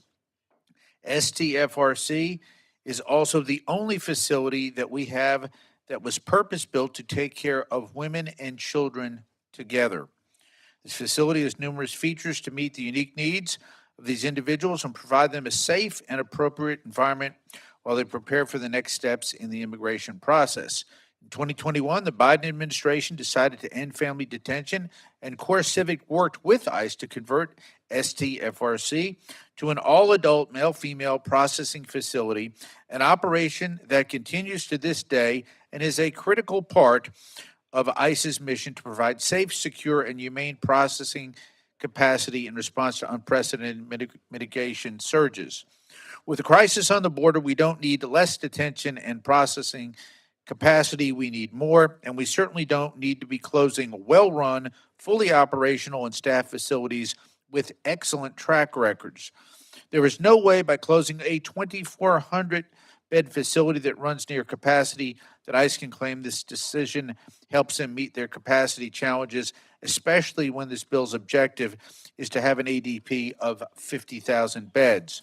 In conclusion, this amendment would prohibit any funds under ICE be put towards closing any center designated as family residential, and I ask my colleagues to unanimously support my amendment. Mr. Chairman, I yield back. Thank you. The gentlelady from Illinois is recognized to address the amendment. Thank you, Mr. Chairman. I strongly oppose this amendment. This amendment is a knee-jerk reaction to a fiscally responsible decision by ICE to close the most expensive detention center in its network, located in Dilley, Texas. Further, the amendment would not impact a decision that ICE is making now in fiscal year 2024. This amendment is reactionary and appears more deferential to a for-profit detention center than to supporting the department and best managing its resources. I oppose this amendment and yield back.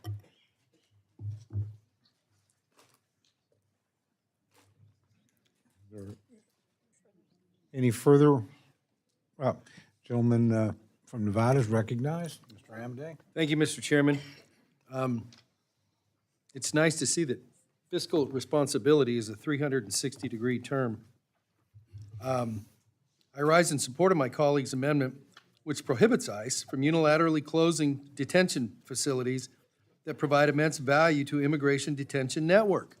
This is an example of people being processed in the old school way and going to someplace like this if it determines that they should be returned. That means they know where they are and they can effectuate the return. That's how it used to work. This is something that isn't broke. Thank you, administration, but no thank you. I urge your support of Mr. Fleischman's amendment. Is there any further debate on the amendment? Gentlelady from Connecticut's recognized. Thank you. I think just on the last vote, the gentleman voted against the $600 million to be able to support these kinds of efforts in order to provide services for people. Now we're talking about, you are talking about maintaining and operating this facility, which is, as I understand it, the most expensive facility that we have. You know, the issue is you can't have it both ways. Maybe you would like to, but you can't have it both ways. Is there any further debate on the amendment? Seeing none, the gentleman from Tennessee is recognized for 1 minute to close. Thank you, Mr. Chairman, and I thank the chairman's support for his kind words in support of this. Let's face it, Core Civic is a wonderfully run private facility, but the most important thing, they have been in compliance with what the Biden administration wanted to do. Time and time again, they're protecting women and children. They're doing it the right way. Let's support this amendment. This is something that both sides should support for the respect of what they're doing, and the good guys should win, and Core Civic are the good guys. With that, I'll yield back. Questions now on the amendment offered by the gentleman from Tennessee. All those in favor say aye. Aye. All those opposed say no. In the opinion of the chair, the ayes have it, and the amendment is adopted.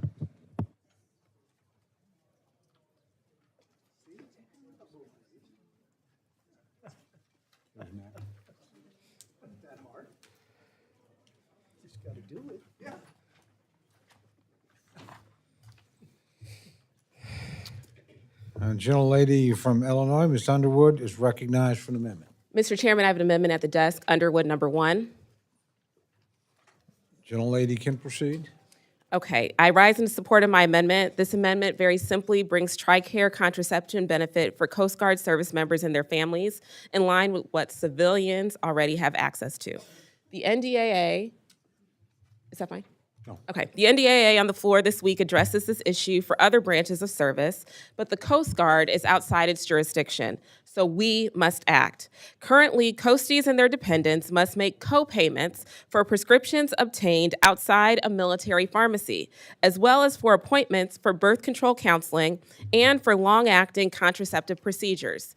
This can be a significant and cost-prohibitive financial burden for service members and their families. Unfortunately, the administration cannot simply waive these copay requirements. Congress is required to act, and my amendment does just that. Our Coasties serve to protect Americans every day, often at great sacrifice to their personal lives and their families.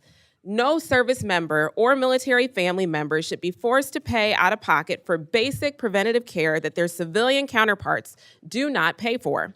As a nurse, I can tell you that contraception access is a core part of comprehensive health care. It improves health outcomes, supports our military readiness, and helps address our country's growing maternal health crisis. I urge my colleagues to invest in the health and well-being of our Coast Guard service members and their families by supporting this amendment. I yield back. Do any other members seek recognition to speak on the amendment? The gentleman from Nevada is recognized. Thank you, Mr. Chairman. I understand the frustration that the Coast Guard was excluded from this provision in the House NDAA, and I fully support maintaining parity with DOD in terms of service member pay and benefits. This is purely an authorizing issue, and it needs to be dealt with by the authorizing committee of jurisdiction, the T&I committee. In addition, I yield back. Gentleman from Alabama is recognized to address the amendment. Thank you, Mr. Chairman. As someone with a Coast Guard base within my district, I fully support this bill. I think we should view our coasties a little bit different than we have in the past. They've certainly become very vital to our border security as well as our ports. So I would like to support the young lady's bill. Thank you. Thank you very much. I apologize, gentlelady from Connecticut. I didn't see if the gentlelady's recognized. That's fine. I rise in support of this amendment. Our Coast Guard service members protect this country every single day, including nearly 6,000 women, a percentage of the force which continues to grow. They deserve to have health care they can count on every day. Unfortunately, these brave service members regularly face health care costs that other Americans do not. They are required to copay for prescriptions for birth control pills or patches, which can be a significant financial burden. They cannot receive year-long prescriptions, which can pose a significant health burden when undertaking long deployments or missions during which visiting a doctor or a pharmacy can be difficult or impossible. It must be said again, there are many legitimate medical reasons for someone to be on preventive birth control, in addition, including treating menstrual-related conditions, acne, migraines, and beyond that, using contraception allows female coasties to decide if and when to have a child. It is past time to recognize that contraceptives and birth control are essential for comprehensive health care. Our service members must be healthy to do their jobs, protect us. This amendment helps them to do just that. All of our branches are struggling with recruiting challenges. And in 2023, the GAO reported that the Coast Guard has missed its recruiting targets for the past 4 fiscal years. It is imperative that we do not discourage women from joining the Coast Guard by making them take risks with their health and limiting their access to common contraceptives. I want to see the amount of women in our armed forces continue to grow, representing the strength and diversity of our country. We must not deny them the same freedoms they protect for the rest of us. I urge my colleagues to support this amendment, and I yield back. Gentlelady from California, Ms. Lee, is recognized to address the amendment. Mr. Chairman and members, I rise in strong support of this amendment. As co-chair of the Pro-Choice Caucus, this amendment removes barriers for Coast Guard service members and their families to access contraception by eliminating co-pays, and it is an important amendment. I want to thank Congresswoman, our ranking member, for introducing it. Everyone deserves the freedom to decide whether, when, and how to become a parent. The ability to access birth control is critical to family planning. Let's eliminate unnecessary barriers and get people the health care that they need. Even small copays can be prohibitive for some people. Studies show that the costs related to contraception, even when small, lead some people to forego it completely to choose less effective methods or use it inconsistently. As part of the full spectrum of reproductive health care, contraception provides individuals with control over their reproductive health and family planning. Access to contraception, as well as education about it, increases readiness and improves the quality of life for our service members and their families. Studies show that requiring service members to pay co-pays can be a financial barrier to access to much-needed care, a hurdle that really can be exacerbated by the nature of military service. The copay requirement in part contributes to the lower rate of contraception use among active duty service members compared with the national population. Requiring Coast Guard service members to pay copays for contraception represents a cost barrier to vital reproductive health care and really a disservice to millions of American service members. So I urge my colleagues to support this amendment that would benefit our armed service members, and I yield back the balance of my time and thank our ranking member once again for introducing this. Gentlelady from Minnesota, Ms. McCollum, is recognized to address the Mr. Chair, amendment. I'm hearing that there's support for this amendment. I respect the fact that there's concerns about authorizing on an appropriations bill, something which we try to avoid greatly, but we have done it on occasion. It's been a while, but if memory serves me correct, and I yield to the senior members from both sides of the aisle on this, there have been times when something's been pretty darn common sense, and we, the authorizers just say, you know, we're okay with it, both sides of the aisle. And so my question to the author of the amendment and to the chair, if that would be the case, if the authorizers wouldn't have a problem with this, I would not want to see this amendment fail without talking to them first. So hopefully we'll pass it, but if something like that happens, I hope the chairs and the ranking members would both maybe be able to see their way fit to bring this amendment up again after we talk to the folks from TNI. With that, I yield back. Are there any additional members wishing to, I'm sorry? Oh, I'm sorry, a gentleman from Texas recognized.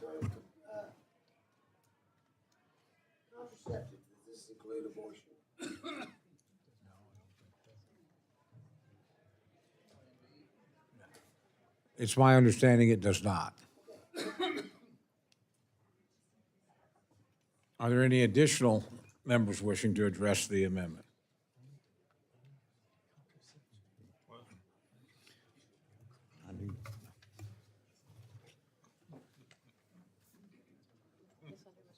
Yeah. Gentlelady from Illinois is recognized for 1 minute to close. Thank you, Mr. Chairman. I thank my colleagues who spoke in favor of this amendment. With the NDAA on the floor this week eliminating the contraceptive copays for other branches of service, it's essential that we ensure parity for the Coast Guard here. Join me and let's do the right thing here for our Coast Guard. I urge the adoption of this amendment, and I yield back. Thank you, gentlelady. The question is now on the amendment offered by the gentlelady from Illinois. All those in favor say aye. Aye. All those opposed say no. No. In the opinion of the chair, the ayes have it, and the amendment is adopted.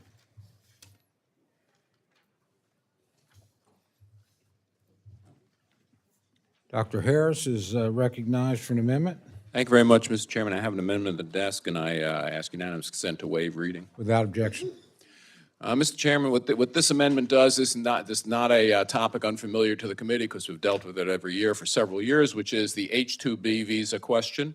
As you know, in law, the statutory limit is set at 66,000, but every year for as long as anybody can remember, we have allowed that number to be increased based on demand. Now, in the past, up until about 8 years ago, it was set on excluding returning workers from that quota. But then we made a change about 8 years ago that said that the Secretary of Labor, after consultation with the two secretaries, Labor and Homeland Security, have to get together and decide on how many more to issue above that limit, because we have a demand right now for about 200,000. That's been increasing the last few years. And this administration, for the past 2 years, has allowed almost basically the maximum allowed under our discretionary language. We let them do it. We say they may do it to remove the uncertainty that's always associated with it. You know, you get two departments involved. They got to talk to each other. It takes time. These are seasonal workers, frequently pushing the approval into the season. So what this amendment does is just say, instead of the secretaries may increase it, since the last 2 years they've gone to the maximum number, it just says they shall increase it. It removes the uncertainty. It allows the same number of, this is not an increase in the number, this would be the same number that's been issued the last 2 years. But I think it's time to do that, to realize that even with this amendment, we'd be going up near a total of about 130,000 or so, well below the 200,000 that were applied for last year. And again, it's increasing. Next year it could be 210, 220. It's not going to be that higher number, but it will streamline the process that has resulted in the issuance of these additional visas over the past few years. So with that, I ask for support of the amendment and yield back. Thank you very much. The gentleman from Nevada, Mr. Amadei, is recognized to address the amendment. Thank you, Mr. Chairman. I appreciate that members on both sides of the aisle have different views on immigration and temporary guest worker visas. I also recognize that we will need to sort this amendment out with the Judiciary Committee, who has jurisdiction, before we go to the floor at the end of the month. The amendment offered by Dr. Harris would provide certainty with regard to the number of H-2B visas issued on an annual basis. While the discretionary language has worked for the past few years, it makes sense to clarify congressional intent so that all the visas that can be issued are issued. There is a continued need that we all know for temporary guest workers to augment the labor force.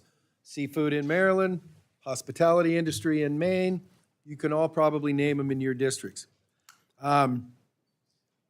For American companies in seasonal industries such as landscaping, forestry, and seafood can find the workers they need. I support Dr. Harris's amendment, and I yield back the balance of my time. Gentlelady from Illinois is recognized. Ms. Underwood. Thank you, Mr. Chairman. I rise in support of this amendment. I recognize that we still have work to do to address protections for guest workers and the low wages they continue to receive in comparison to prevailing state and national wages. These workers provide valuable services, so it's only fair that for their living and working conditions, as well as their paychecks, to reflect that fact. But I believe that we can work on these issues concurrently, and this amendment will not impact the status quo number of visas that have been issued in recent years. I recognize and support the contributions these guest workers have on our local businesses, and I too am concerned that a future administration may not fully exercise their discretionary authority to continue to issue all the H-2B visas that they are authorized to do. Therefore, I support this amendment, and I yield back the balance of my time. Thank you. The gentleman from Texas, Mr. Cuellar, is recognized to address the amendment.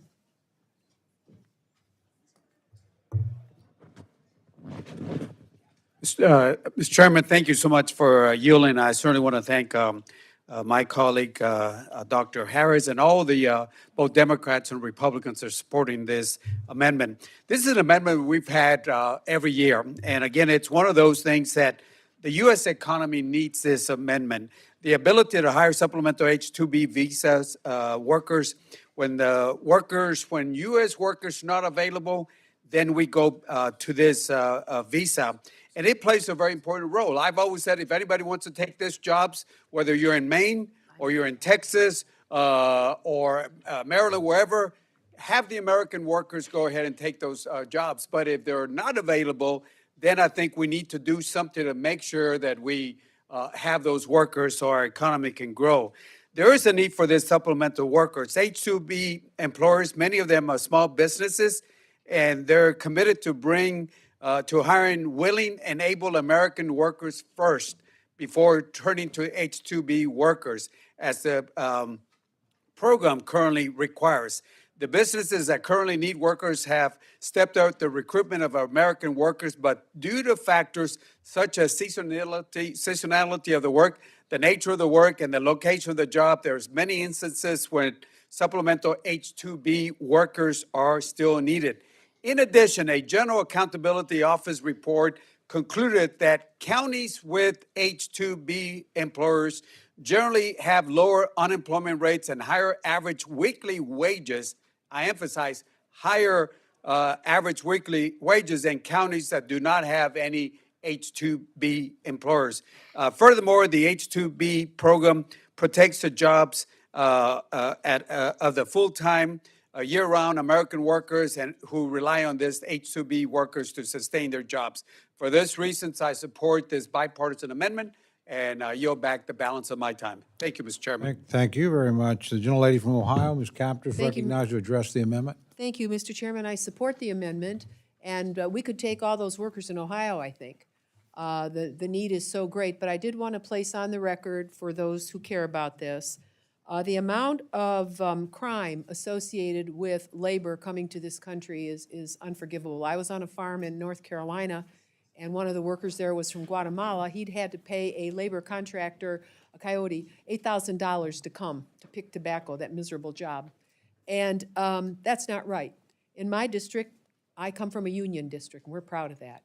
And our Farm Labor Organizing Committee had brought up a young man to train him to go back to the fields in Mexico and tell the workers they didn't have to pay a coyote to come up here.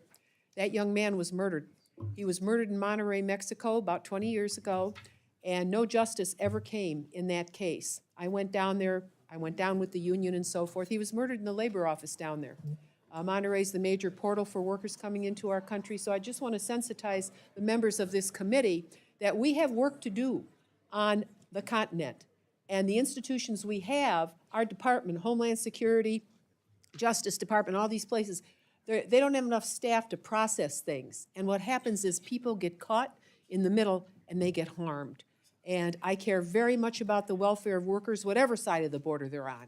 And so I would hope that at some point those responsible for these committees would even dig deeper at the same time as we raise the cap and learn how to manage this flow of labor in a way that no one is exploited. Thank you very much, and I yield back. Thank you very much. Gentleman from Ohio, Mr. Joyce is recognized to address the amendment.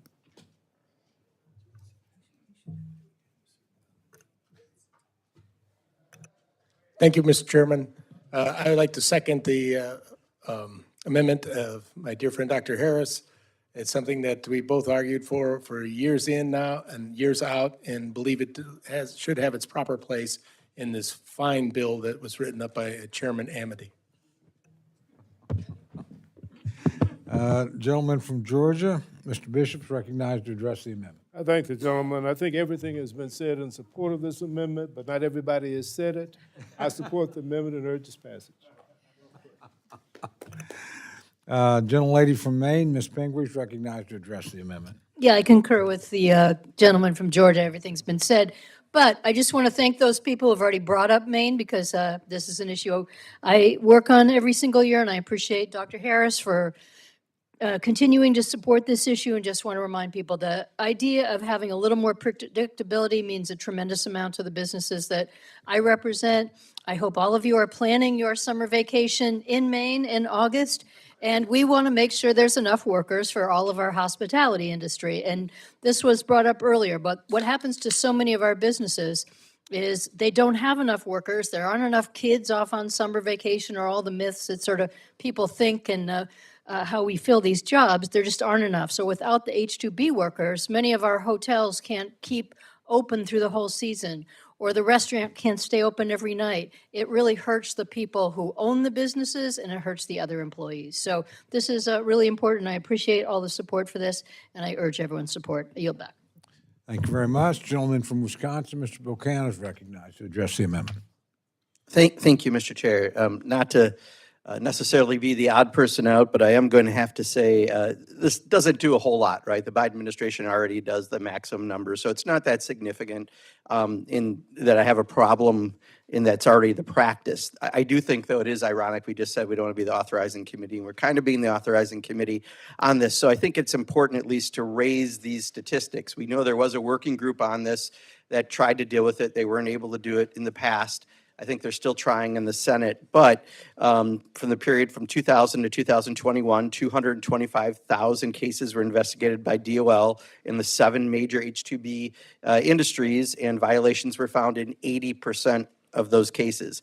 Just from 2018 to 2020, 853 H-2B workers were victims of labor trafficking, and many of those, 2/3 of them, reported threats of deportation, and nearly half reported they were given misinformation about the jobs they took. Employers stole their employees' phones, locked their employees in locking those in small trailers at night.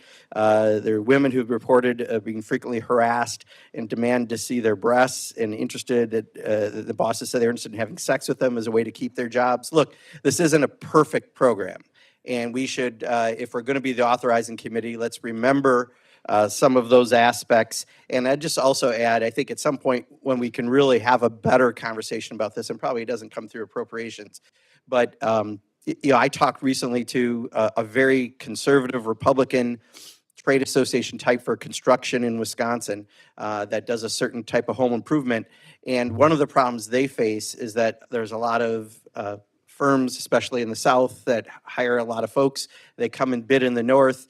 They bid significantly less than Wisconsin workers and Wisconsin firms, and it hurts those employers, and they don't necessarily love this. So again, I don't think it does a lot different than what Joe Biden's already doing. So, that is that. I just am concerned about the program, and if we're going to start doing things outside of those agreements that the industry try to have, realize we've got some problems with the program, and I would love to see us talk about the difference. I think H-2B visas for tourism is very valid in many cases. I think in construction it's less valid, and it would be great, I think, if we ever could have that conversation. I just want to make sure I put that into the record. Thank you, Mr. Chair.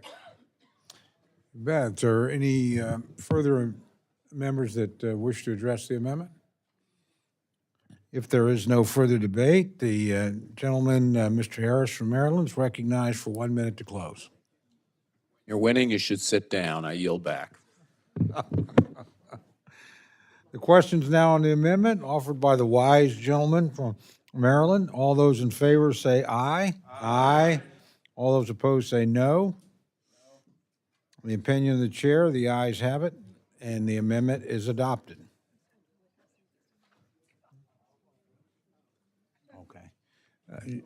Gentlelady from Illinois, Ms. Underwood's recognized. Mr. Chairman, I have an amendment at the desk, Underwood number 2. Clerk will read the amendment. You can dispense, please. Without objection, the gentlelady's recognized. Okay, I rise in support of my amendment. Currently, Coast Guard service members and their dependents cannot be prescribed year-long access to contraceptives. For a service known for its months-long deployments and missions to remote locations, frequent visits with a doctor or trips to a pharmacy are simply not practical. And because service members are responsible for contraceptive copays that civilians are not, this means they face higher costs as well. The NDAA on this floor this week addresses this issue for other branches of service with bipartisan support, but the Coast Guard falls outside its jurisdiction. The good news is that we can take action right here on this committee to take some of that burden away from our coasties by adopting this amendment. And the case for doing so is clear.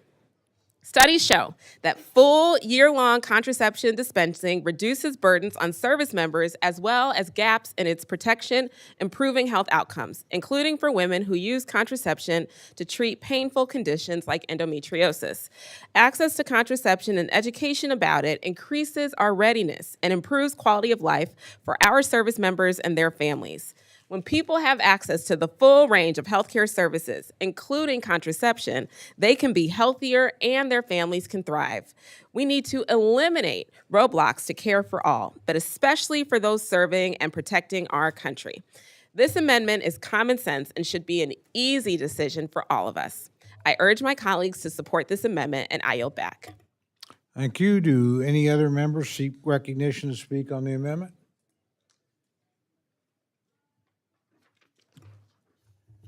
Seeing that there's no further debate, the gentlelady is recognized for 1 minute to close. Colleagues, join me, and let's do the right thing for our Coast Guard. I urge the adoption of this amendment, and I yield back. Okay. Questions now on the amendment offered by the gentlelady from Illinois. All those in favor say aye. Aye. All those opposed say no. No. The opinion of the chair, the ayes have it, and the amendment is adopted.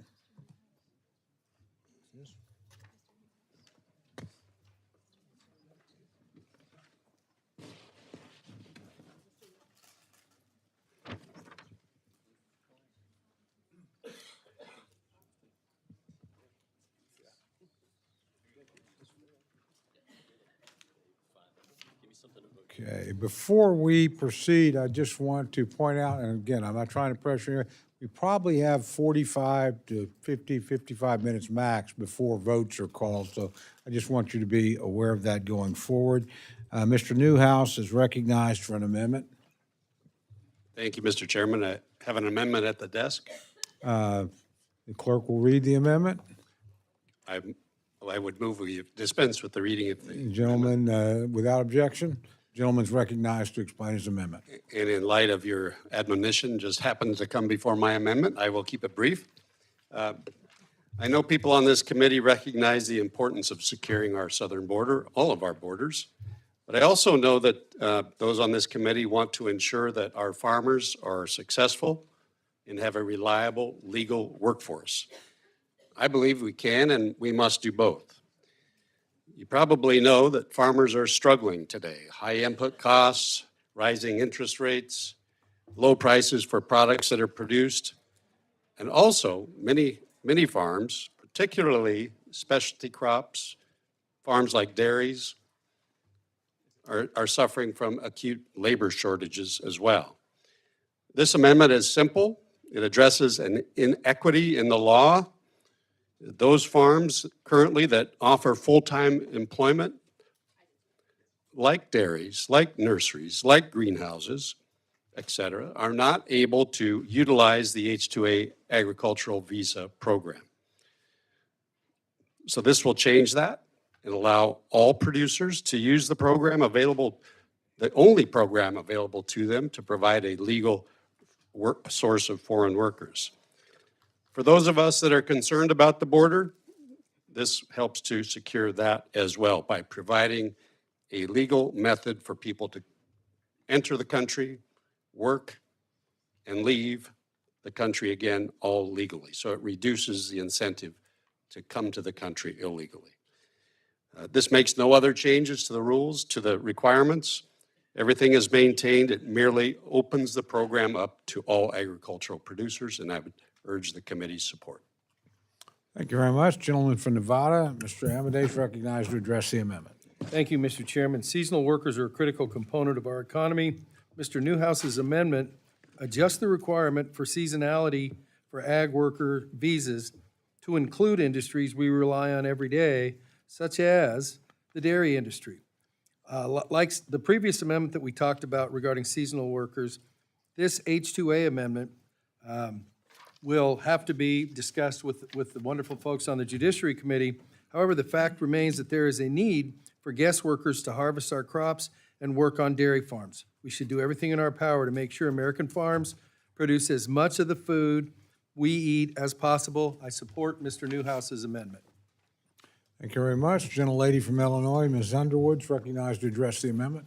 Thank you, Mr. Chairman. I rise in opposition to the amendment. While I am sympathetic to the gentleman's attempt to solve a real problem facing his constituents, I do not believe that this funding bill is a place to do that, especially given the efforts to pass the Farm Worker Modernization Act, which both Republicans and Democrats voted for here in the House.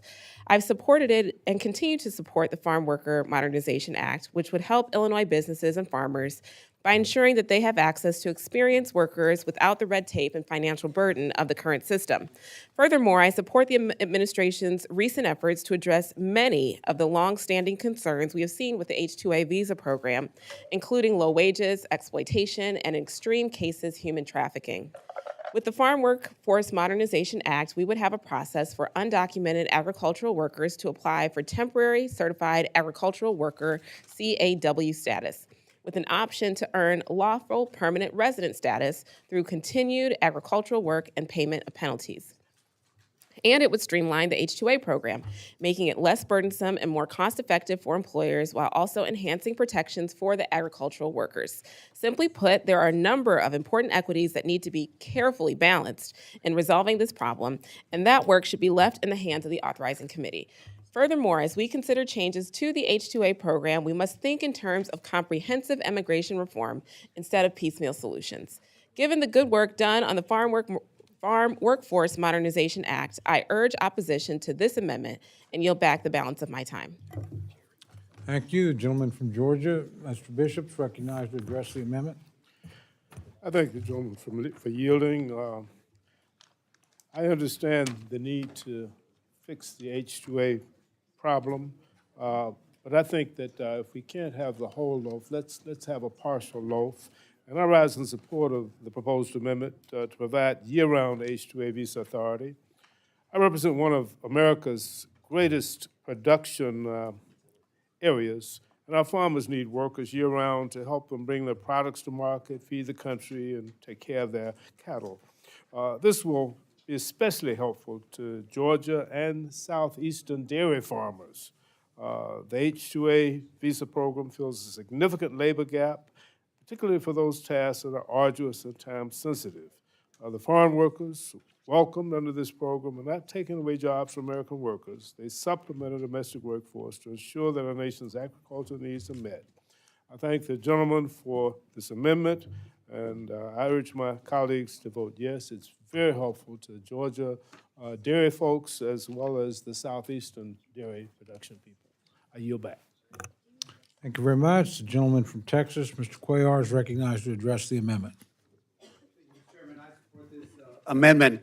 I think if you look at the evidence over the years, it's shown that there are many jobs in the agricultural sector that many Americans simply do not want to do.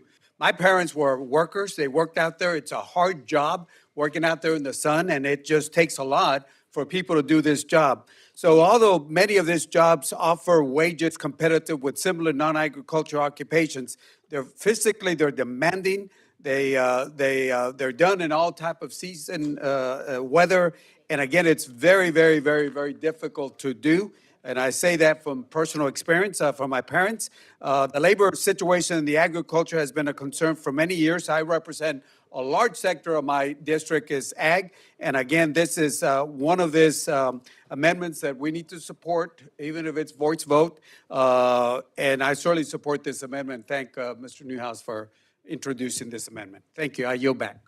Thank you. Do any other members seek recognition to speak on the amendment?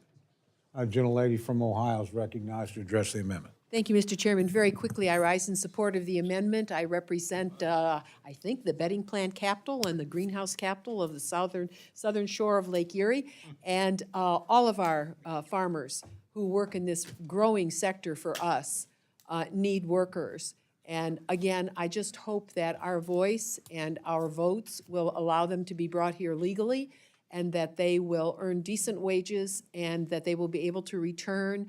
And some of the ridiculous schedules where our growers are waiting in early March 1st, waiting for the people that will work there, and they're not there yet, and their crop can just deteriorate within 2 weeks.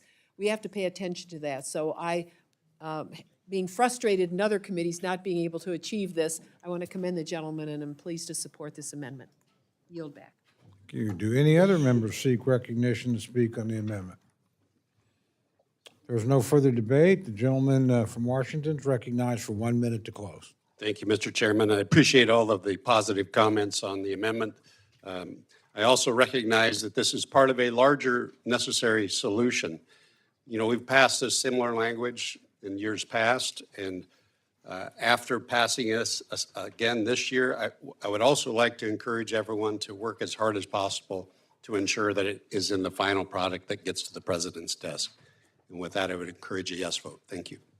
Thank you. The question is now on the amendment offered by the gentleman from Washington. All those in favor say aye. Aye. All those opposed say no. The opinion of the chair, the ayes have it, and the amendment is adopted.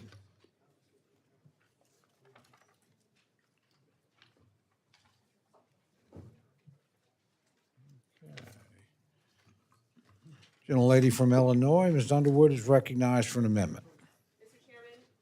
Mr. Chairman, I have an amendment at the desk, Underwood number 3. The clerk will read the amendment. I request that the reading be dispensed with. Without objection, the gentlelady is recognized to explain her amendment. Thank you, Mr. Chairman. I rise in support of the amendment. This bill is full of policies that are harmful and irresponsible. They make our country less safe, and they take this country backwards. I am disappointed that my colleagues have decided to include policies that further restrict women's reproductive rights, condemn diversity, equity, and inclusion initiatives, and discriminate against the LGBTQIA+ community. We are better than this. The policies in this bill are intolerable and do nothing to support the mission of the department and the values we hold as a diverse nation. While so many of these policies are egregious, I want to highlight that some of them also hinder the department's ability to carry out its mission. For example, Section 214 in the majority's bill would prohibit CBP from implementing its updated vehicle pursuit policy. CBP updated this policy following a number of accidents and fatalities related to vehicle pursuits.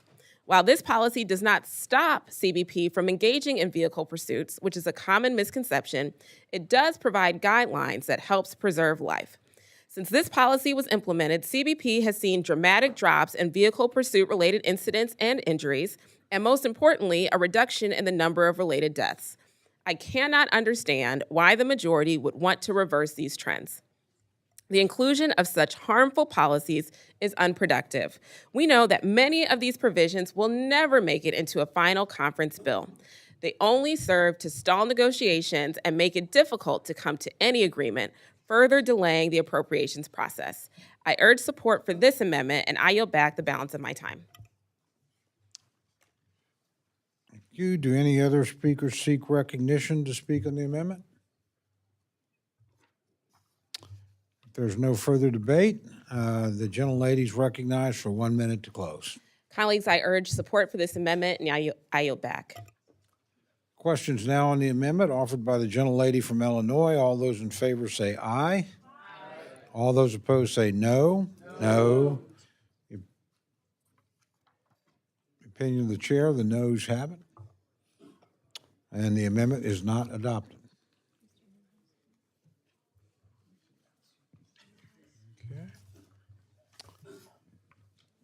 Gentleman from Washington, Mr. Newhouse, is recognized for an amendment.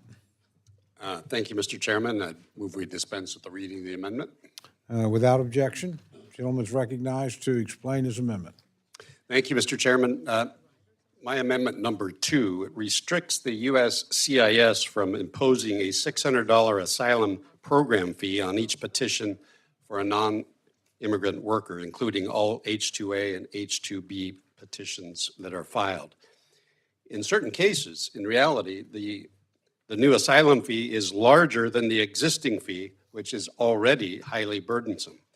As we know, over the last couple of years, we have seen a surge of migrants at our borders.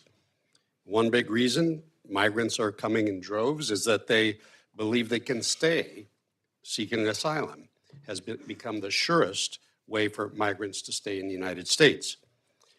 Under this administration, our immigration system, which is already in critical need of reform, has become further strained.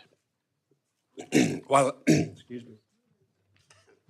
I recognize the value of the asylum program, it should not be the responsibility of the H-2A or the H-2B programs and those employers to fund it.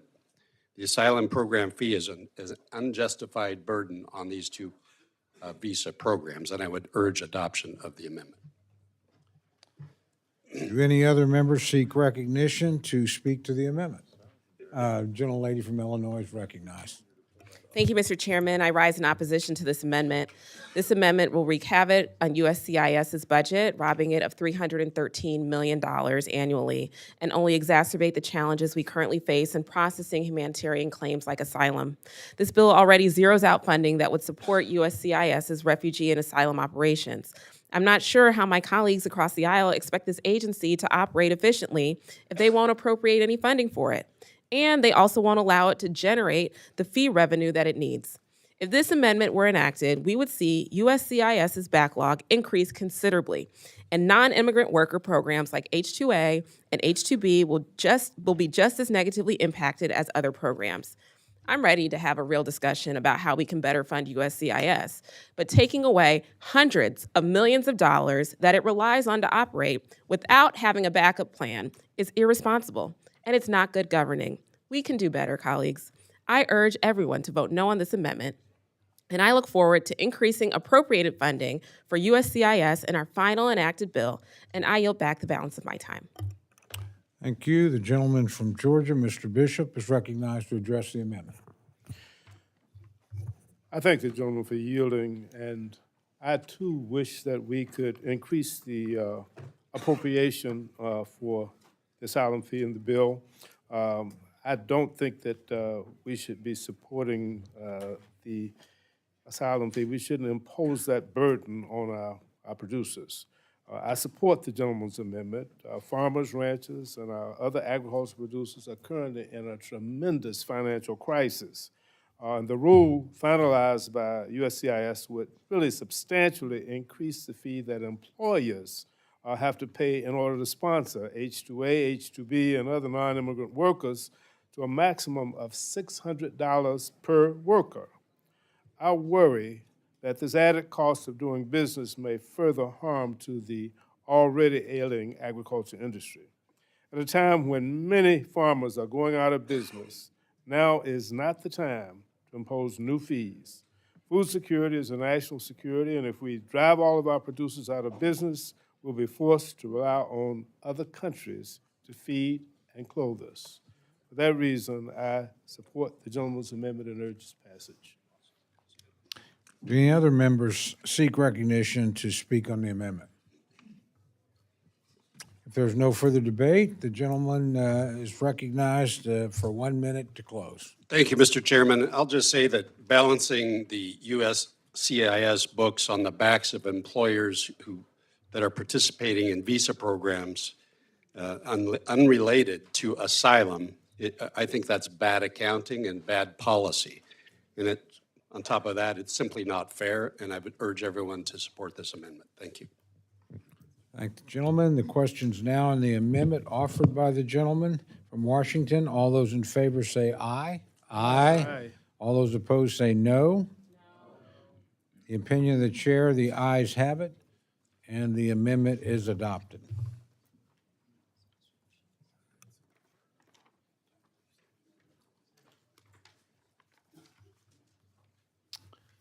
Gentlelady from Florida, Ms. Wasserman Schultz, is recognized for an amendment. Thank you, Mr. Chairman. I'm proud to offer this amendment along with my friend, Mr. Espaillat, that would restore the President's budget request and fully fund the Nonprofit Security Grant Program. Anti-Semitism in our country was already at record levels prior to October 7th. The FBI reported a 37% increase in anti-Semitic hate crimes last year, marking the 5th consecutive year of rising attacks against Jews, who are disproportionate targets for extremists. Since Hamas terrorists' horrific assault on Israelis, prompting even more prevalent conspiracy theories, disinformation, and incitement of violence, anti-Semitic incidents skyrocketed beyond our worst fears. Federal hate crime investigations shot up by 60% since October 7th, and the majority of those cases involved threats against Jews despite being only 2% of the population. FBI Director Wray testified that, quote, "The Jewish community is uniquely targeted by pretty much every terrorist organization across the spectrum. That includes neo-Nazis, white supremacists, and other far-right groups who emerged from the shadows galvanized by extreme rhetoric from the former president and the unfettered spread of hate on social media. ADL data indicates that in the months following October 7th, harassment, vandalism, and assault against Jews increased by over 360%, with nearly 9,000 documented examples in all 50 states. So there is no shortage of need for these critical grants, which fund security enhancements for our nation's nonprofit institutions, including houses of worship and centers of community life. And there's certainly no shortage of demand. Last fiscal year, more than 58% of grant applications went unfunded. In total, $679 million in funds were requested, while Congress appropriated $305 million for the year. 2 years later, with anti-Semitism reaching a crisis point, it is preposterous to think that 2022 funding levels are sufficient for this program in light of the threats that we face. It requires a total suspension of belief to think that allocating $80 million for useless border wall spending in 2029 should take priority over protecting our constituents.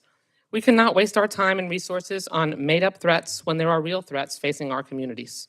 We know the result of failing to provide these spaces with the protection they need. The 2018 Tree of Life shooting, orchestrated by a lone wolf who believed the Great Replacement conspiracy and blamed Jews for migration, killed 11 people and shattered a community. We each have time. We each have time. I visited the site of Tree of Life Synagogue before it was demolished, walking through the scene of the rampage with survivors and family members of victims, many of whom were returning for the first time. It underscored not only our obligation to defend our communities from attacks, but our moral responsibility to avoid dehumanizing migrants and forcefully condemn extremist conspiracies that motivate violence. Similar attacks have targeted historically minority-serving institutions of higher education, including HBCUs like the Edward Waters University in mine and Mr. Rutherford's home state. Communities of all faiths have been devastated by violent extremists, from the 2022 drive-by shooting of a mosque in Indianapolis to the horrific massacre of 9 Black parishioners at the Mother Emanuel Church in Charleston. Faith-based institutions like synagogues are more susceptible to attacks by violent extremists due to their symbolism, perceived lack of security, and accessible locations, according to the National Counterterrorism Center. That's why President Biden, bipartisan members of Congress, and Jewish and faith-based organizations across the country demanded increased funding to minimize harm to religious and nonprofit organizations. And my amendment would fulfill the president's request. This is a chance for my Republican colleagues to reconsider the most responsible use of our limited resources.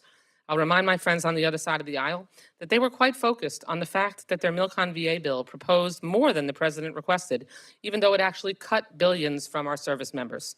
Now it doesn't seem to matter at all to you that you're proposing $80 million less than the president requested for a program that had nearly $300 million in unmet needs last year. After months of non-binding resolutions and self-congratulatory condemnations of anti-Semitism, as long as the anti-Semitism is from the left, this is a golden opportunity to put your money where your mouth is. The fight against anti-Semitism should be bipartisan.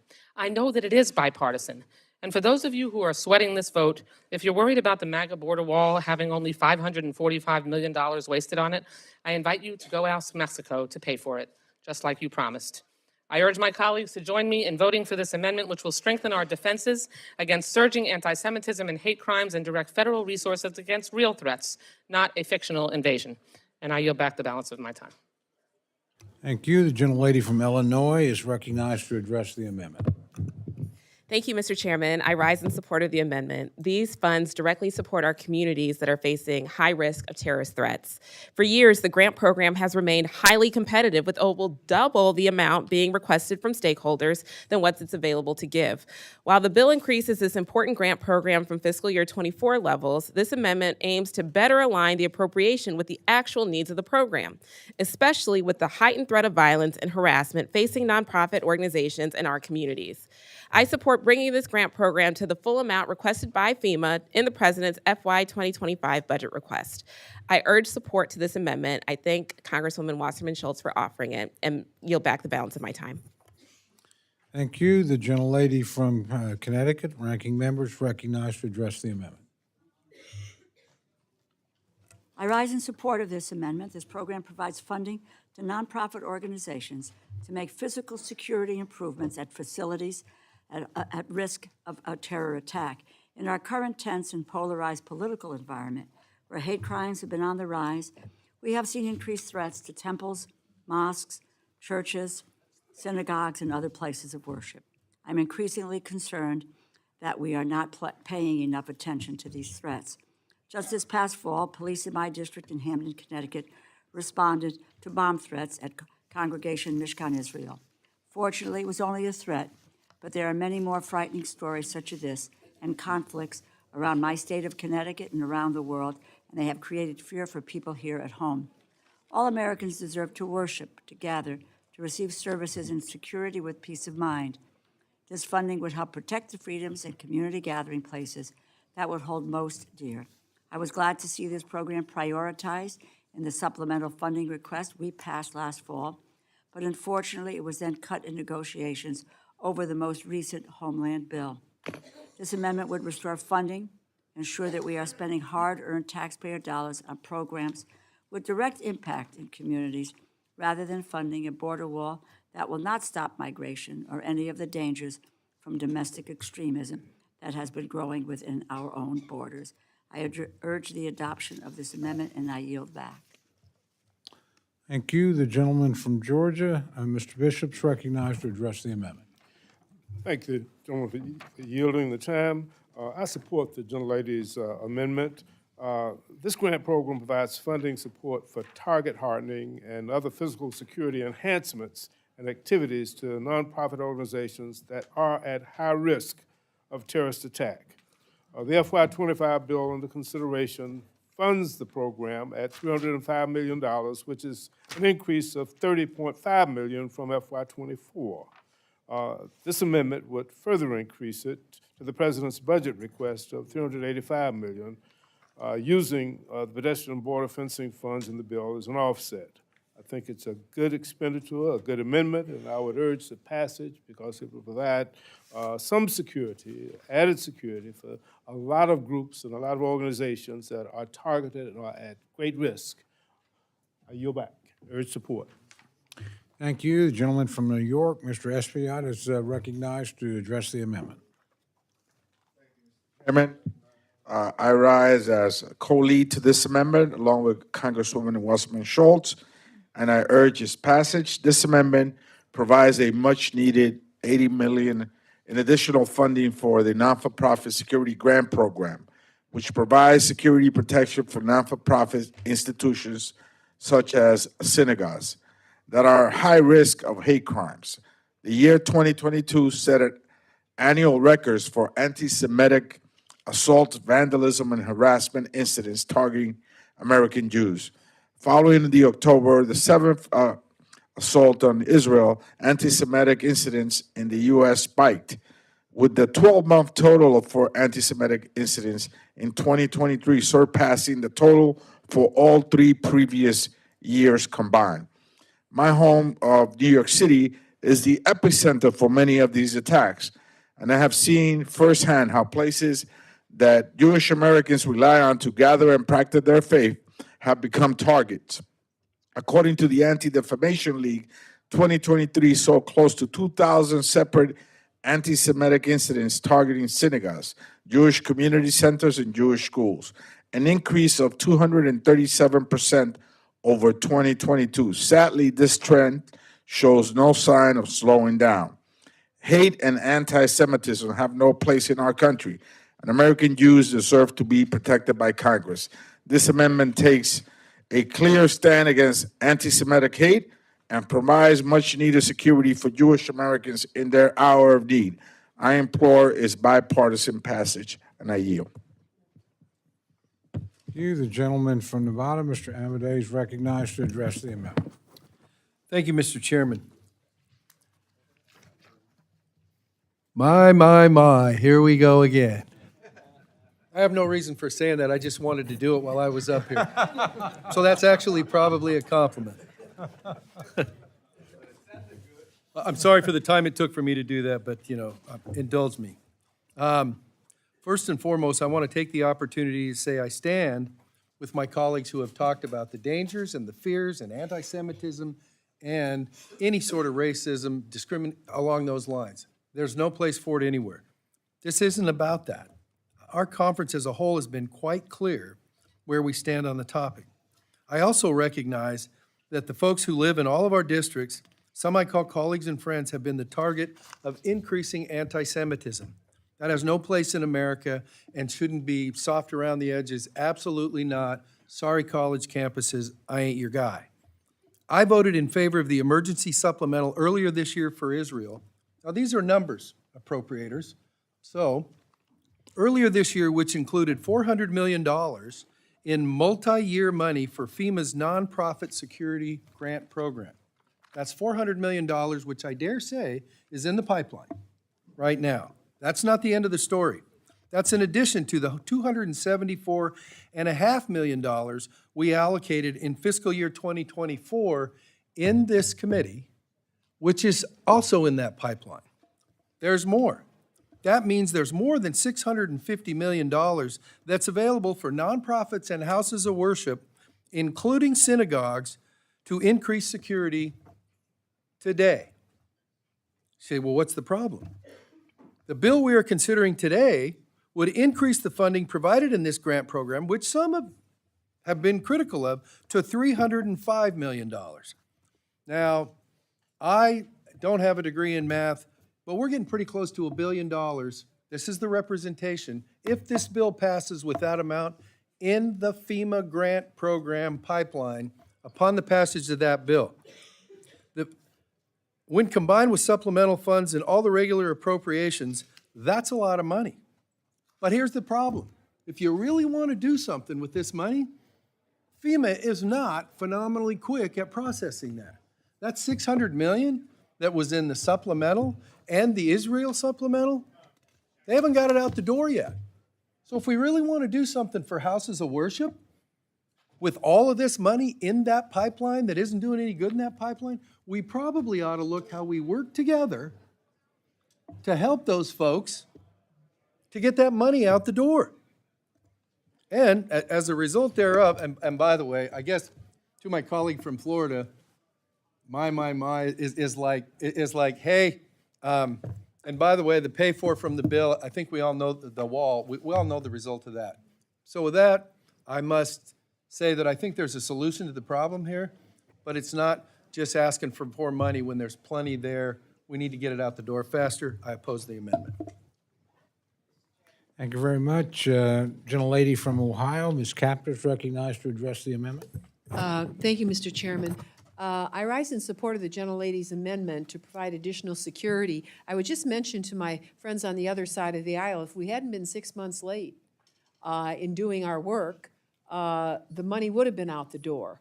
But I can affirm to you that even in Ohio, where we have very diverse people of different faith confessions that are not majority faiths, but minority faiths, this money is needed.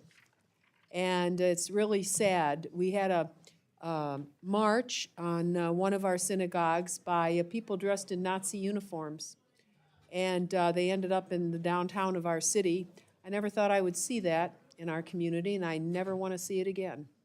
But I can tell you that that is a serious situation also with our Muslim community. Some of the things that have happened to them, and they need more sophisticated security devices. And if folks from FEMA are listening to us, get the money out the door. Hire the people you have. Use some of this money to hire the staff that you need to process the applications. But I can guarantee you the need is there, and I doubt that it will subside this year, sadly. There are some who try to promote division as opposed to unity in this country. With the march in Charlotte, that is a smear on this country in the 21st century. Sad to say, the gentleman who drove the car that killed the young woman in that situation drove from my district, but he really wasn't from our district. He'd come from the Kentucky area, West Virginia, Kentucky. We're not quite sure who he was, but he was only in our community a short time. So there are militias out there that are listening to the internet and cooperating in ways that are completely illegal and un-American. So I support the gentlelady's amendment and urge support. Thank you. Gentlelady from Florida, Ms. Frankel, is recognized to address the amendment. Well, you know, I have to double down on that, my. I know there's something we all agree on, and that is freedom of religion is a fundamental right. It's guaranteed by our Constitution. And I just want you to know that it is terrifying to sit in temples today waiting for someone to come in and shoot your rabbi and kill the congregation. And I yield back. Gentleman from Georgia, Mr. Clyde, is recognized to address the amendment. Thank you. I rise not in support of this amendment, against this amendment, and in support of what our chairman, Mr. Amade, has said. I think what needs to be discussed a little more is the offset here, and that's a reduction in border wall funding. We don't need to be reducing border wall funding. The number one crisis in our nation right now is an open southern border. And the fact that we don't have a border wall, the fact that the current administration has reduced funding up for that border wall and has ceased completion of that border wall is the primary problem here. So this is not something we need to be doing, is reducing funding for the border wall and using it as a pay-for. So for that reason alone, we should oppose this amendment, and I yield back. Do any other members seek recognition to speak on the amendment? Seeing, if there's no further debate, and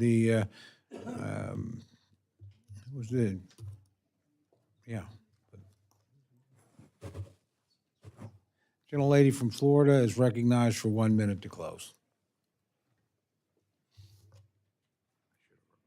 I think we need to be very clear that the $160 million to which the chairman referred was emergency funding. It's very evident that the crisis in the Jewish community with attacks on our centers, on our synagogues, is an emergency.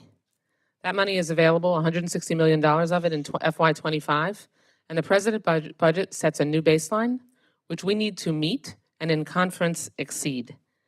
When I'm home speaking with Jewish leaders in my community, people are anxious about what's going to happen, exactly what Ms. Frankel said.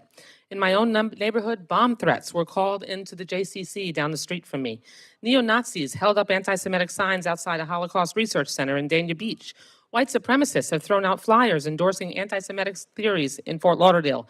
The Jewish community is under siege, and it is absolutely outrageous that we are quibbling over whether we build a border wall or whether we make sure that we keep people safe in their houses and centers of worship. I know where my priorities are. You have an opportunity right now to show us where yours are. I yield back and I urge the support of my amendment. Questions now on the amendment offered by the gentlelady from Florida. All those in favor say aye. Aye. All those opposed say no. No. The opinion of the chair, the noes have it. Roll call has been requested.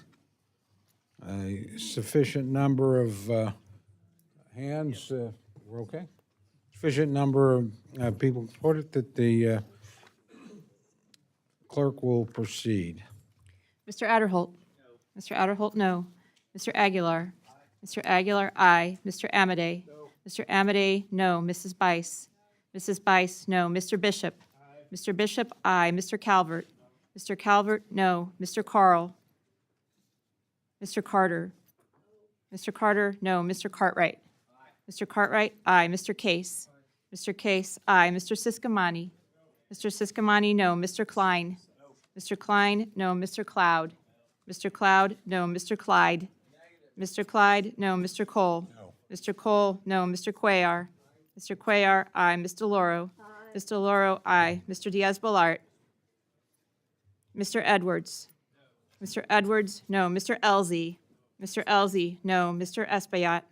Mr. Espaillat, aye. Mr. Fleischman? No. Mr. Fleischman, no. Ms. Frankel? Ms. Frankel, aye. Mr. Franklin? Mr. Franklin, no. Mr. Garcia? Mr. Garcia, no. Mr. Gonzalez? Mr. Gonzalez, no. Ms. Granger?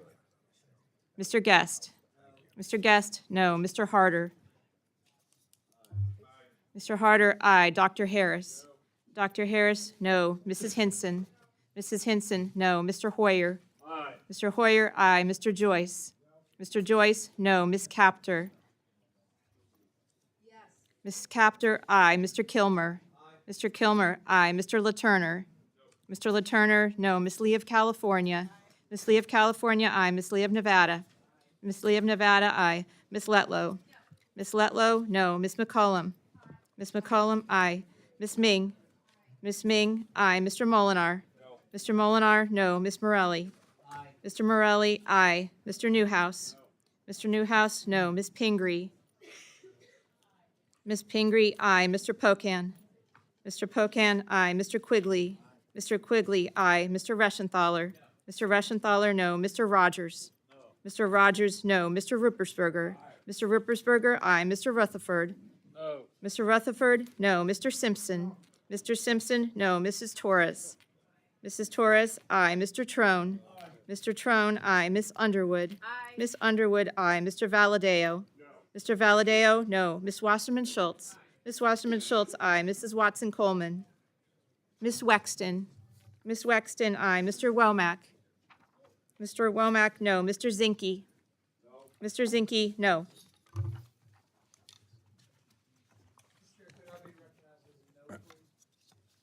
Mr. Carl, no. There are others? Gentleman from Florida? Mr. Diaz-Balart, no.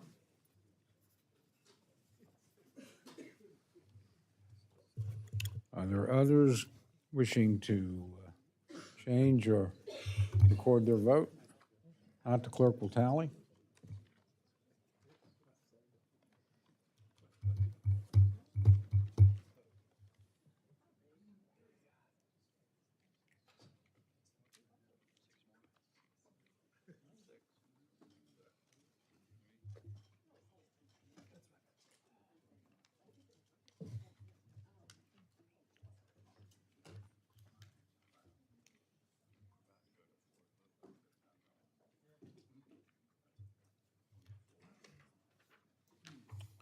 On this vote, there are 26 ayes, and the noes are 33. The amendment is not adopted. Before we go on, I will just let everybody know we have about 6 amendments to go. So with that, Mr. Gonzalez is recognized for an amendment. Mr. Chairman, I have an amendment at the desk. The clerk will read the amendment Mr. Chairman, I request a reading be dispensed with. without objection. The gentleman is recognized to present his amendment. Thank you, Chairman. It's very clear that we have a border crisis on the horizon. It's spreading throughout the country. If you speak with the experts in this field in ICE, they will give you a couple of opportunities to fix this, and this was exactly what my amendment does. One is repatriation flights. If we want to get this border crisis under control, ICE needs to have not only the resources, but also the prioritization to increase the number of repatriation flights back to the folks' country of origin. The second part is information sharing.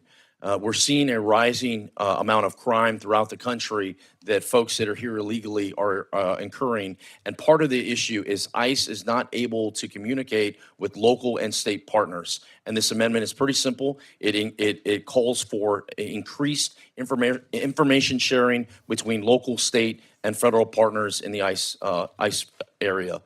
With that, Mr. Chairman, I yield back. Thank you. Do any other members seek to a recognition to speak to the amendment? Gentlelady from Illinois is recognized. Thank you, Mr. Chairman. I rise in opposition to this amendment. Localities should not be unnecessarily monitored and vilified for making community policing choices that are in the best interest of public safety. This is especially true when they are forced to make decisions about whether to focus their limited resources on addressing dangerous criminal activity in their jurisdictions or to enforce federal civil immigration law. Further, police must have the flexibility to build the trust and confidence they need in order to fight the real crime they face and to protect their communities. This should be local law enforcement's #1 priority. Victims and witnesses won't come forward if they fear that police officers are also acting as immigration enforcement agents. Police departments will struggle to build relationships with vulnerable communities, protect victims, and fight criminal activity if they are perceived to also be serving as an immigration enforcement agency. I understand that this is just report language, but even still, it's misguided. ICE is not the oversight agency for local law enforcement, and we certainly should not ask them to be. I will vote no, and I encourage my colleagues to do the same. I yield back. Do other members seek recognition to speak on the amendment?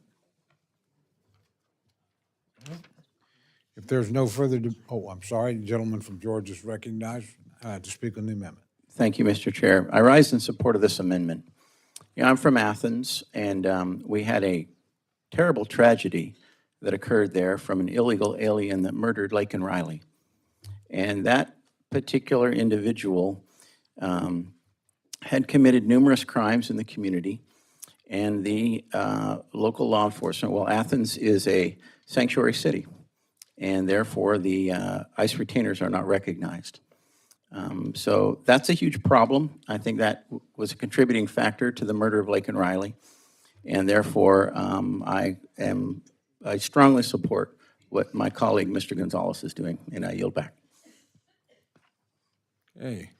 Again, are there any further amendments, or any further members seeking to address the amendment?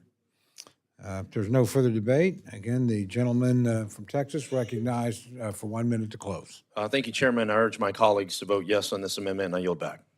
Thank you. Questions now on the amendment offered by the gentleman from Texas. All those in favor say aye. Aye. All those opposed say no. In the opinion of the chair, the ayes have it, and the amendment is adopted. Okay. Gentleman from Texas, Mr. Cuellar, is recognized for an amendment. Mr. Chairman, I have an amendment at the desk. Clerk will read the amendment I would ask that we dispense with. without objection. Gentleman is recognized to explain his amendment. Mr. Chairman, I will ask for a voice vote on this, and if the majority decides to turn this amendment down because of the wall, I would ask you to think about what I'm about to say, and if you talk to your staffers, Paul and Bob, they will tell you that when we look at the attrition rate, here we're talking about the men and women in blue. My amendment deals with the amendment with men and women in blue, but the men and women in green, both of them are going to have, they have attrition rates right now that sometimes it's hard to even hire people by the time they're leaving.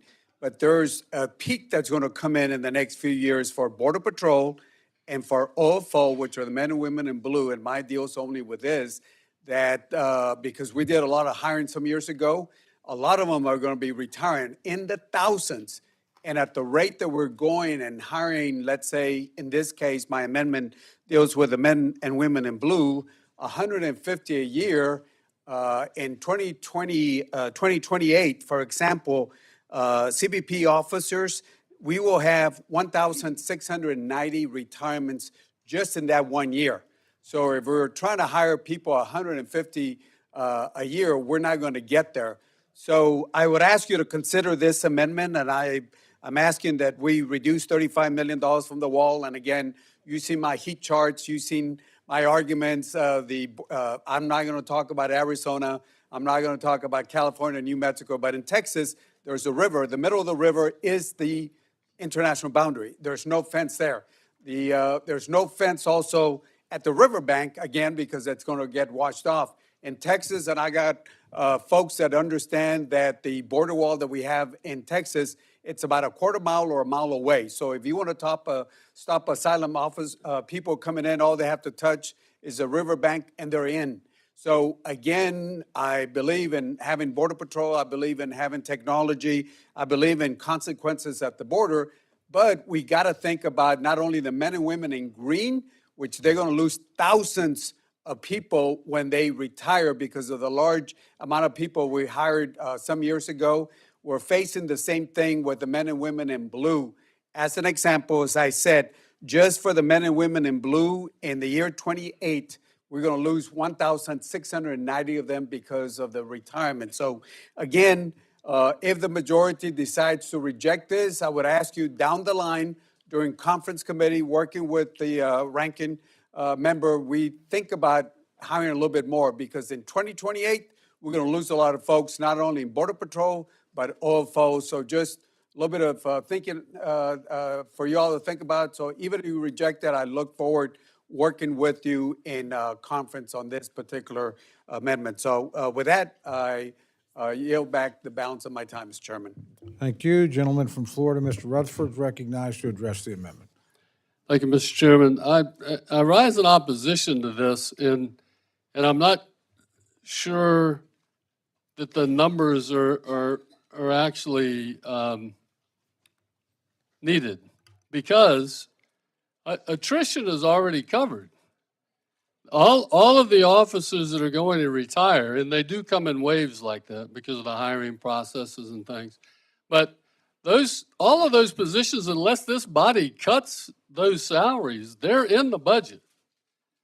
So I don't know why attrition would be an issue.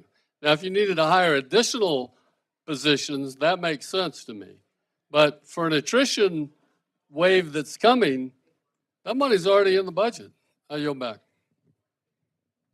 Thank you. Gentlelady from Illinois is recognized to address the amendment. Thank you, Mr. Chairman. I support this amendment. CBP officers are crucial to the vitality of the U.S. economy, ensuring legitimate trade and travel can safely traverse our borders. Continued annual growth in both trade and travel, coupled with new requirements such as outbound enforcement inspections, targeting transnational criminal organizations, illicit operations, only exacerbates the workload requirements on an already strained workforce. With a retirement surge on the horizon, we need to begin investing in these new hires now to ensure a smooth transition from a tenured and knowledgeable workforce to the next generation. More CBP officers translate to shorter wait times for land, air, and sea passengers. More CBP officers translate to the smoother and expeditious flow of international commerce. We should have a united front in the investment of these personnel and understand the importance and return on investment that these positions have on our U.S. economy. CBP is the second largest source of revenue to our country, and understaffing CBP officers only leaves our country vulnerable to losing billions of dollars in future revenue. We hear so much about our country's debt. Well, here is a wise investment other than the $35 million to buy a few miles of border wall. I urge you to vote for the gentleman's amendment, and I thank Mr. Cuellar for offering it. I support this amendment, and I yield back. Are there any other members who seek recognition to speak on the amendment? There is no further debate, then the gentleman is recognized to close. Let me just say this. I can't speak for your district, but I'll tell you my district. We handle 17,000 trailers a day. And if you want to stop fentanyl, and each of those trailers are coming in, and if you want to keep trade moving, because that has an impact everywhere else, just imagine if you're handling 17,000 trailers a day. What passes through just Laredo, and you line up the trucks, just line them up. In 1 year, they will go around the world 3.4 times. And that's only just trade. And trade is in the Laredo area. We're about to go from 8 lanes to 18 lanes. Laredo's the largest port in the whole country, bigger than LA, bigger than anywhere else. And that's only Laredo. So imagine what's happening in other ports of that. So if you want to keep trade moving, and if you want to stop fentanyl, and if you want to stop the bad things from coming in, you need to keep up with the attrition and hire with the growth that we're having, especially now that Mexico is the #1 partner. So with that, again, I'll let the majority decide what they want to do, but I would ask the chairman to work with us during conference committee if we come up with some extra money down the line. Thank you. I yield back. Questions now on the amendment offered by the gentleman from Texas. All those in favor say aye. Aye. Those opposed say no. No. Opinion of the chair, the noes have it, and the amendment's not agreed to.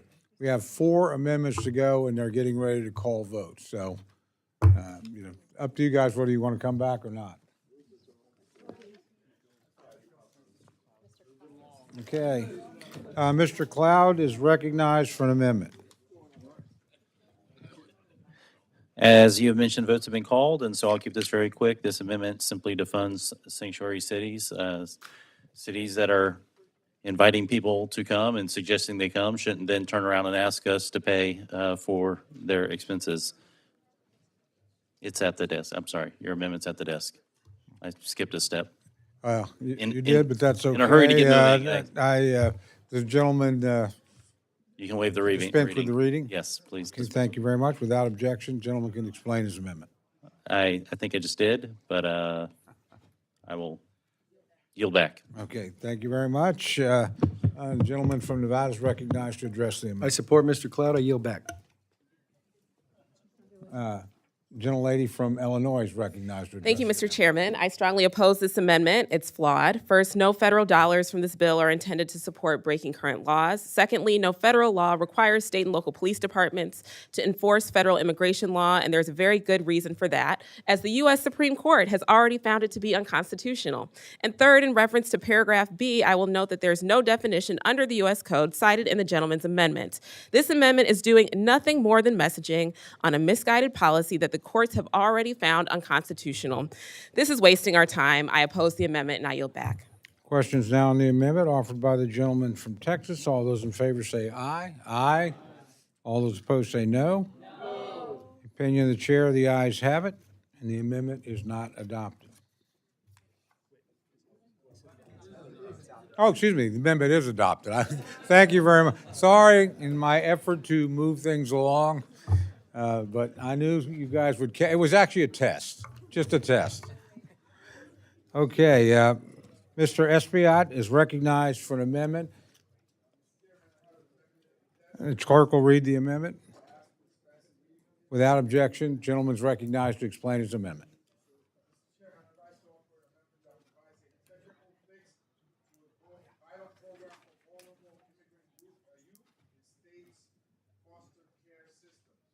In 1990, Congress created a special immigrant juvenile status to provide a path to green cards for vulnerable immigrant youth.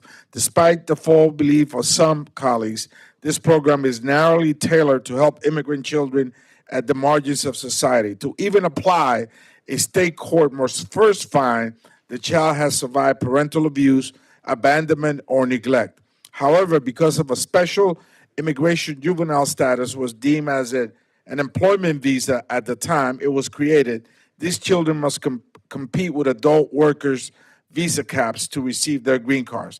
This is unfair and is a clear design flaw of the program. Last year, the green card backlog for a special immigrant juvenile was 81,000 children. This year, without relief from the amendment, this backlog will rise to 130,000. The consequences are thousands of neglected children who have been waiting for years in foster care, needlessly fearing deportation. My amendment exempts these children from employment visa caps, ending the backlog and making more employment visas available to true employment-based applicants as Congress intended. At this point, Mr. Chairman, my hope is that the committee will soon realize that this needs to change. I will be withdrawing the amendment, and I yield back.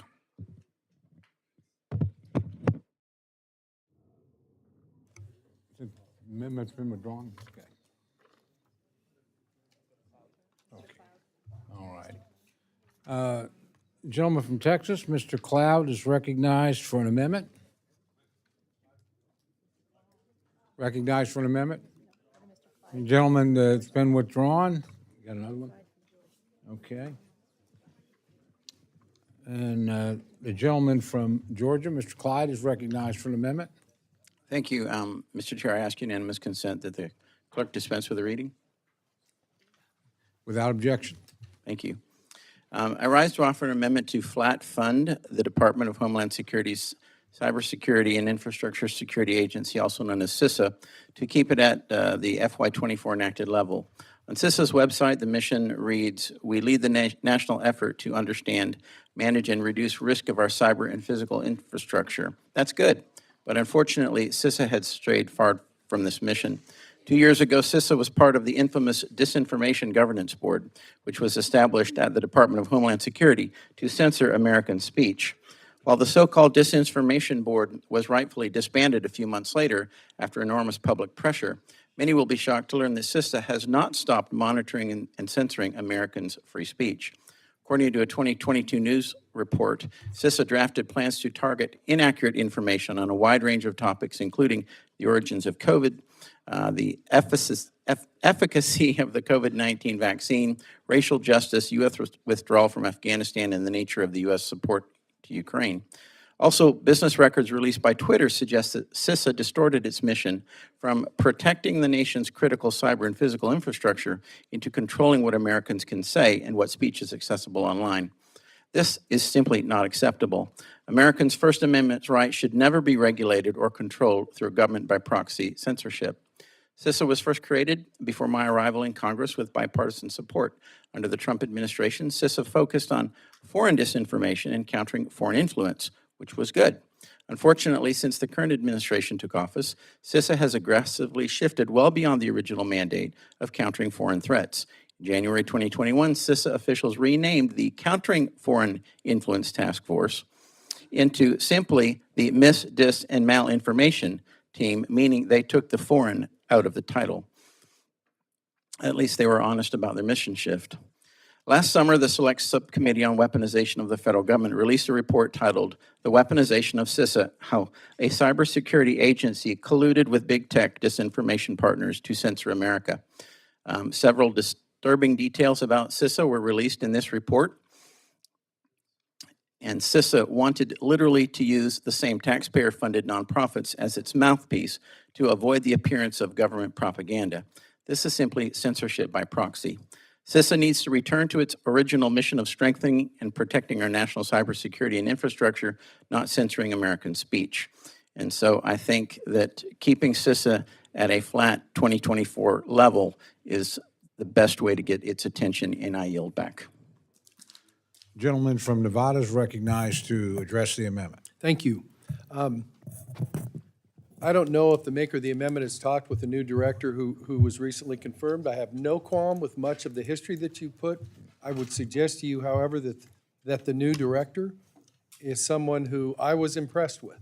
It doesn't mean you should vote one way or the other on the thing, but if you're willing to work with something that's more tailored instead of just at what those abuses were, but I oppose the amendment because I think it's an awful time when so much of the work is done to counter overseas stuff with our utilities, our transportation, all that stuff. You guys all know that this is not a good time to do a one-size-fits-all.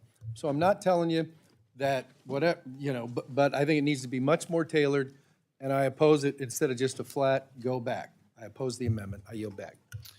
Gentlelady from Illinois is recognized to address the amendment. Thank you, Mr. Chairman. I also rise in opposition to this amendment. Instead of discussing cuts to our cybersecurity agency, CISA, we should be actually discussing how to invest more. We cannot continue to play these political games. We don't have the luxury of doing it if we want to be serious about staying ahead of our adversaries. And given what we know, we should be serious. We have all been warned about the clear intentions of the People's Republic of China, that it considers every sector that makes our society run as fair game in its bid to dominate on the world stage. The FBI director told us that PRC's plan is to land low blows against civilian infrastructure to try to induce panic and break America's will to resist. And they're not alone in their plans to use cyber and other capabilities to threaten our national security, our economy, and frankly, our way of life. Now, I assure you, our adversaries are not holding back on their investments, and they are not playing by the same rules. We have unfortunately already seen their capabilities and the kinds of disruptions and destruction they intend to cause to the United States and our allies. It is really unspeakable that we are having a debate right now about cutting our premier cyber defense capabilities. Now is not the time to reduce our ability to defend our nation's cybersecurity posture. We should be investing in it. I urge you to vote no on this amendment and yield back the balance of my time. Do any other members seek recognition to speak on the amendment? If there's no further debate, the gentleman is recognized for 1 minute to close. Thank you, Mr. Chair. I guess in Congress, this is the only place where the reduction of an increase is considered a cut. It's not. It's simply flat funding back to FY24 funding levels. In my short time in Congress, I've learned that the only thing that gets an agency's attention in Washington is funding. So flat funding CISA is simply putting them on notice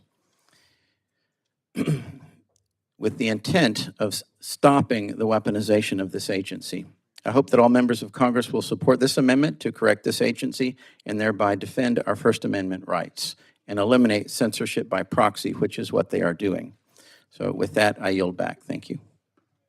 Thank you. The question's now on the amendment offered by the gentleman from Georgia. All those in favor say aye. Aye. All those opposed say no. No. Opinion of the chair, the noes have it. Recorded vote has been requested. There's sufficient number of seconds.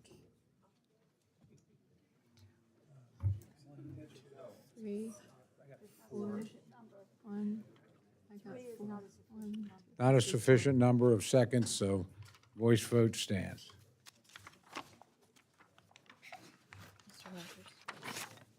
I'm really proud of you. That was the last amendment. Give yourselves a hand and thank Mr. Amadei for sparing us an opening statement. Seeing no further amendments, I now recognize Chairman Rogers for the purpose of the motion. Mr. Chairman, I move to favorably report the fiscal year 2025 Homeland Security Appropriations Bill to the House. Questions now on the motion to favorably report the fiscal year 2025 Homeland Security Appropriations Bill to the House. All those in favor say aye. Aye. All those opposed say no. No. Opinion of the chair, the ayes have it. Recorded vote has been requested. Sufficient number of hands being raised. The clerk will call the roll. Mr. Adderholt. Aye. Mr. Adderholt, aye. Mr. Aguilar. Mr. Aguilar, no. Mr. Amadei. Yes. Mr. Amadei, aye. Mrs. Bice. Mrs. Bice, aye. Mr. Bishop. Mr. Bishop, no. Mr. Calvert. Aye. Mr. Calvert, aye. Mr. Carl. Aye. Mr. Carl, aye. Mr. Carter. Mr. Carter, aye. Mr. Cartwright. No. Mr. Cartwright, no. Mr. Case. Mr. Case, no. Mr. Siscomani. Mr. Siscomani, aye. Mr. Klein. Mr. Klein, aye. Mr. Cloud. Mr. Cloud, aye. Mr. Clyde. Mr. Clyde, aye. Mr. Cole. Aye. Mr. Cole, aye. Mr. Cuellar. Mr. Cuellar, no. Ms. DeLauro. Ms. DeLauro. No. Ms. DeLauro, no. Mr. Diaz-Balart. Aye. Mr. Diaz-Balart, aye. Mr. Edwards. Aye. Mr. Edwards, aye. Mr. Elzey. Aye. Mr. Elzey, aye. Mr. Espaillat. Mr. Espaillat, no. Mr. Fleischman. Aye. Mr. Fleischman, aye. Ms. Frankel. Ms. Frankel, no. Mr. Franklin. Mr. Franklin, aye. Mr. Garcia. Mr. Garcia, aye. Mr. Gonzalez. Mr. Gonzalez, aye. Ms. Granger. Mr. Guest. Mr. Guest, aye. Mr. Harder. Mr. Harder, no. Dr. Harris. Dr. Harris, aye. Mrs. Hinson. Mrs. Hinson, aye. Mr. Hoyer. Mr. Hoyer, no. Mr. Joyce. Mr. Joyce, aye. Ms. Captor. Ms. Captor, no. Mr. Kilmer. Mr. Kilmer, no. Mr. LaTurner. Mr. LaTurner, aye. Miss Lee of California. Miss Lee of California, no. Miss Lee of Nevada. Miss Lee of Nevada, no. Miss Letlow. Miss Letlow, aye. Miss McCullum. Miss McCullum, no. Miss Ming. Miss Ming, no. Mr. Molinar. Mr. Molinar, aye. Miss Morelli. Mr. Morelli, no. Mr. Newhouse. Mr. Newhouse, aye. Miss Pingree. Miss Pingree, no. Mr. Pocan. Mr. Pocan, no. Mr. Quigley. Mr. Quigley, no. Mr. Reschenthaler. Mr. Reschenthaler, aye. Mr. Rogers. Aye. Mr. Rogers, aye. Mr. Rupersberger. Chairman. Mr. Rupersberger, no. Mr. Rutherford. Mr. Rutherford, aye. Mr. Simpson. Mr. Simpson, aye. Mrs. Torres. No doubt. Mrs. Torres. Mrs. Torres, no. Mr. Trone. Mr. Trone, no. Miss Underwood. Miss Underwood, no. Mr. Valadeo. Mr. Valadeo, aye. Miss Wasserman Schultz. Miss Wasserman Schultz, no. Mrs. Watson Coleman. Miss Wexton. Miss Wexton, no. Mr. Womack. Mr. Womack, aye. Mr. Zinke. Mr. Zinke, aye.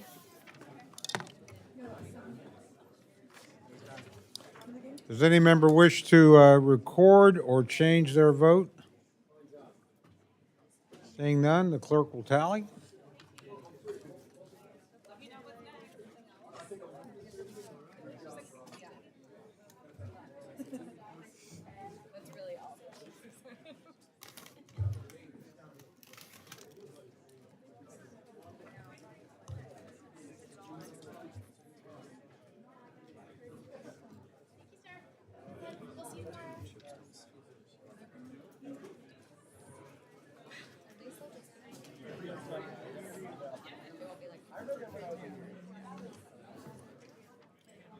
Okay, on this vote, the ayes are 33, the nays are 26. Yeah, The motion's agreed to. I ask unanimous consent that staff be permitted to make technical and conforming changes to the bill and to the report just approved. Seeing no objection, so ordered. Without objection, so ordered. There being no further business, the committee stands adjourned.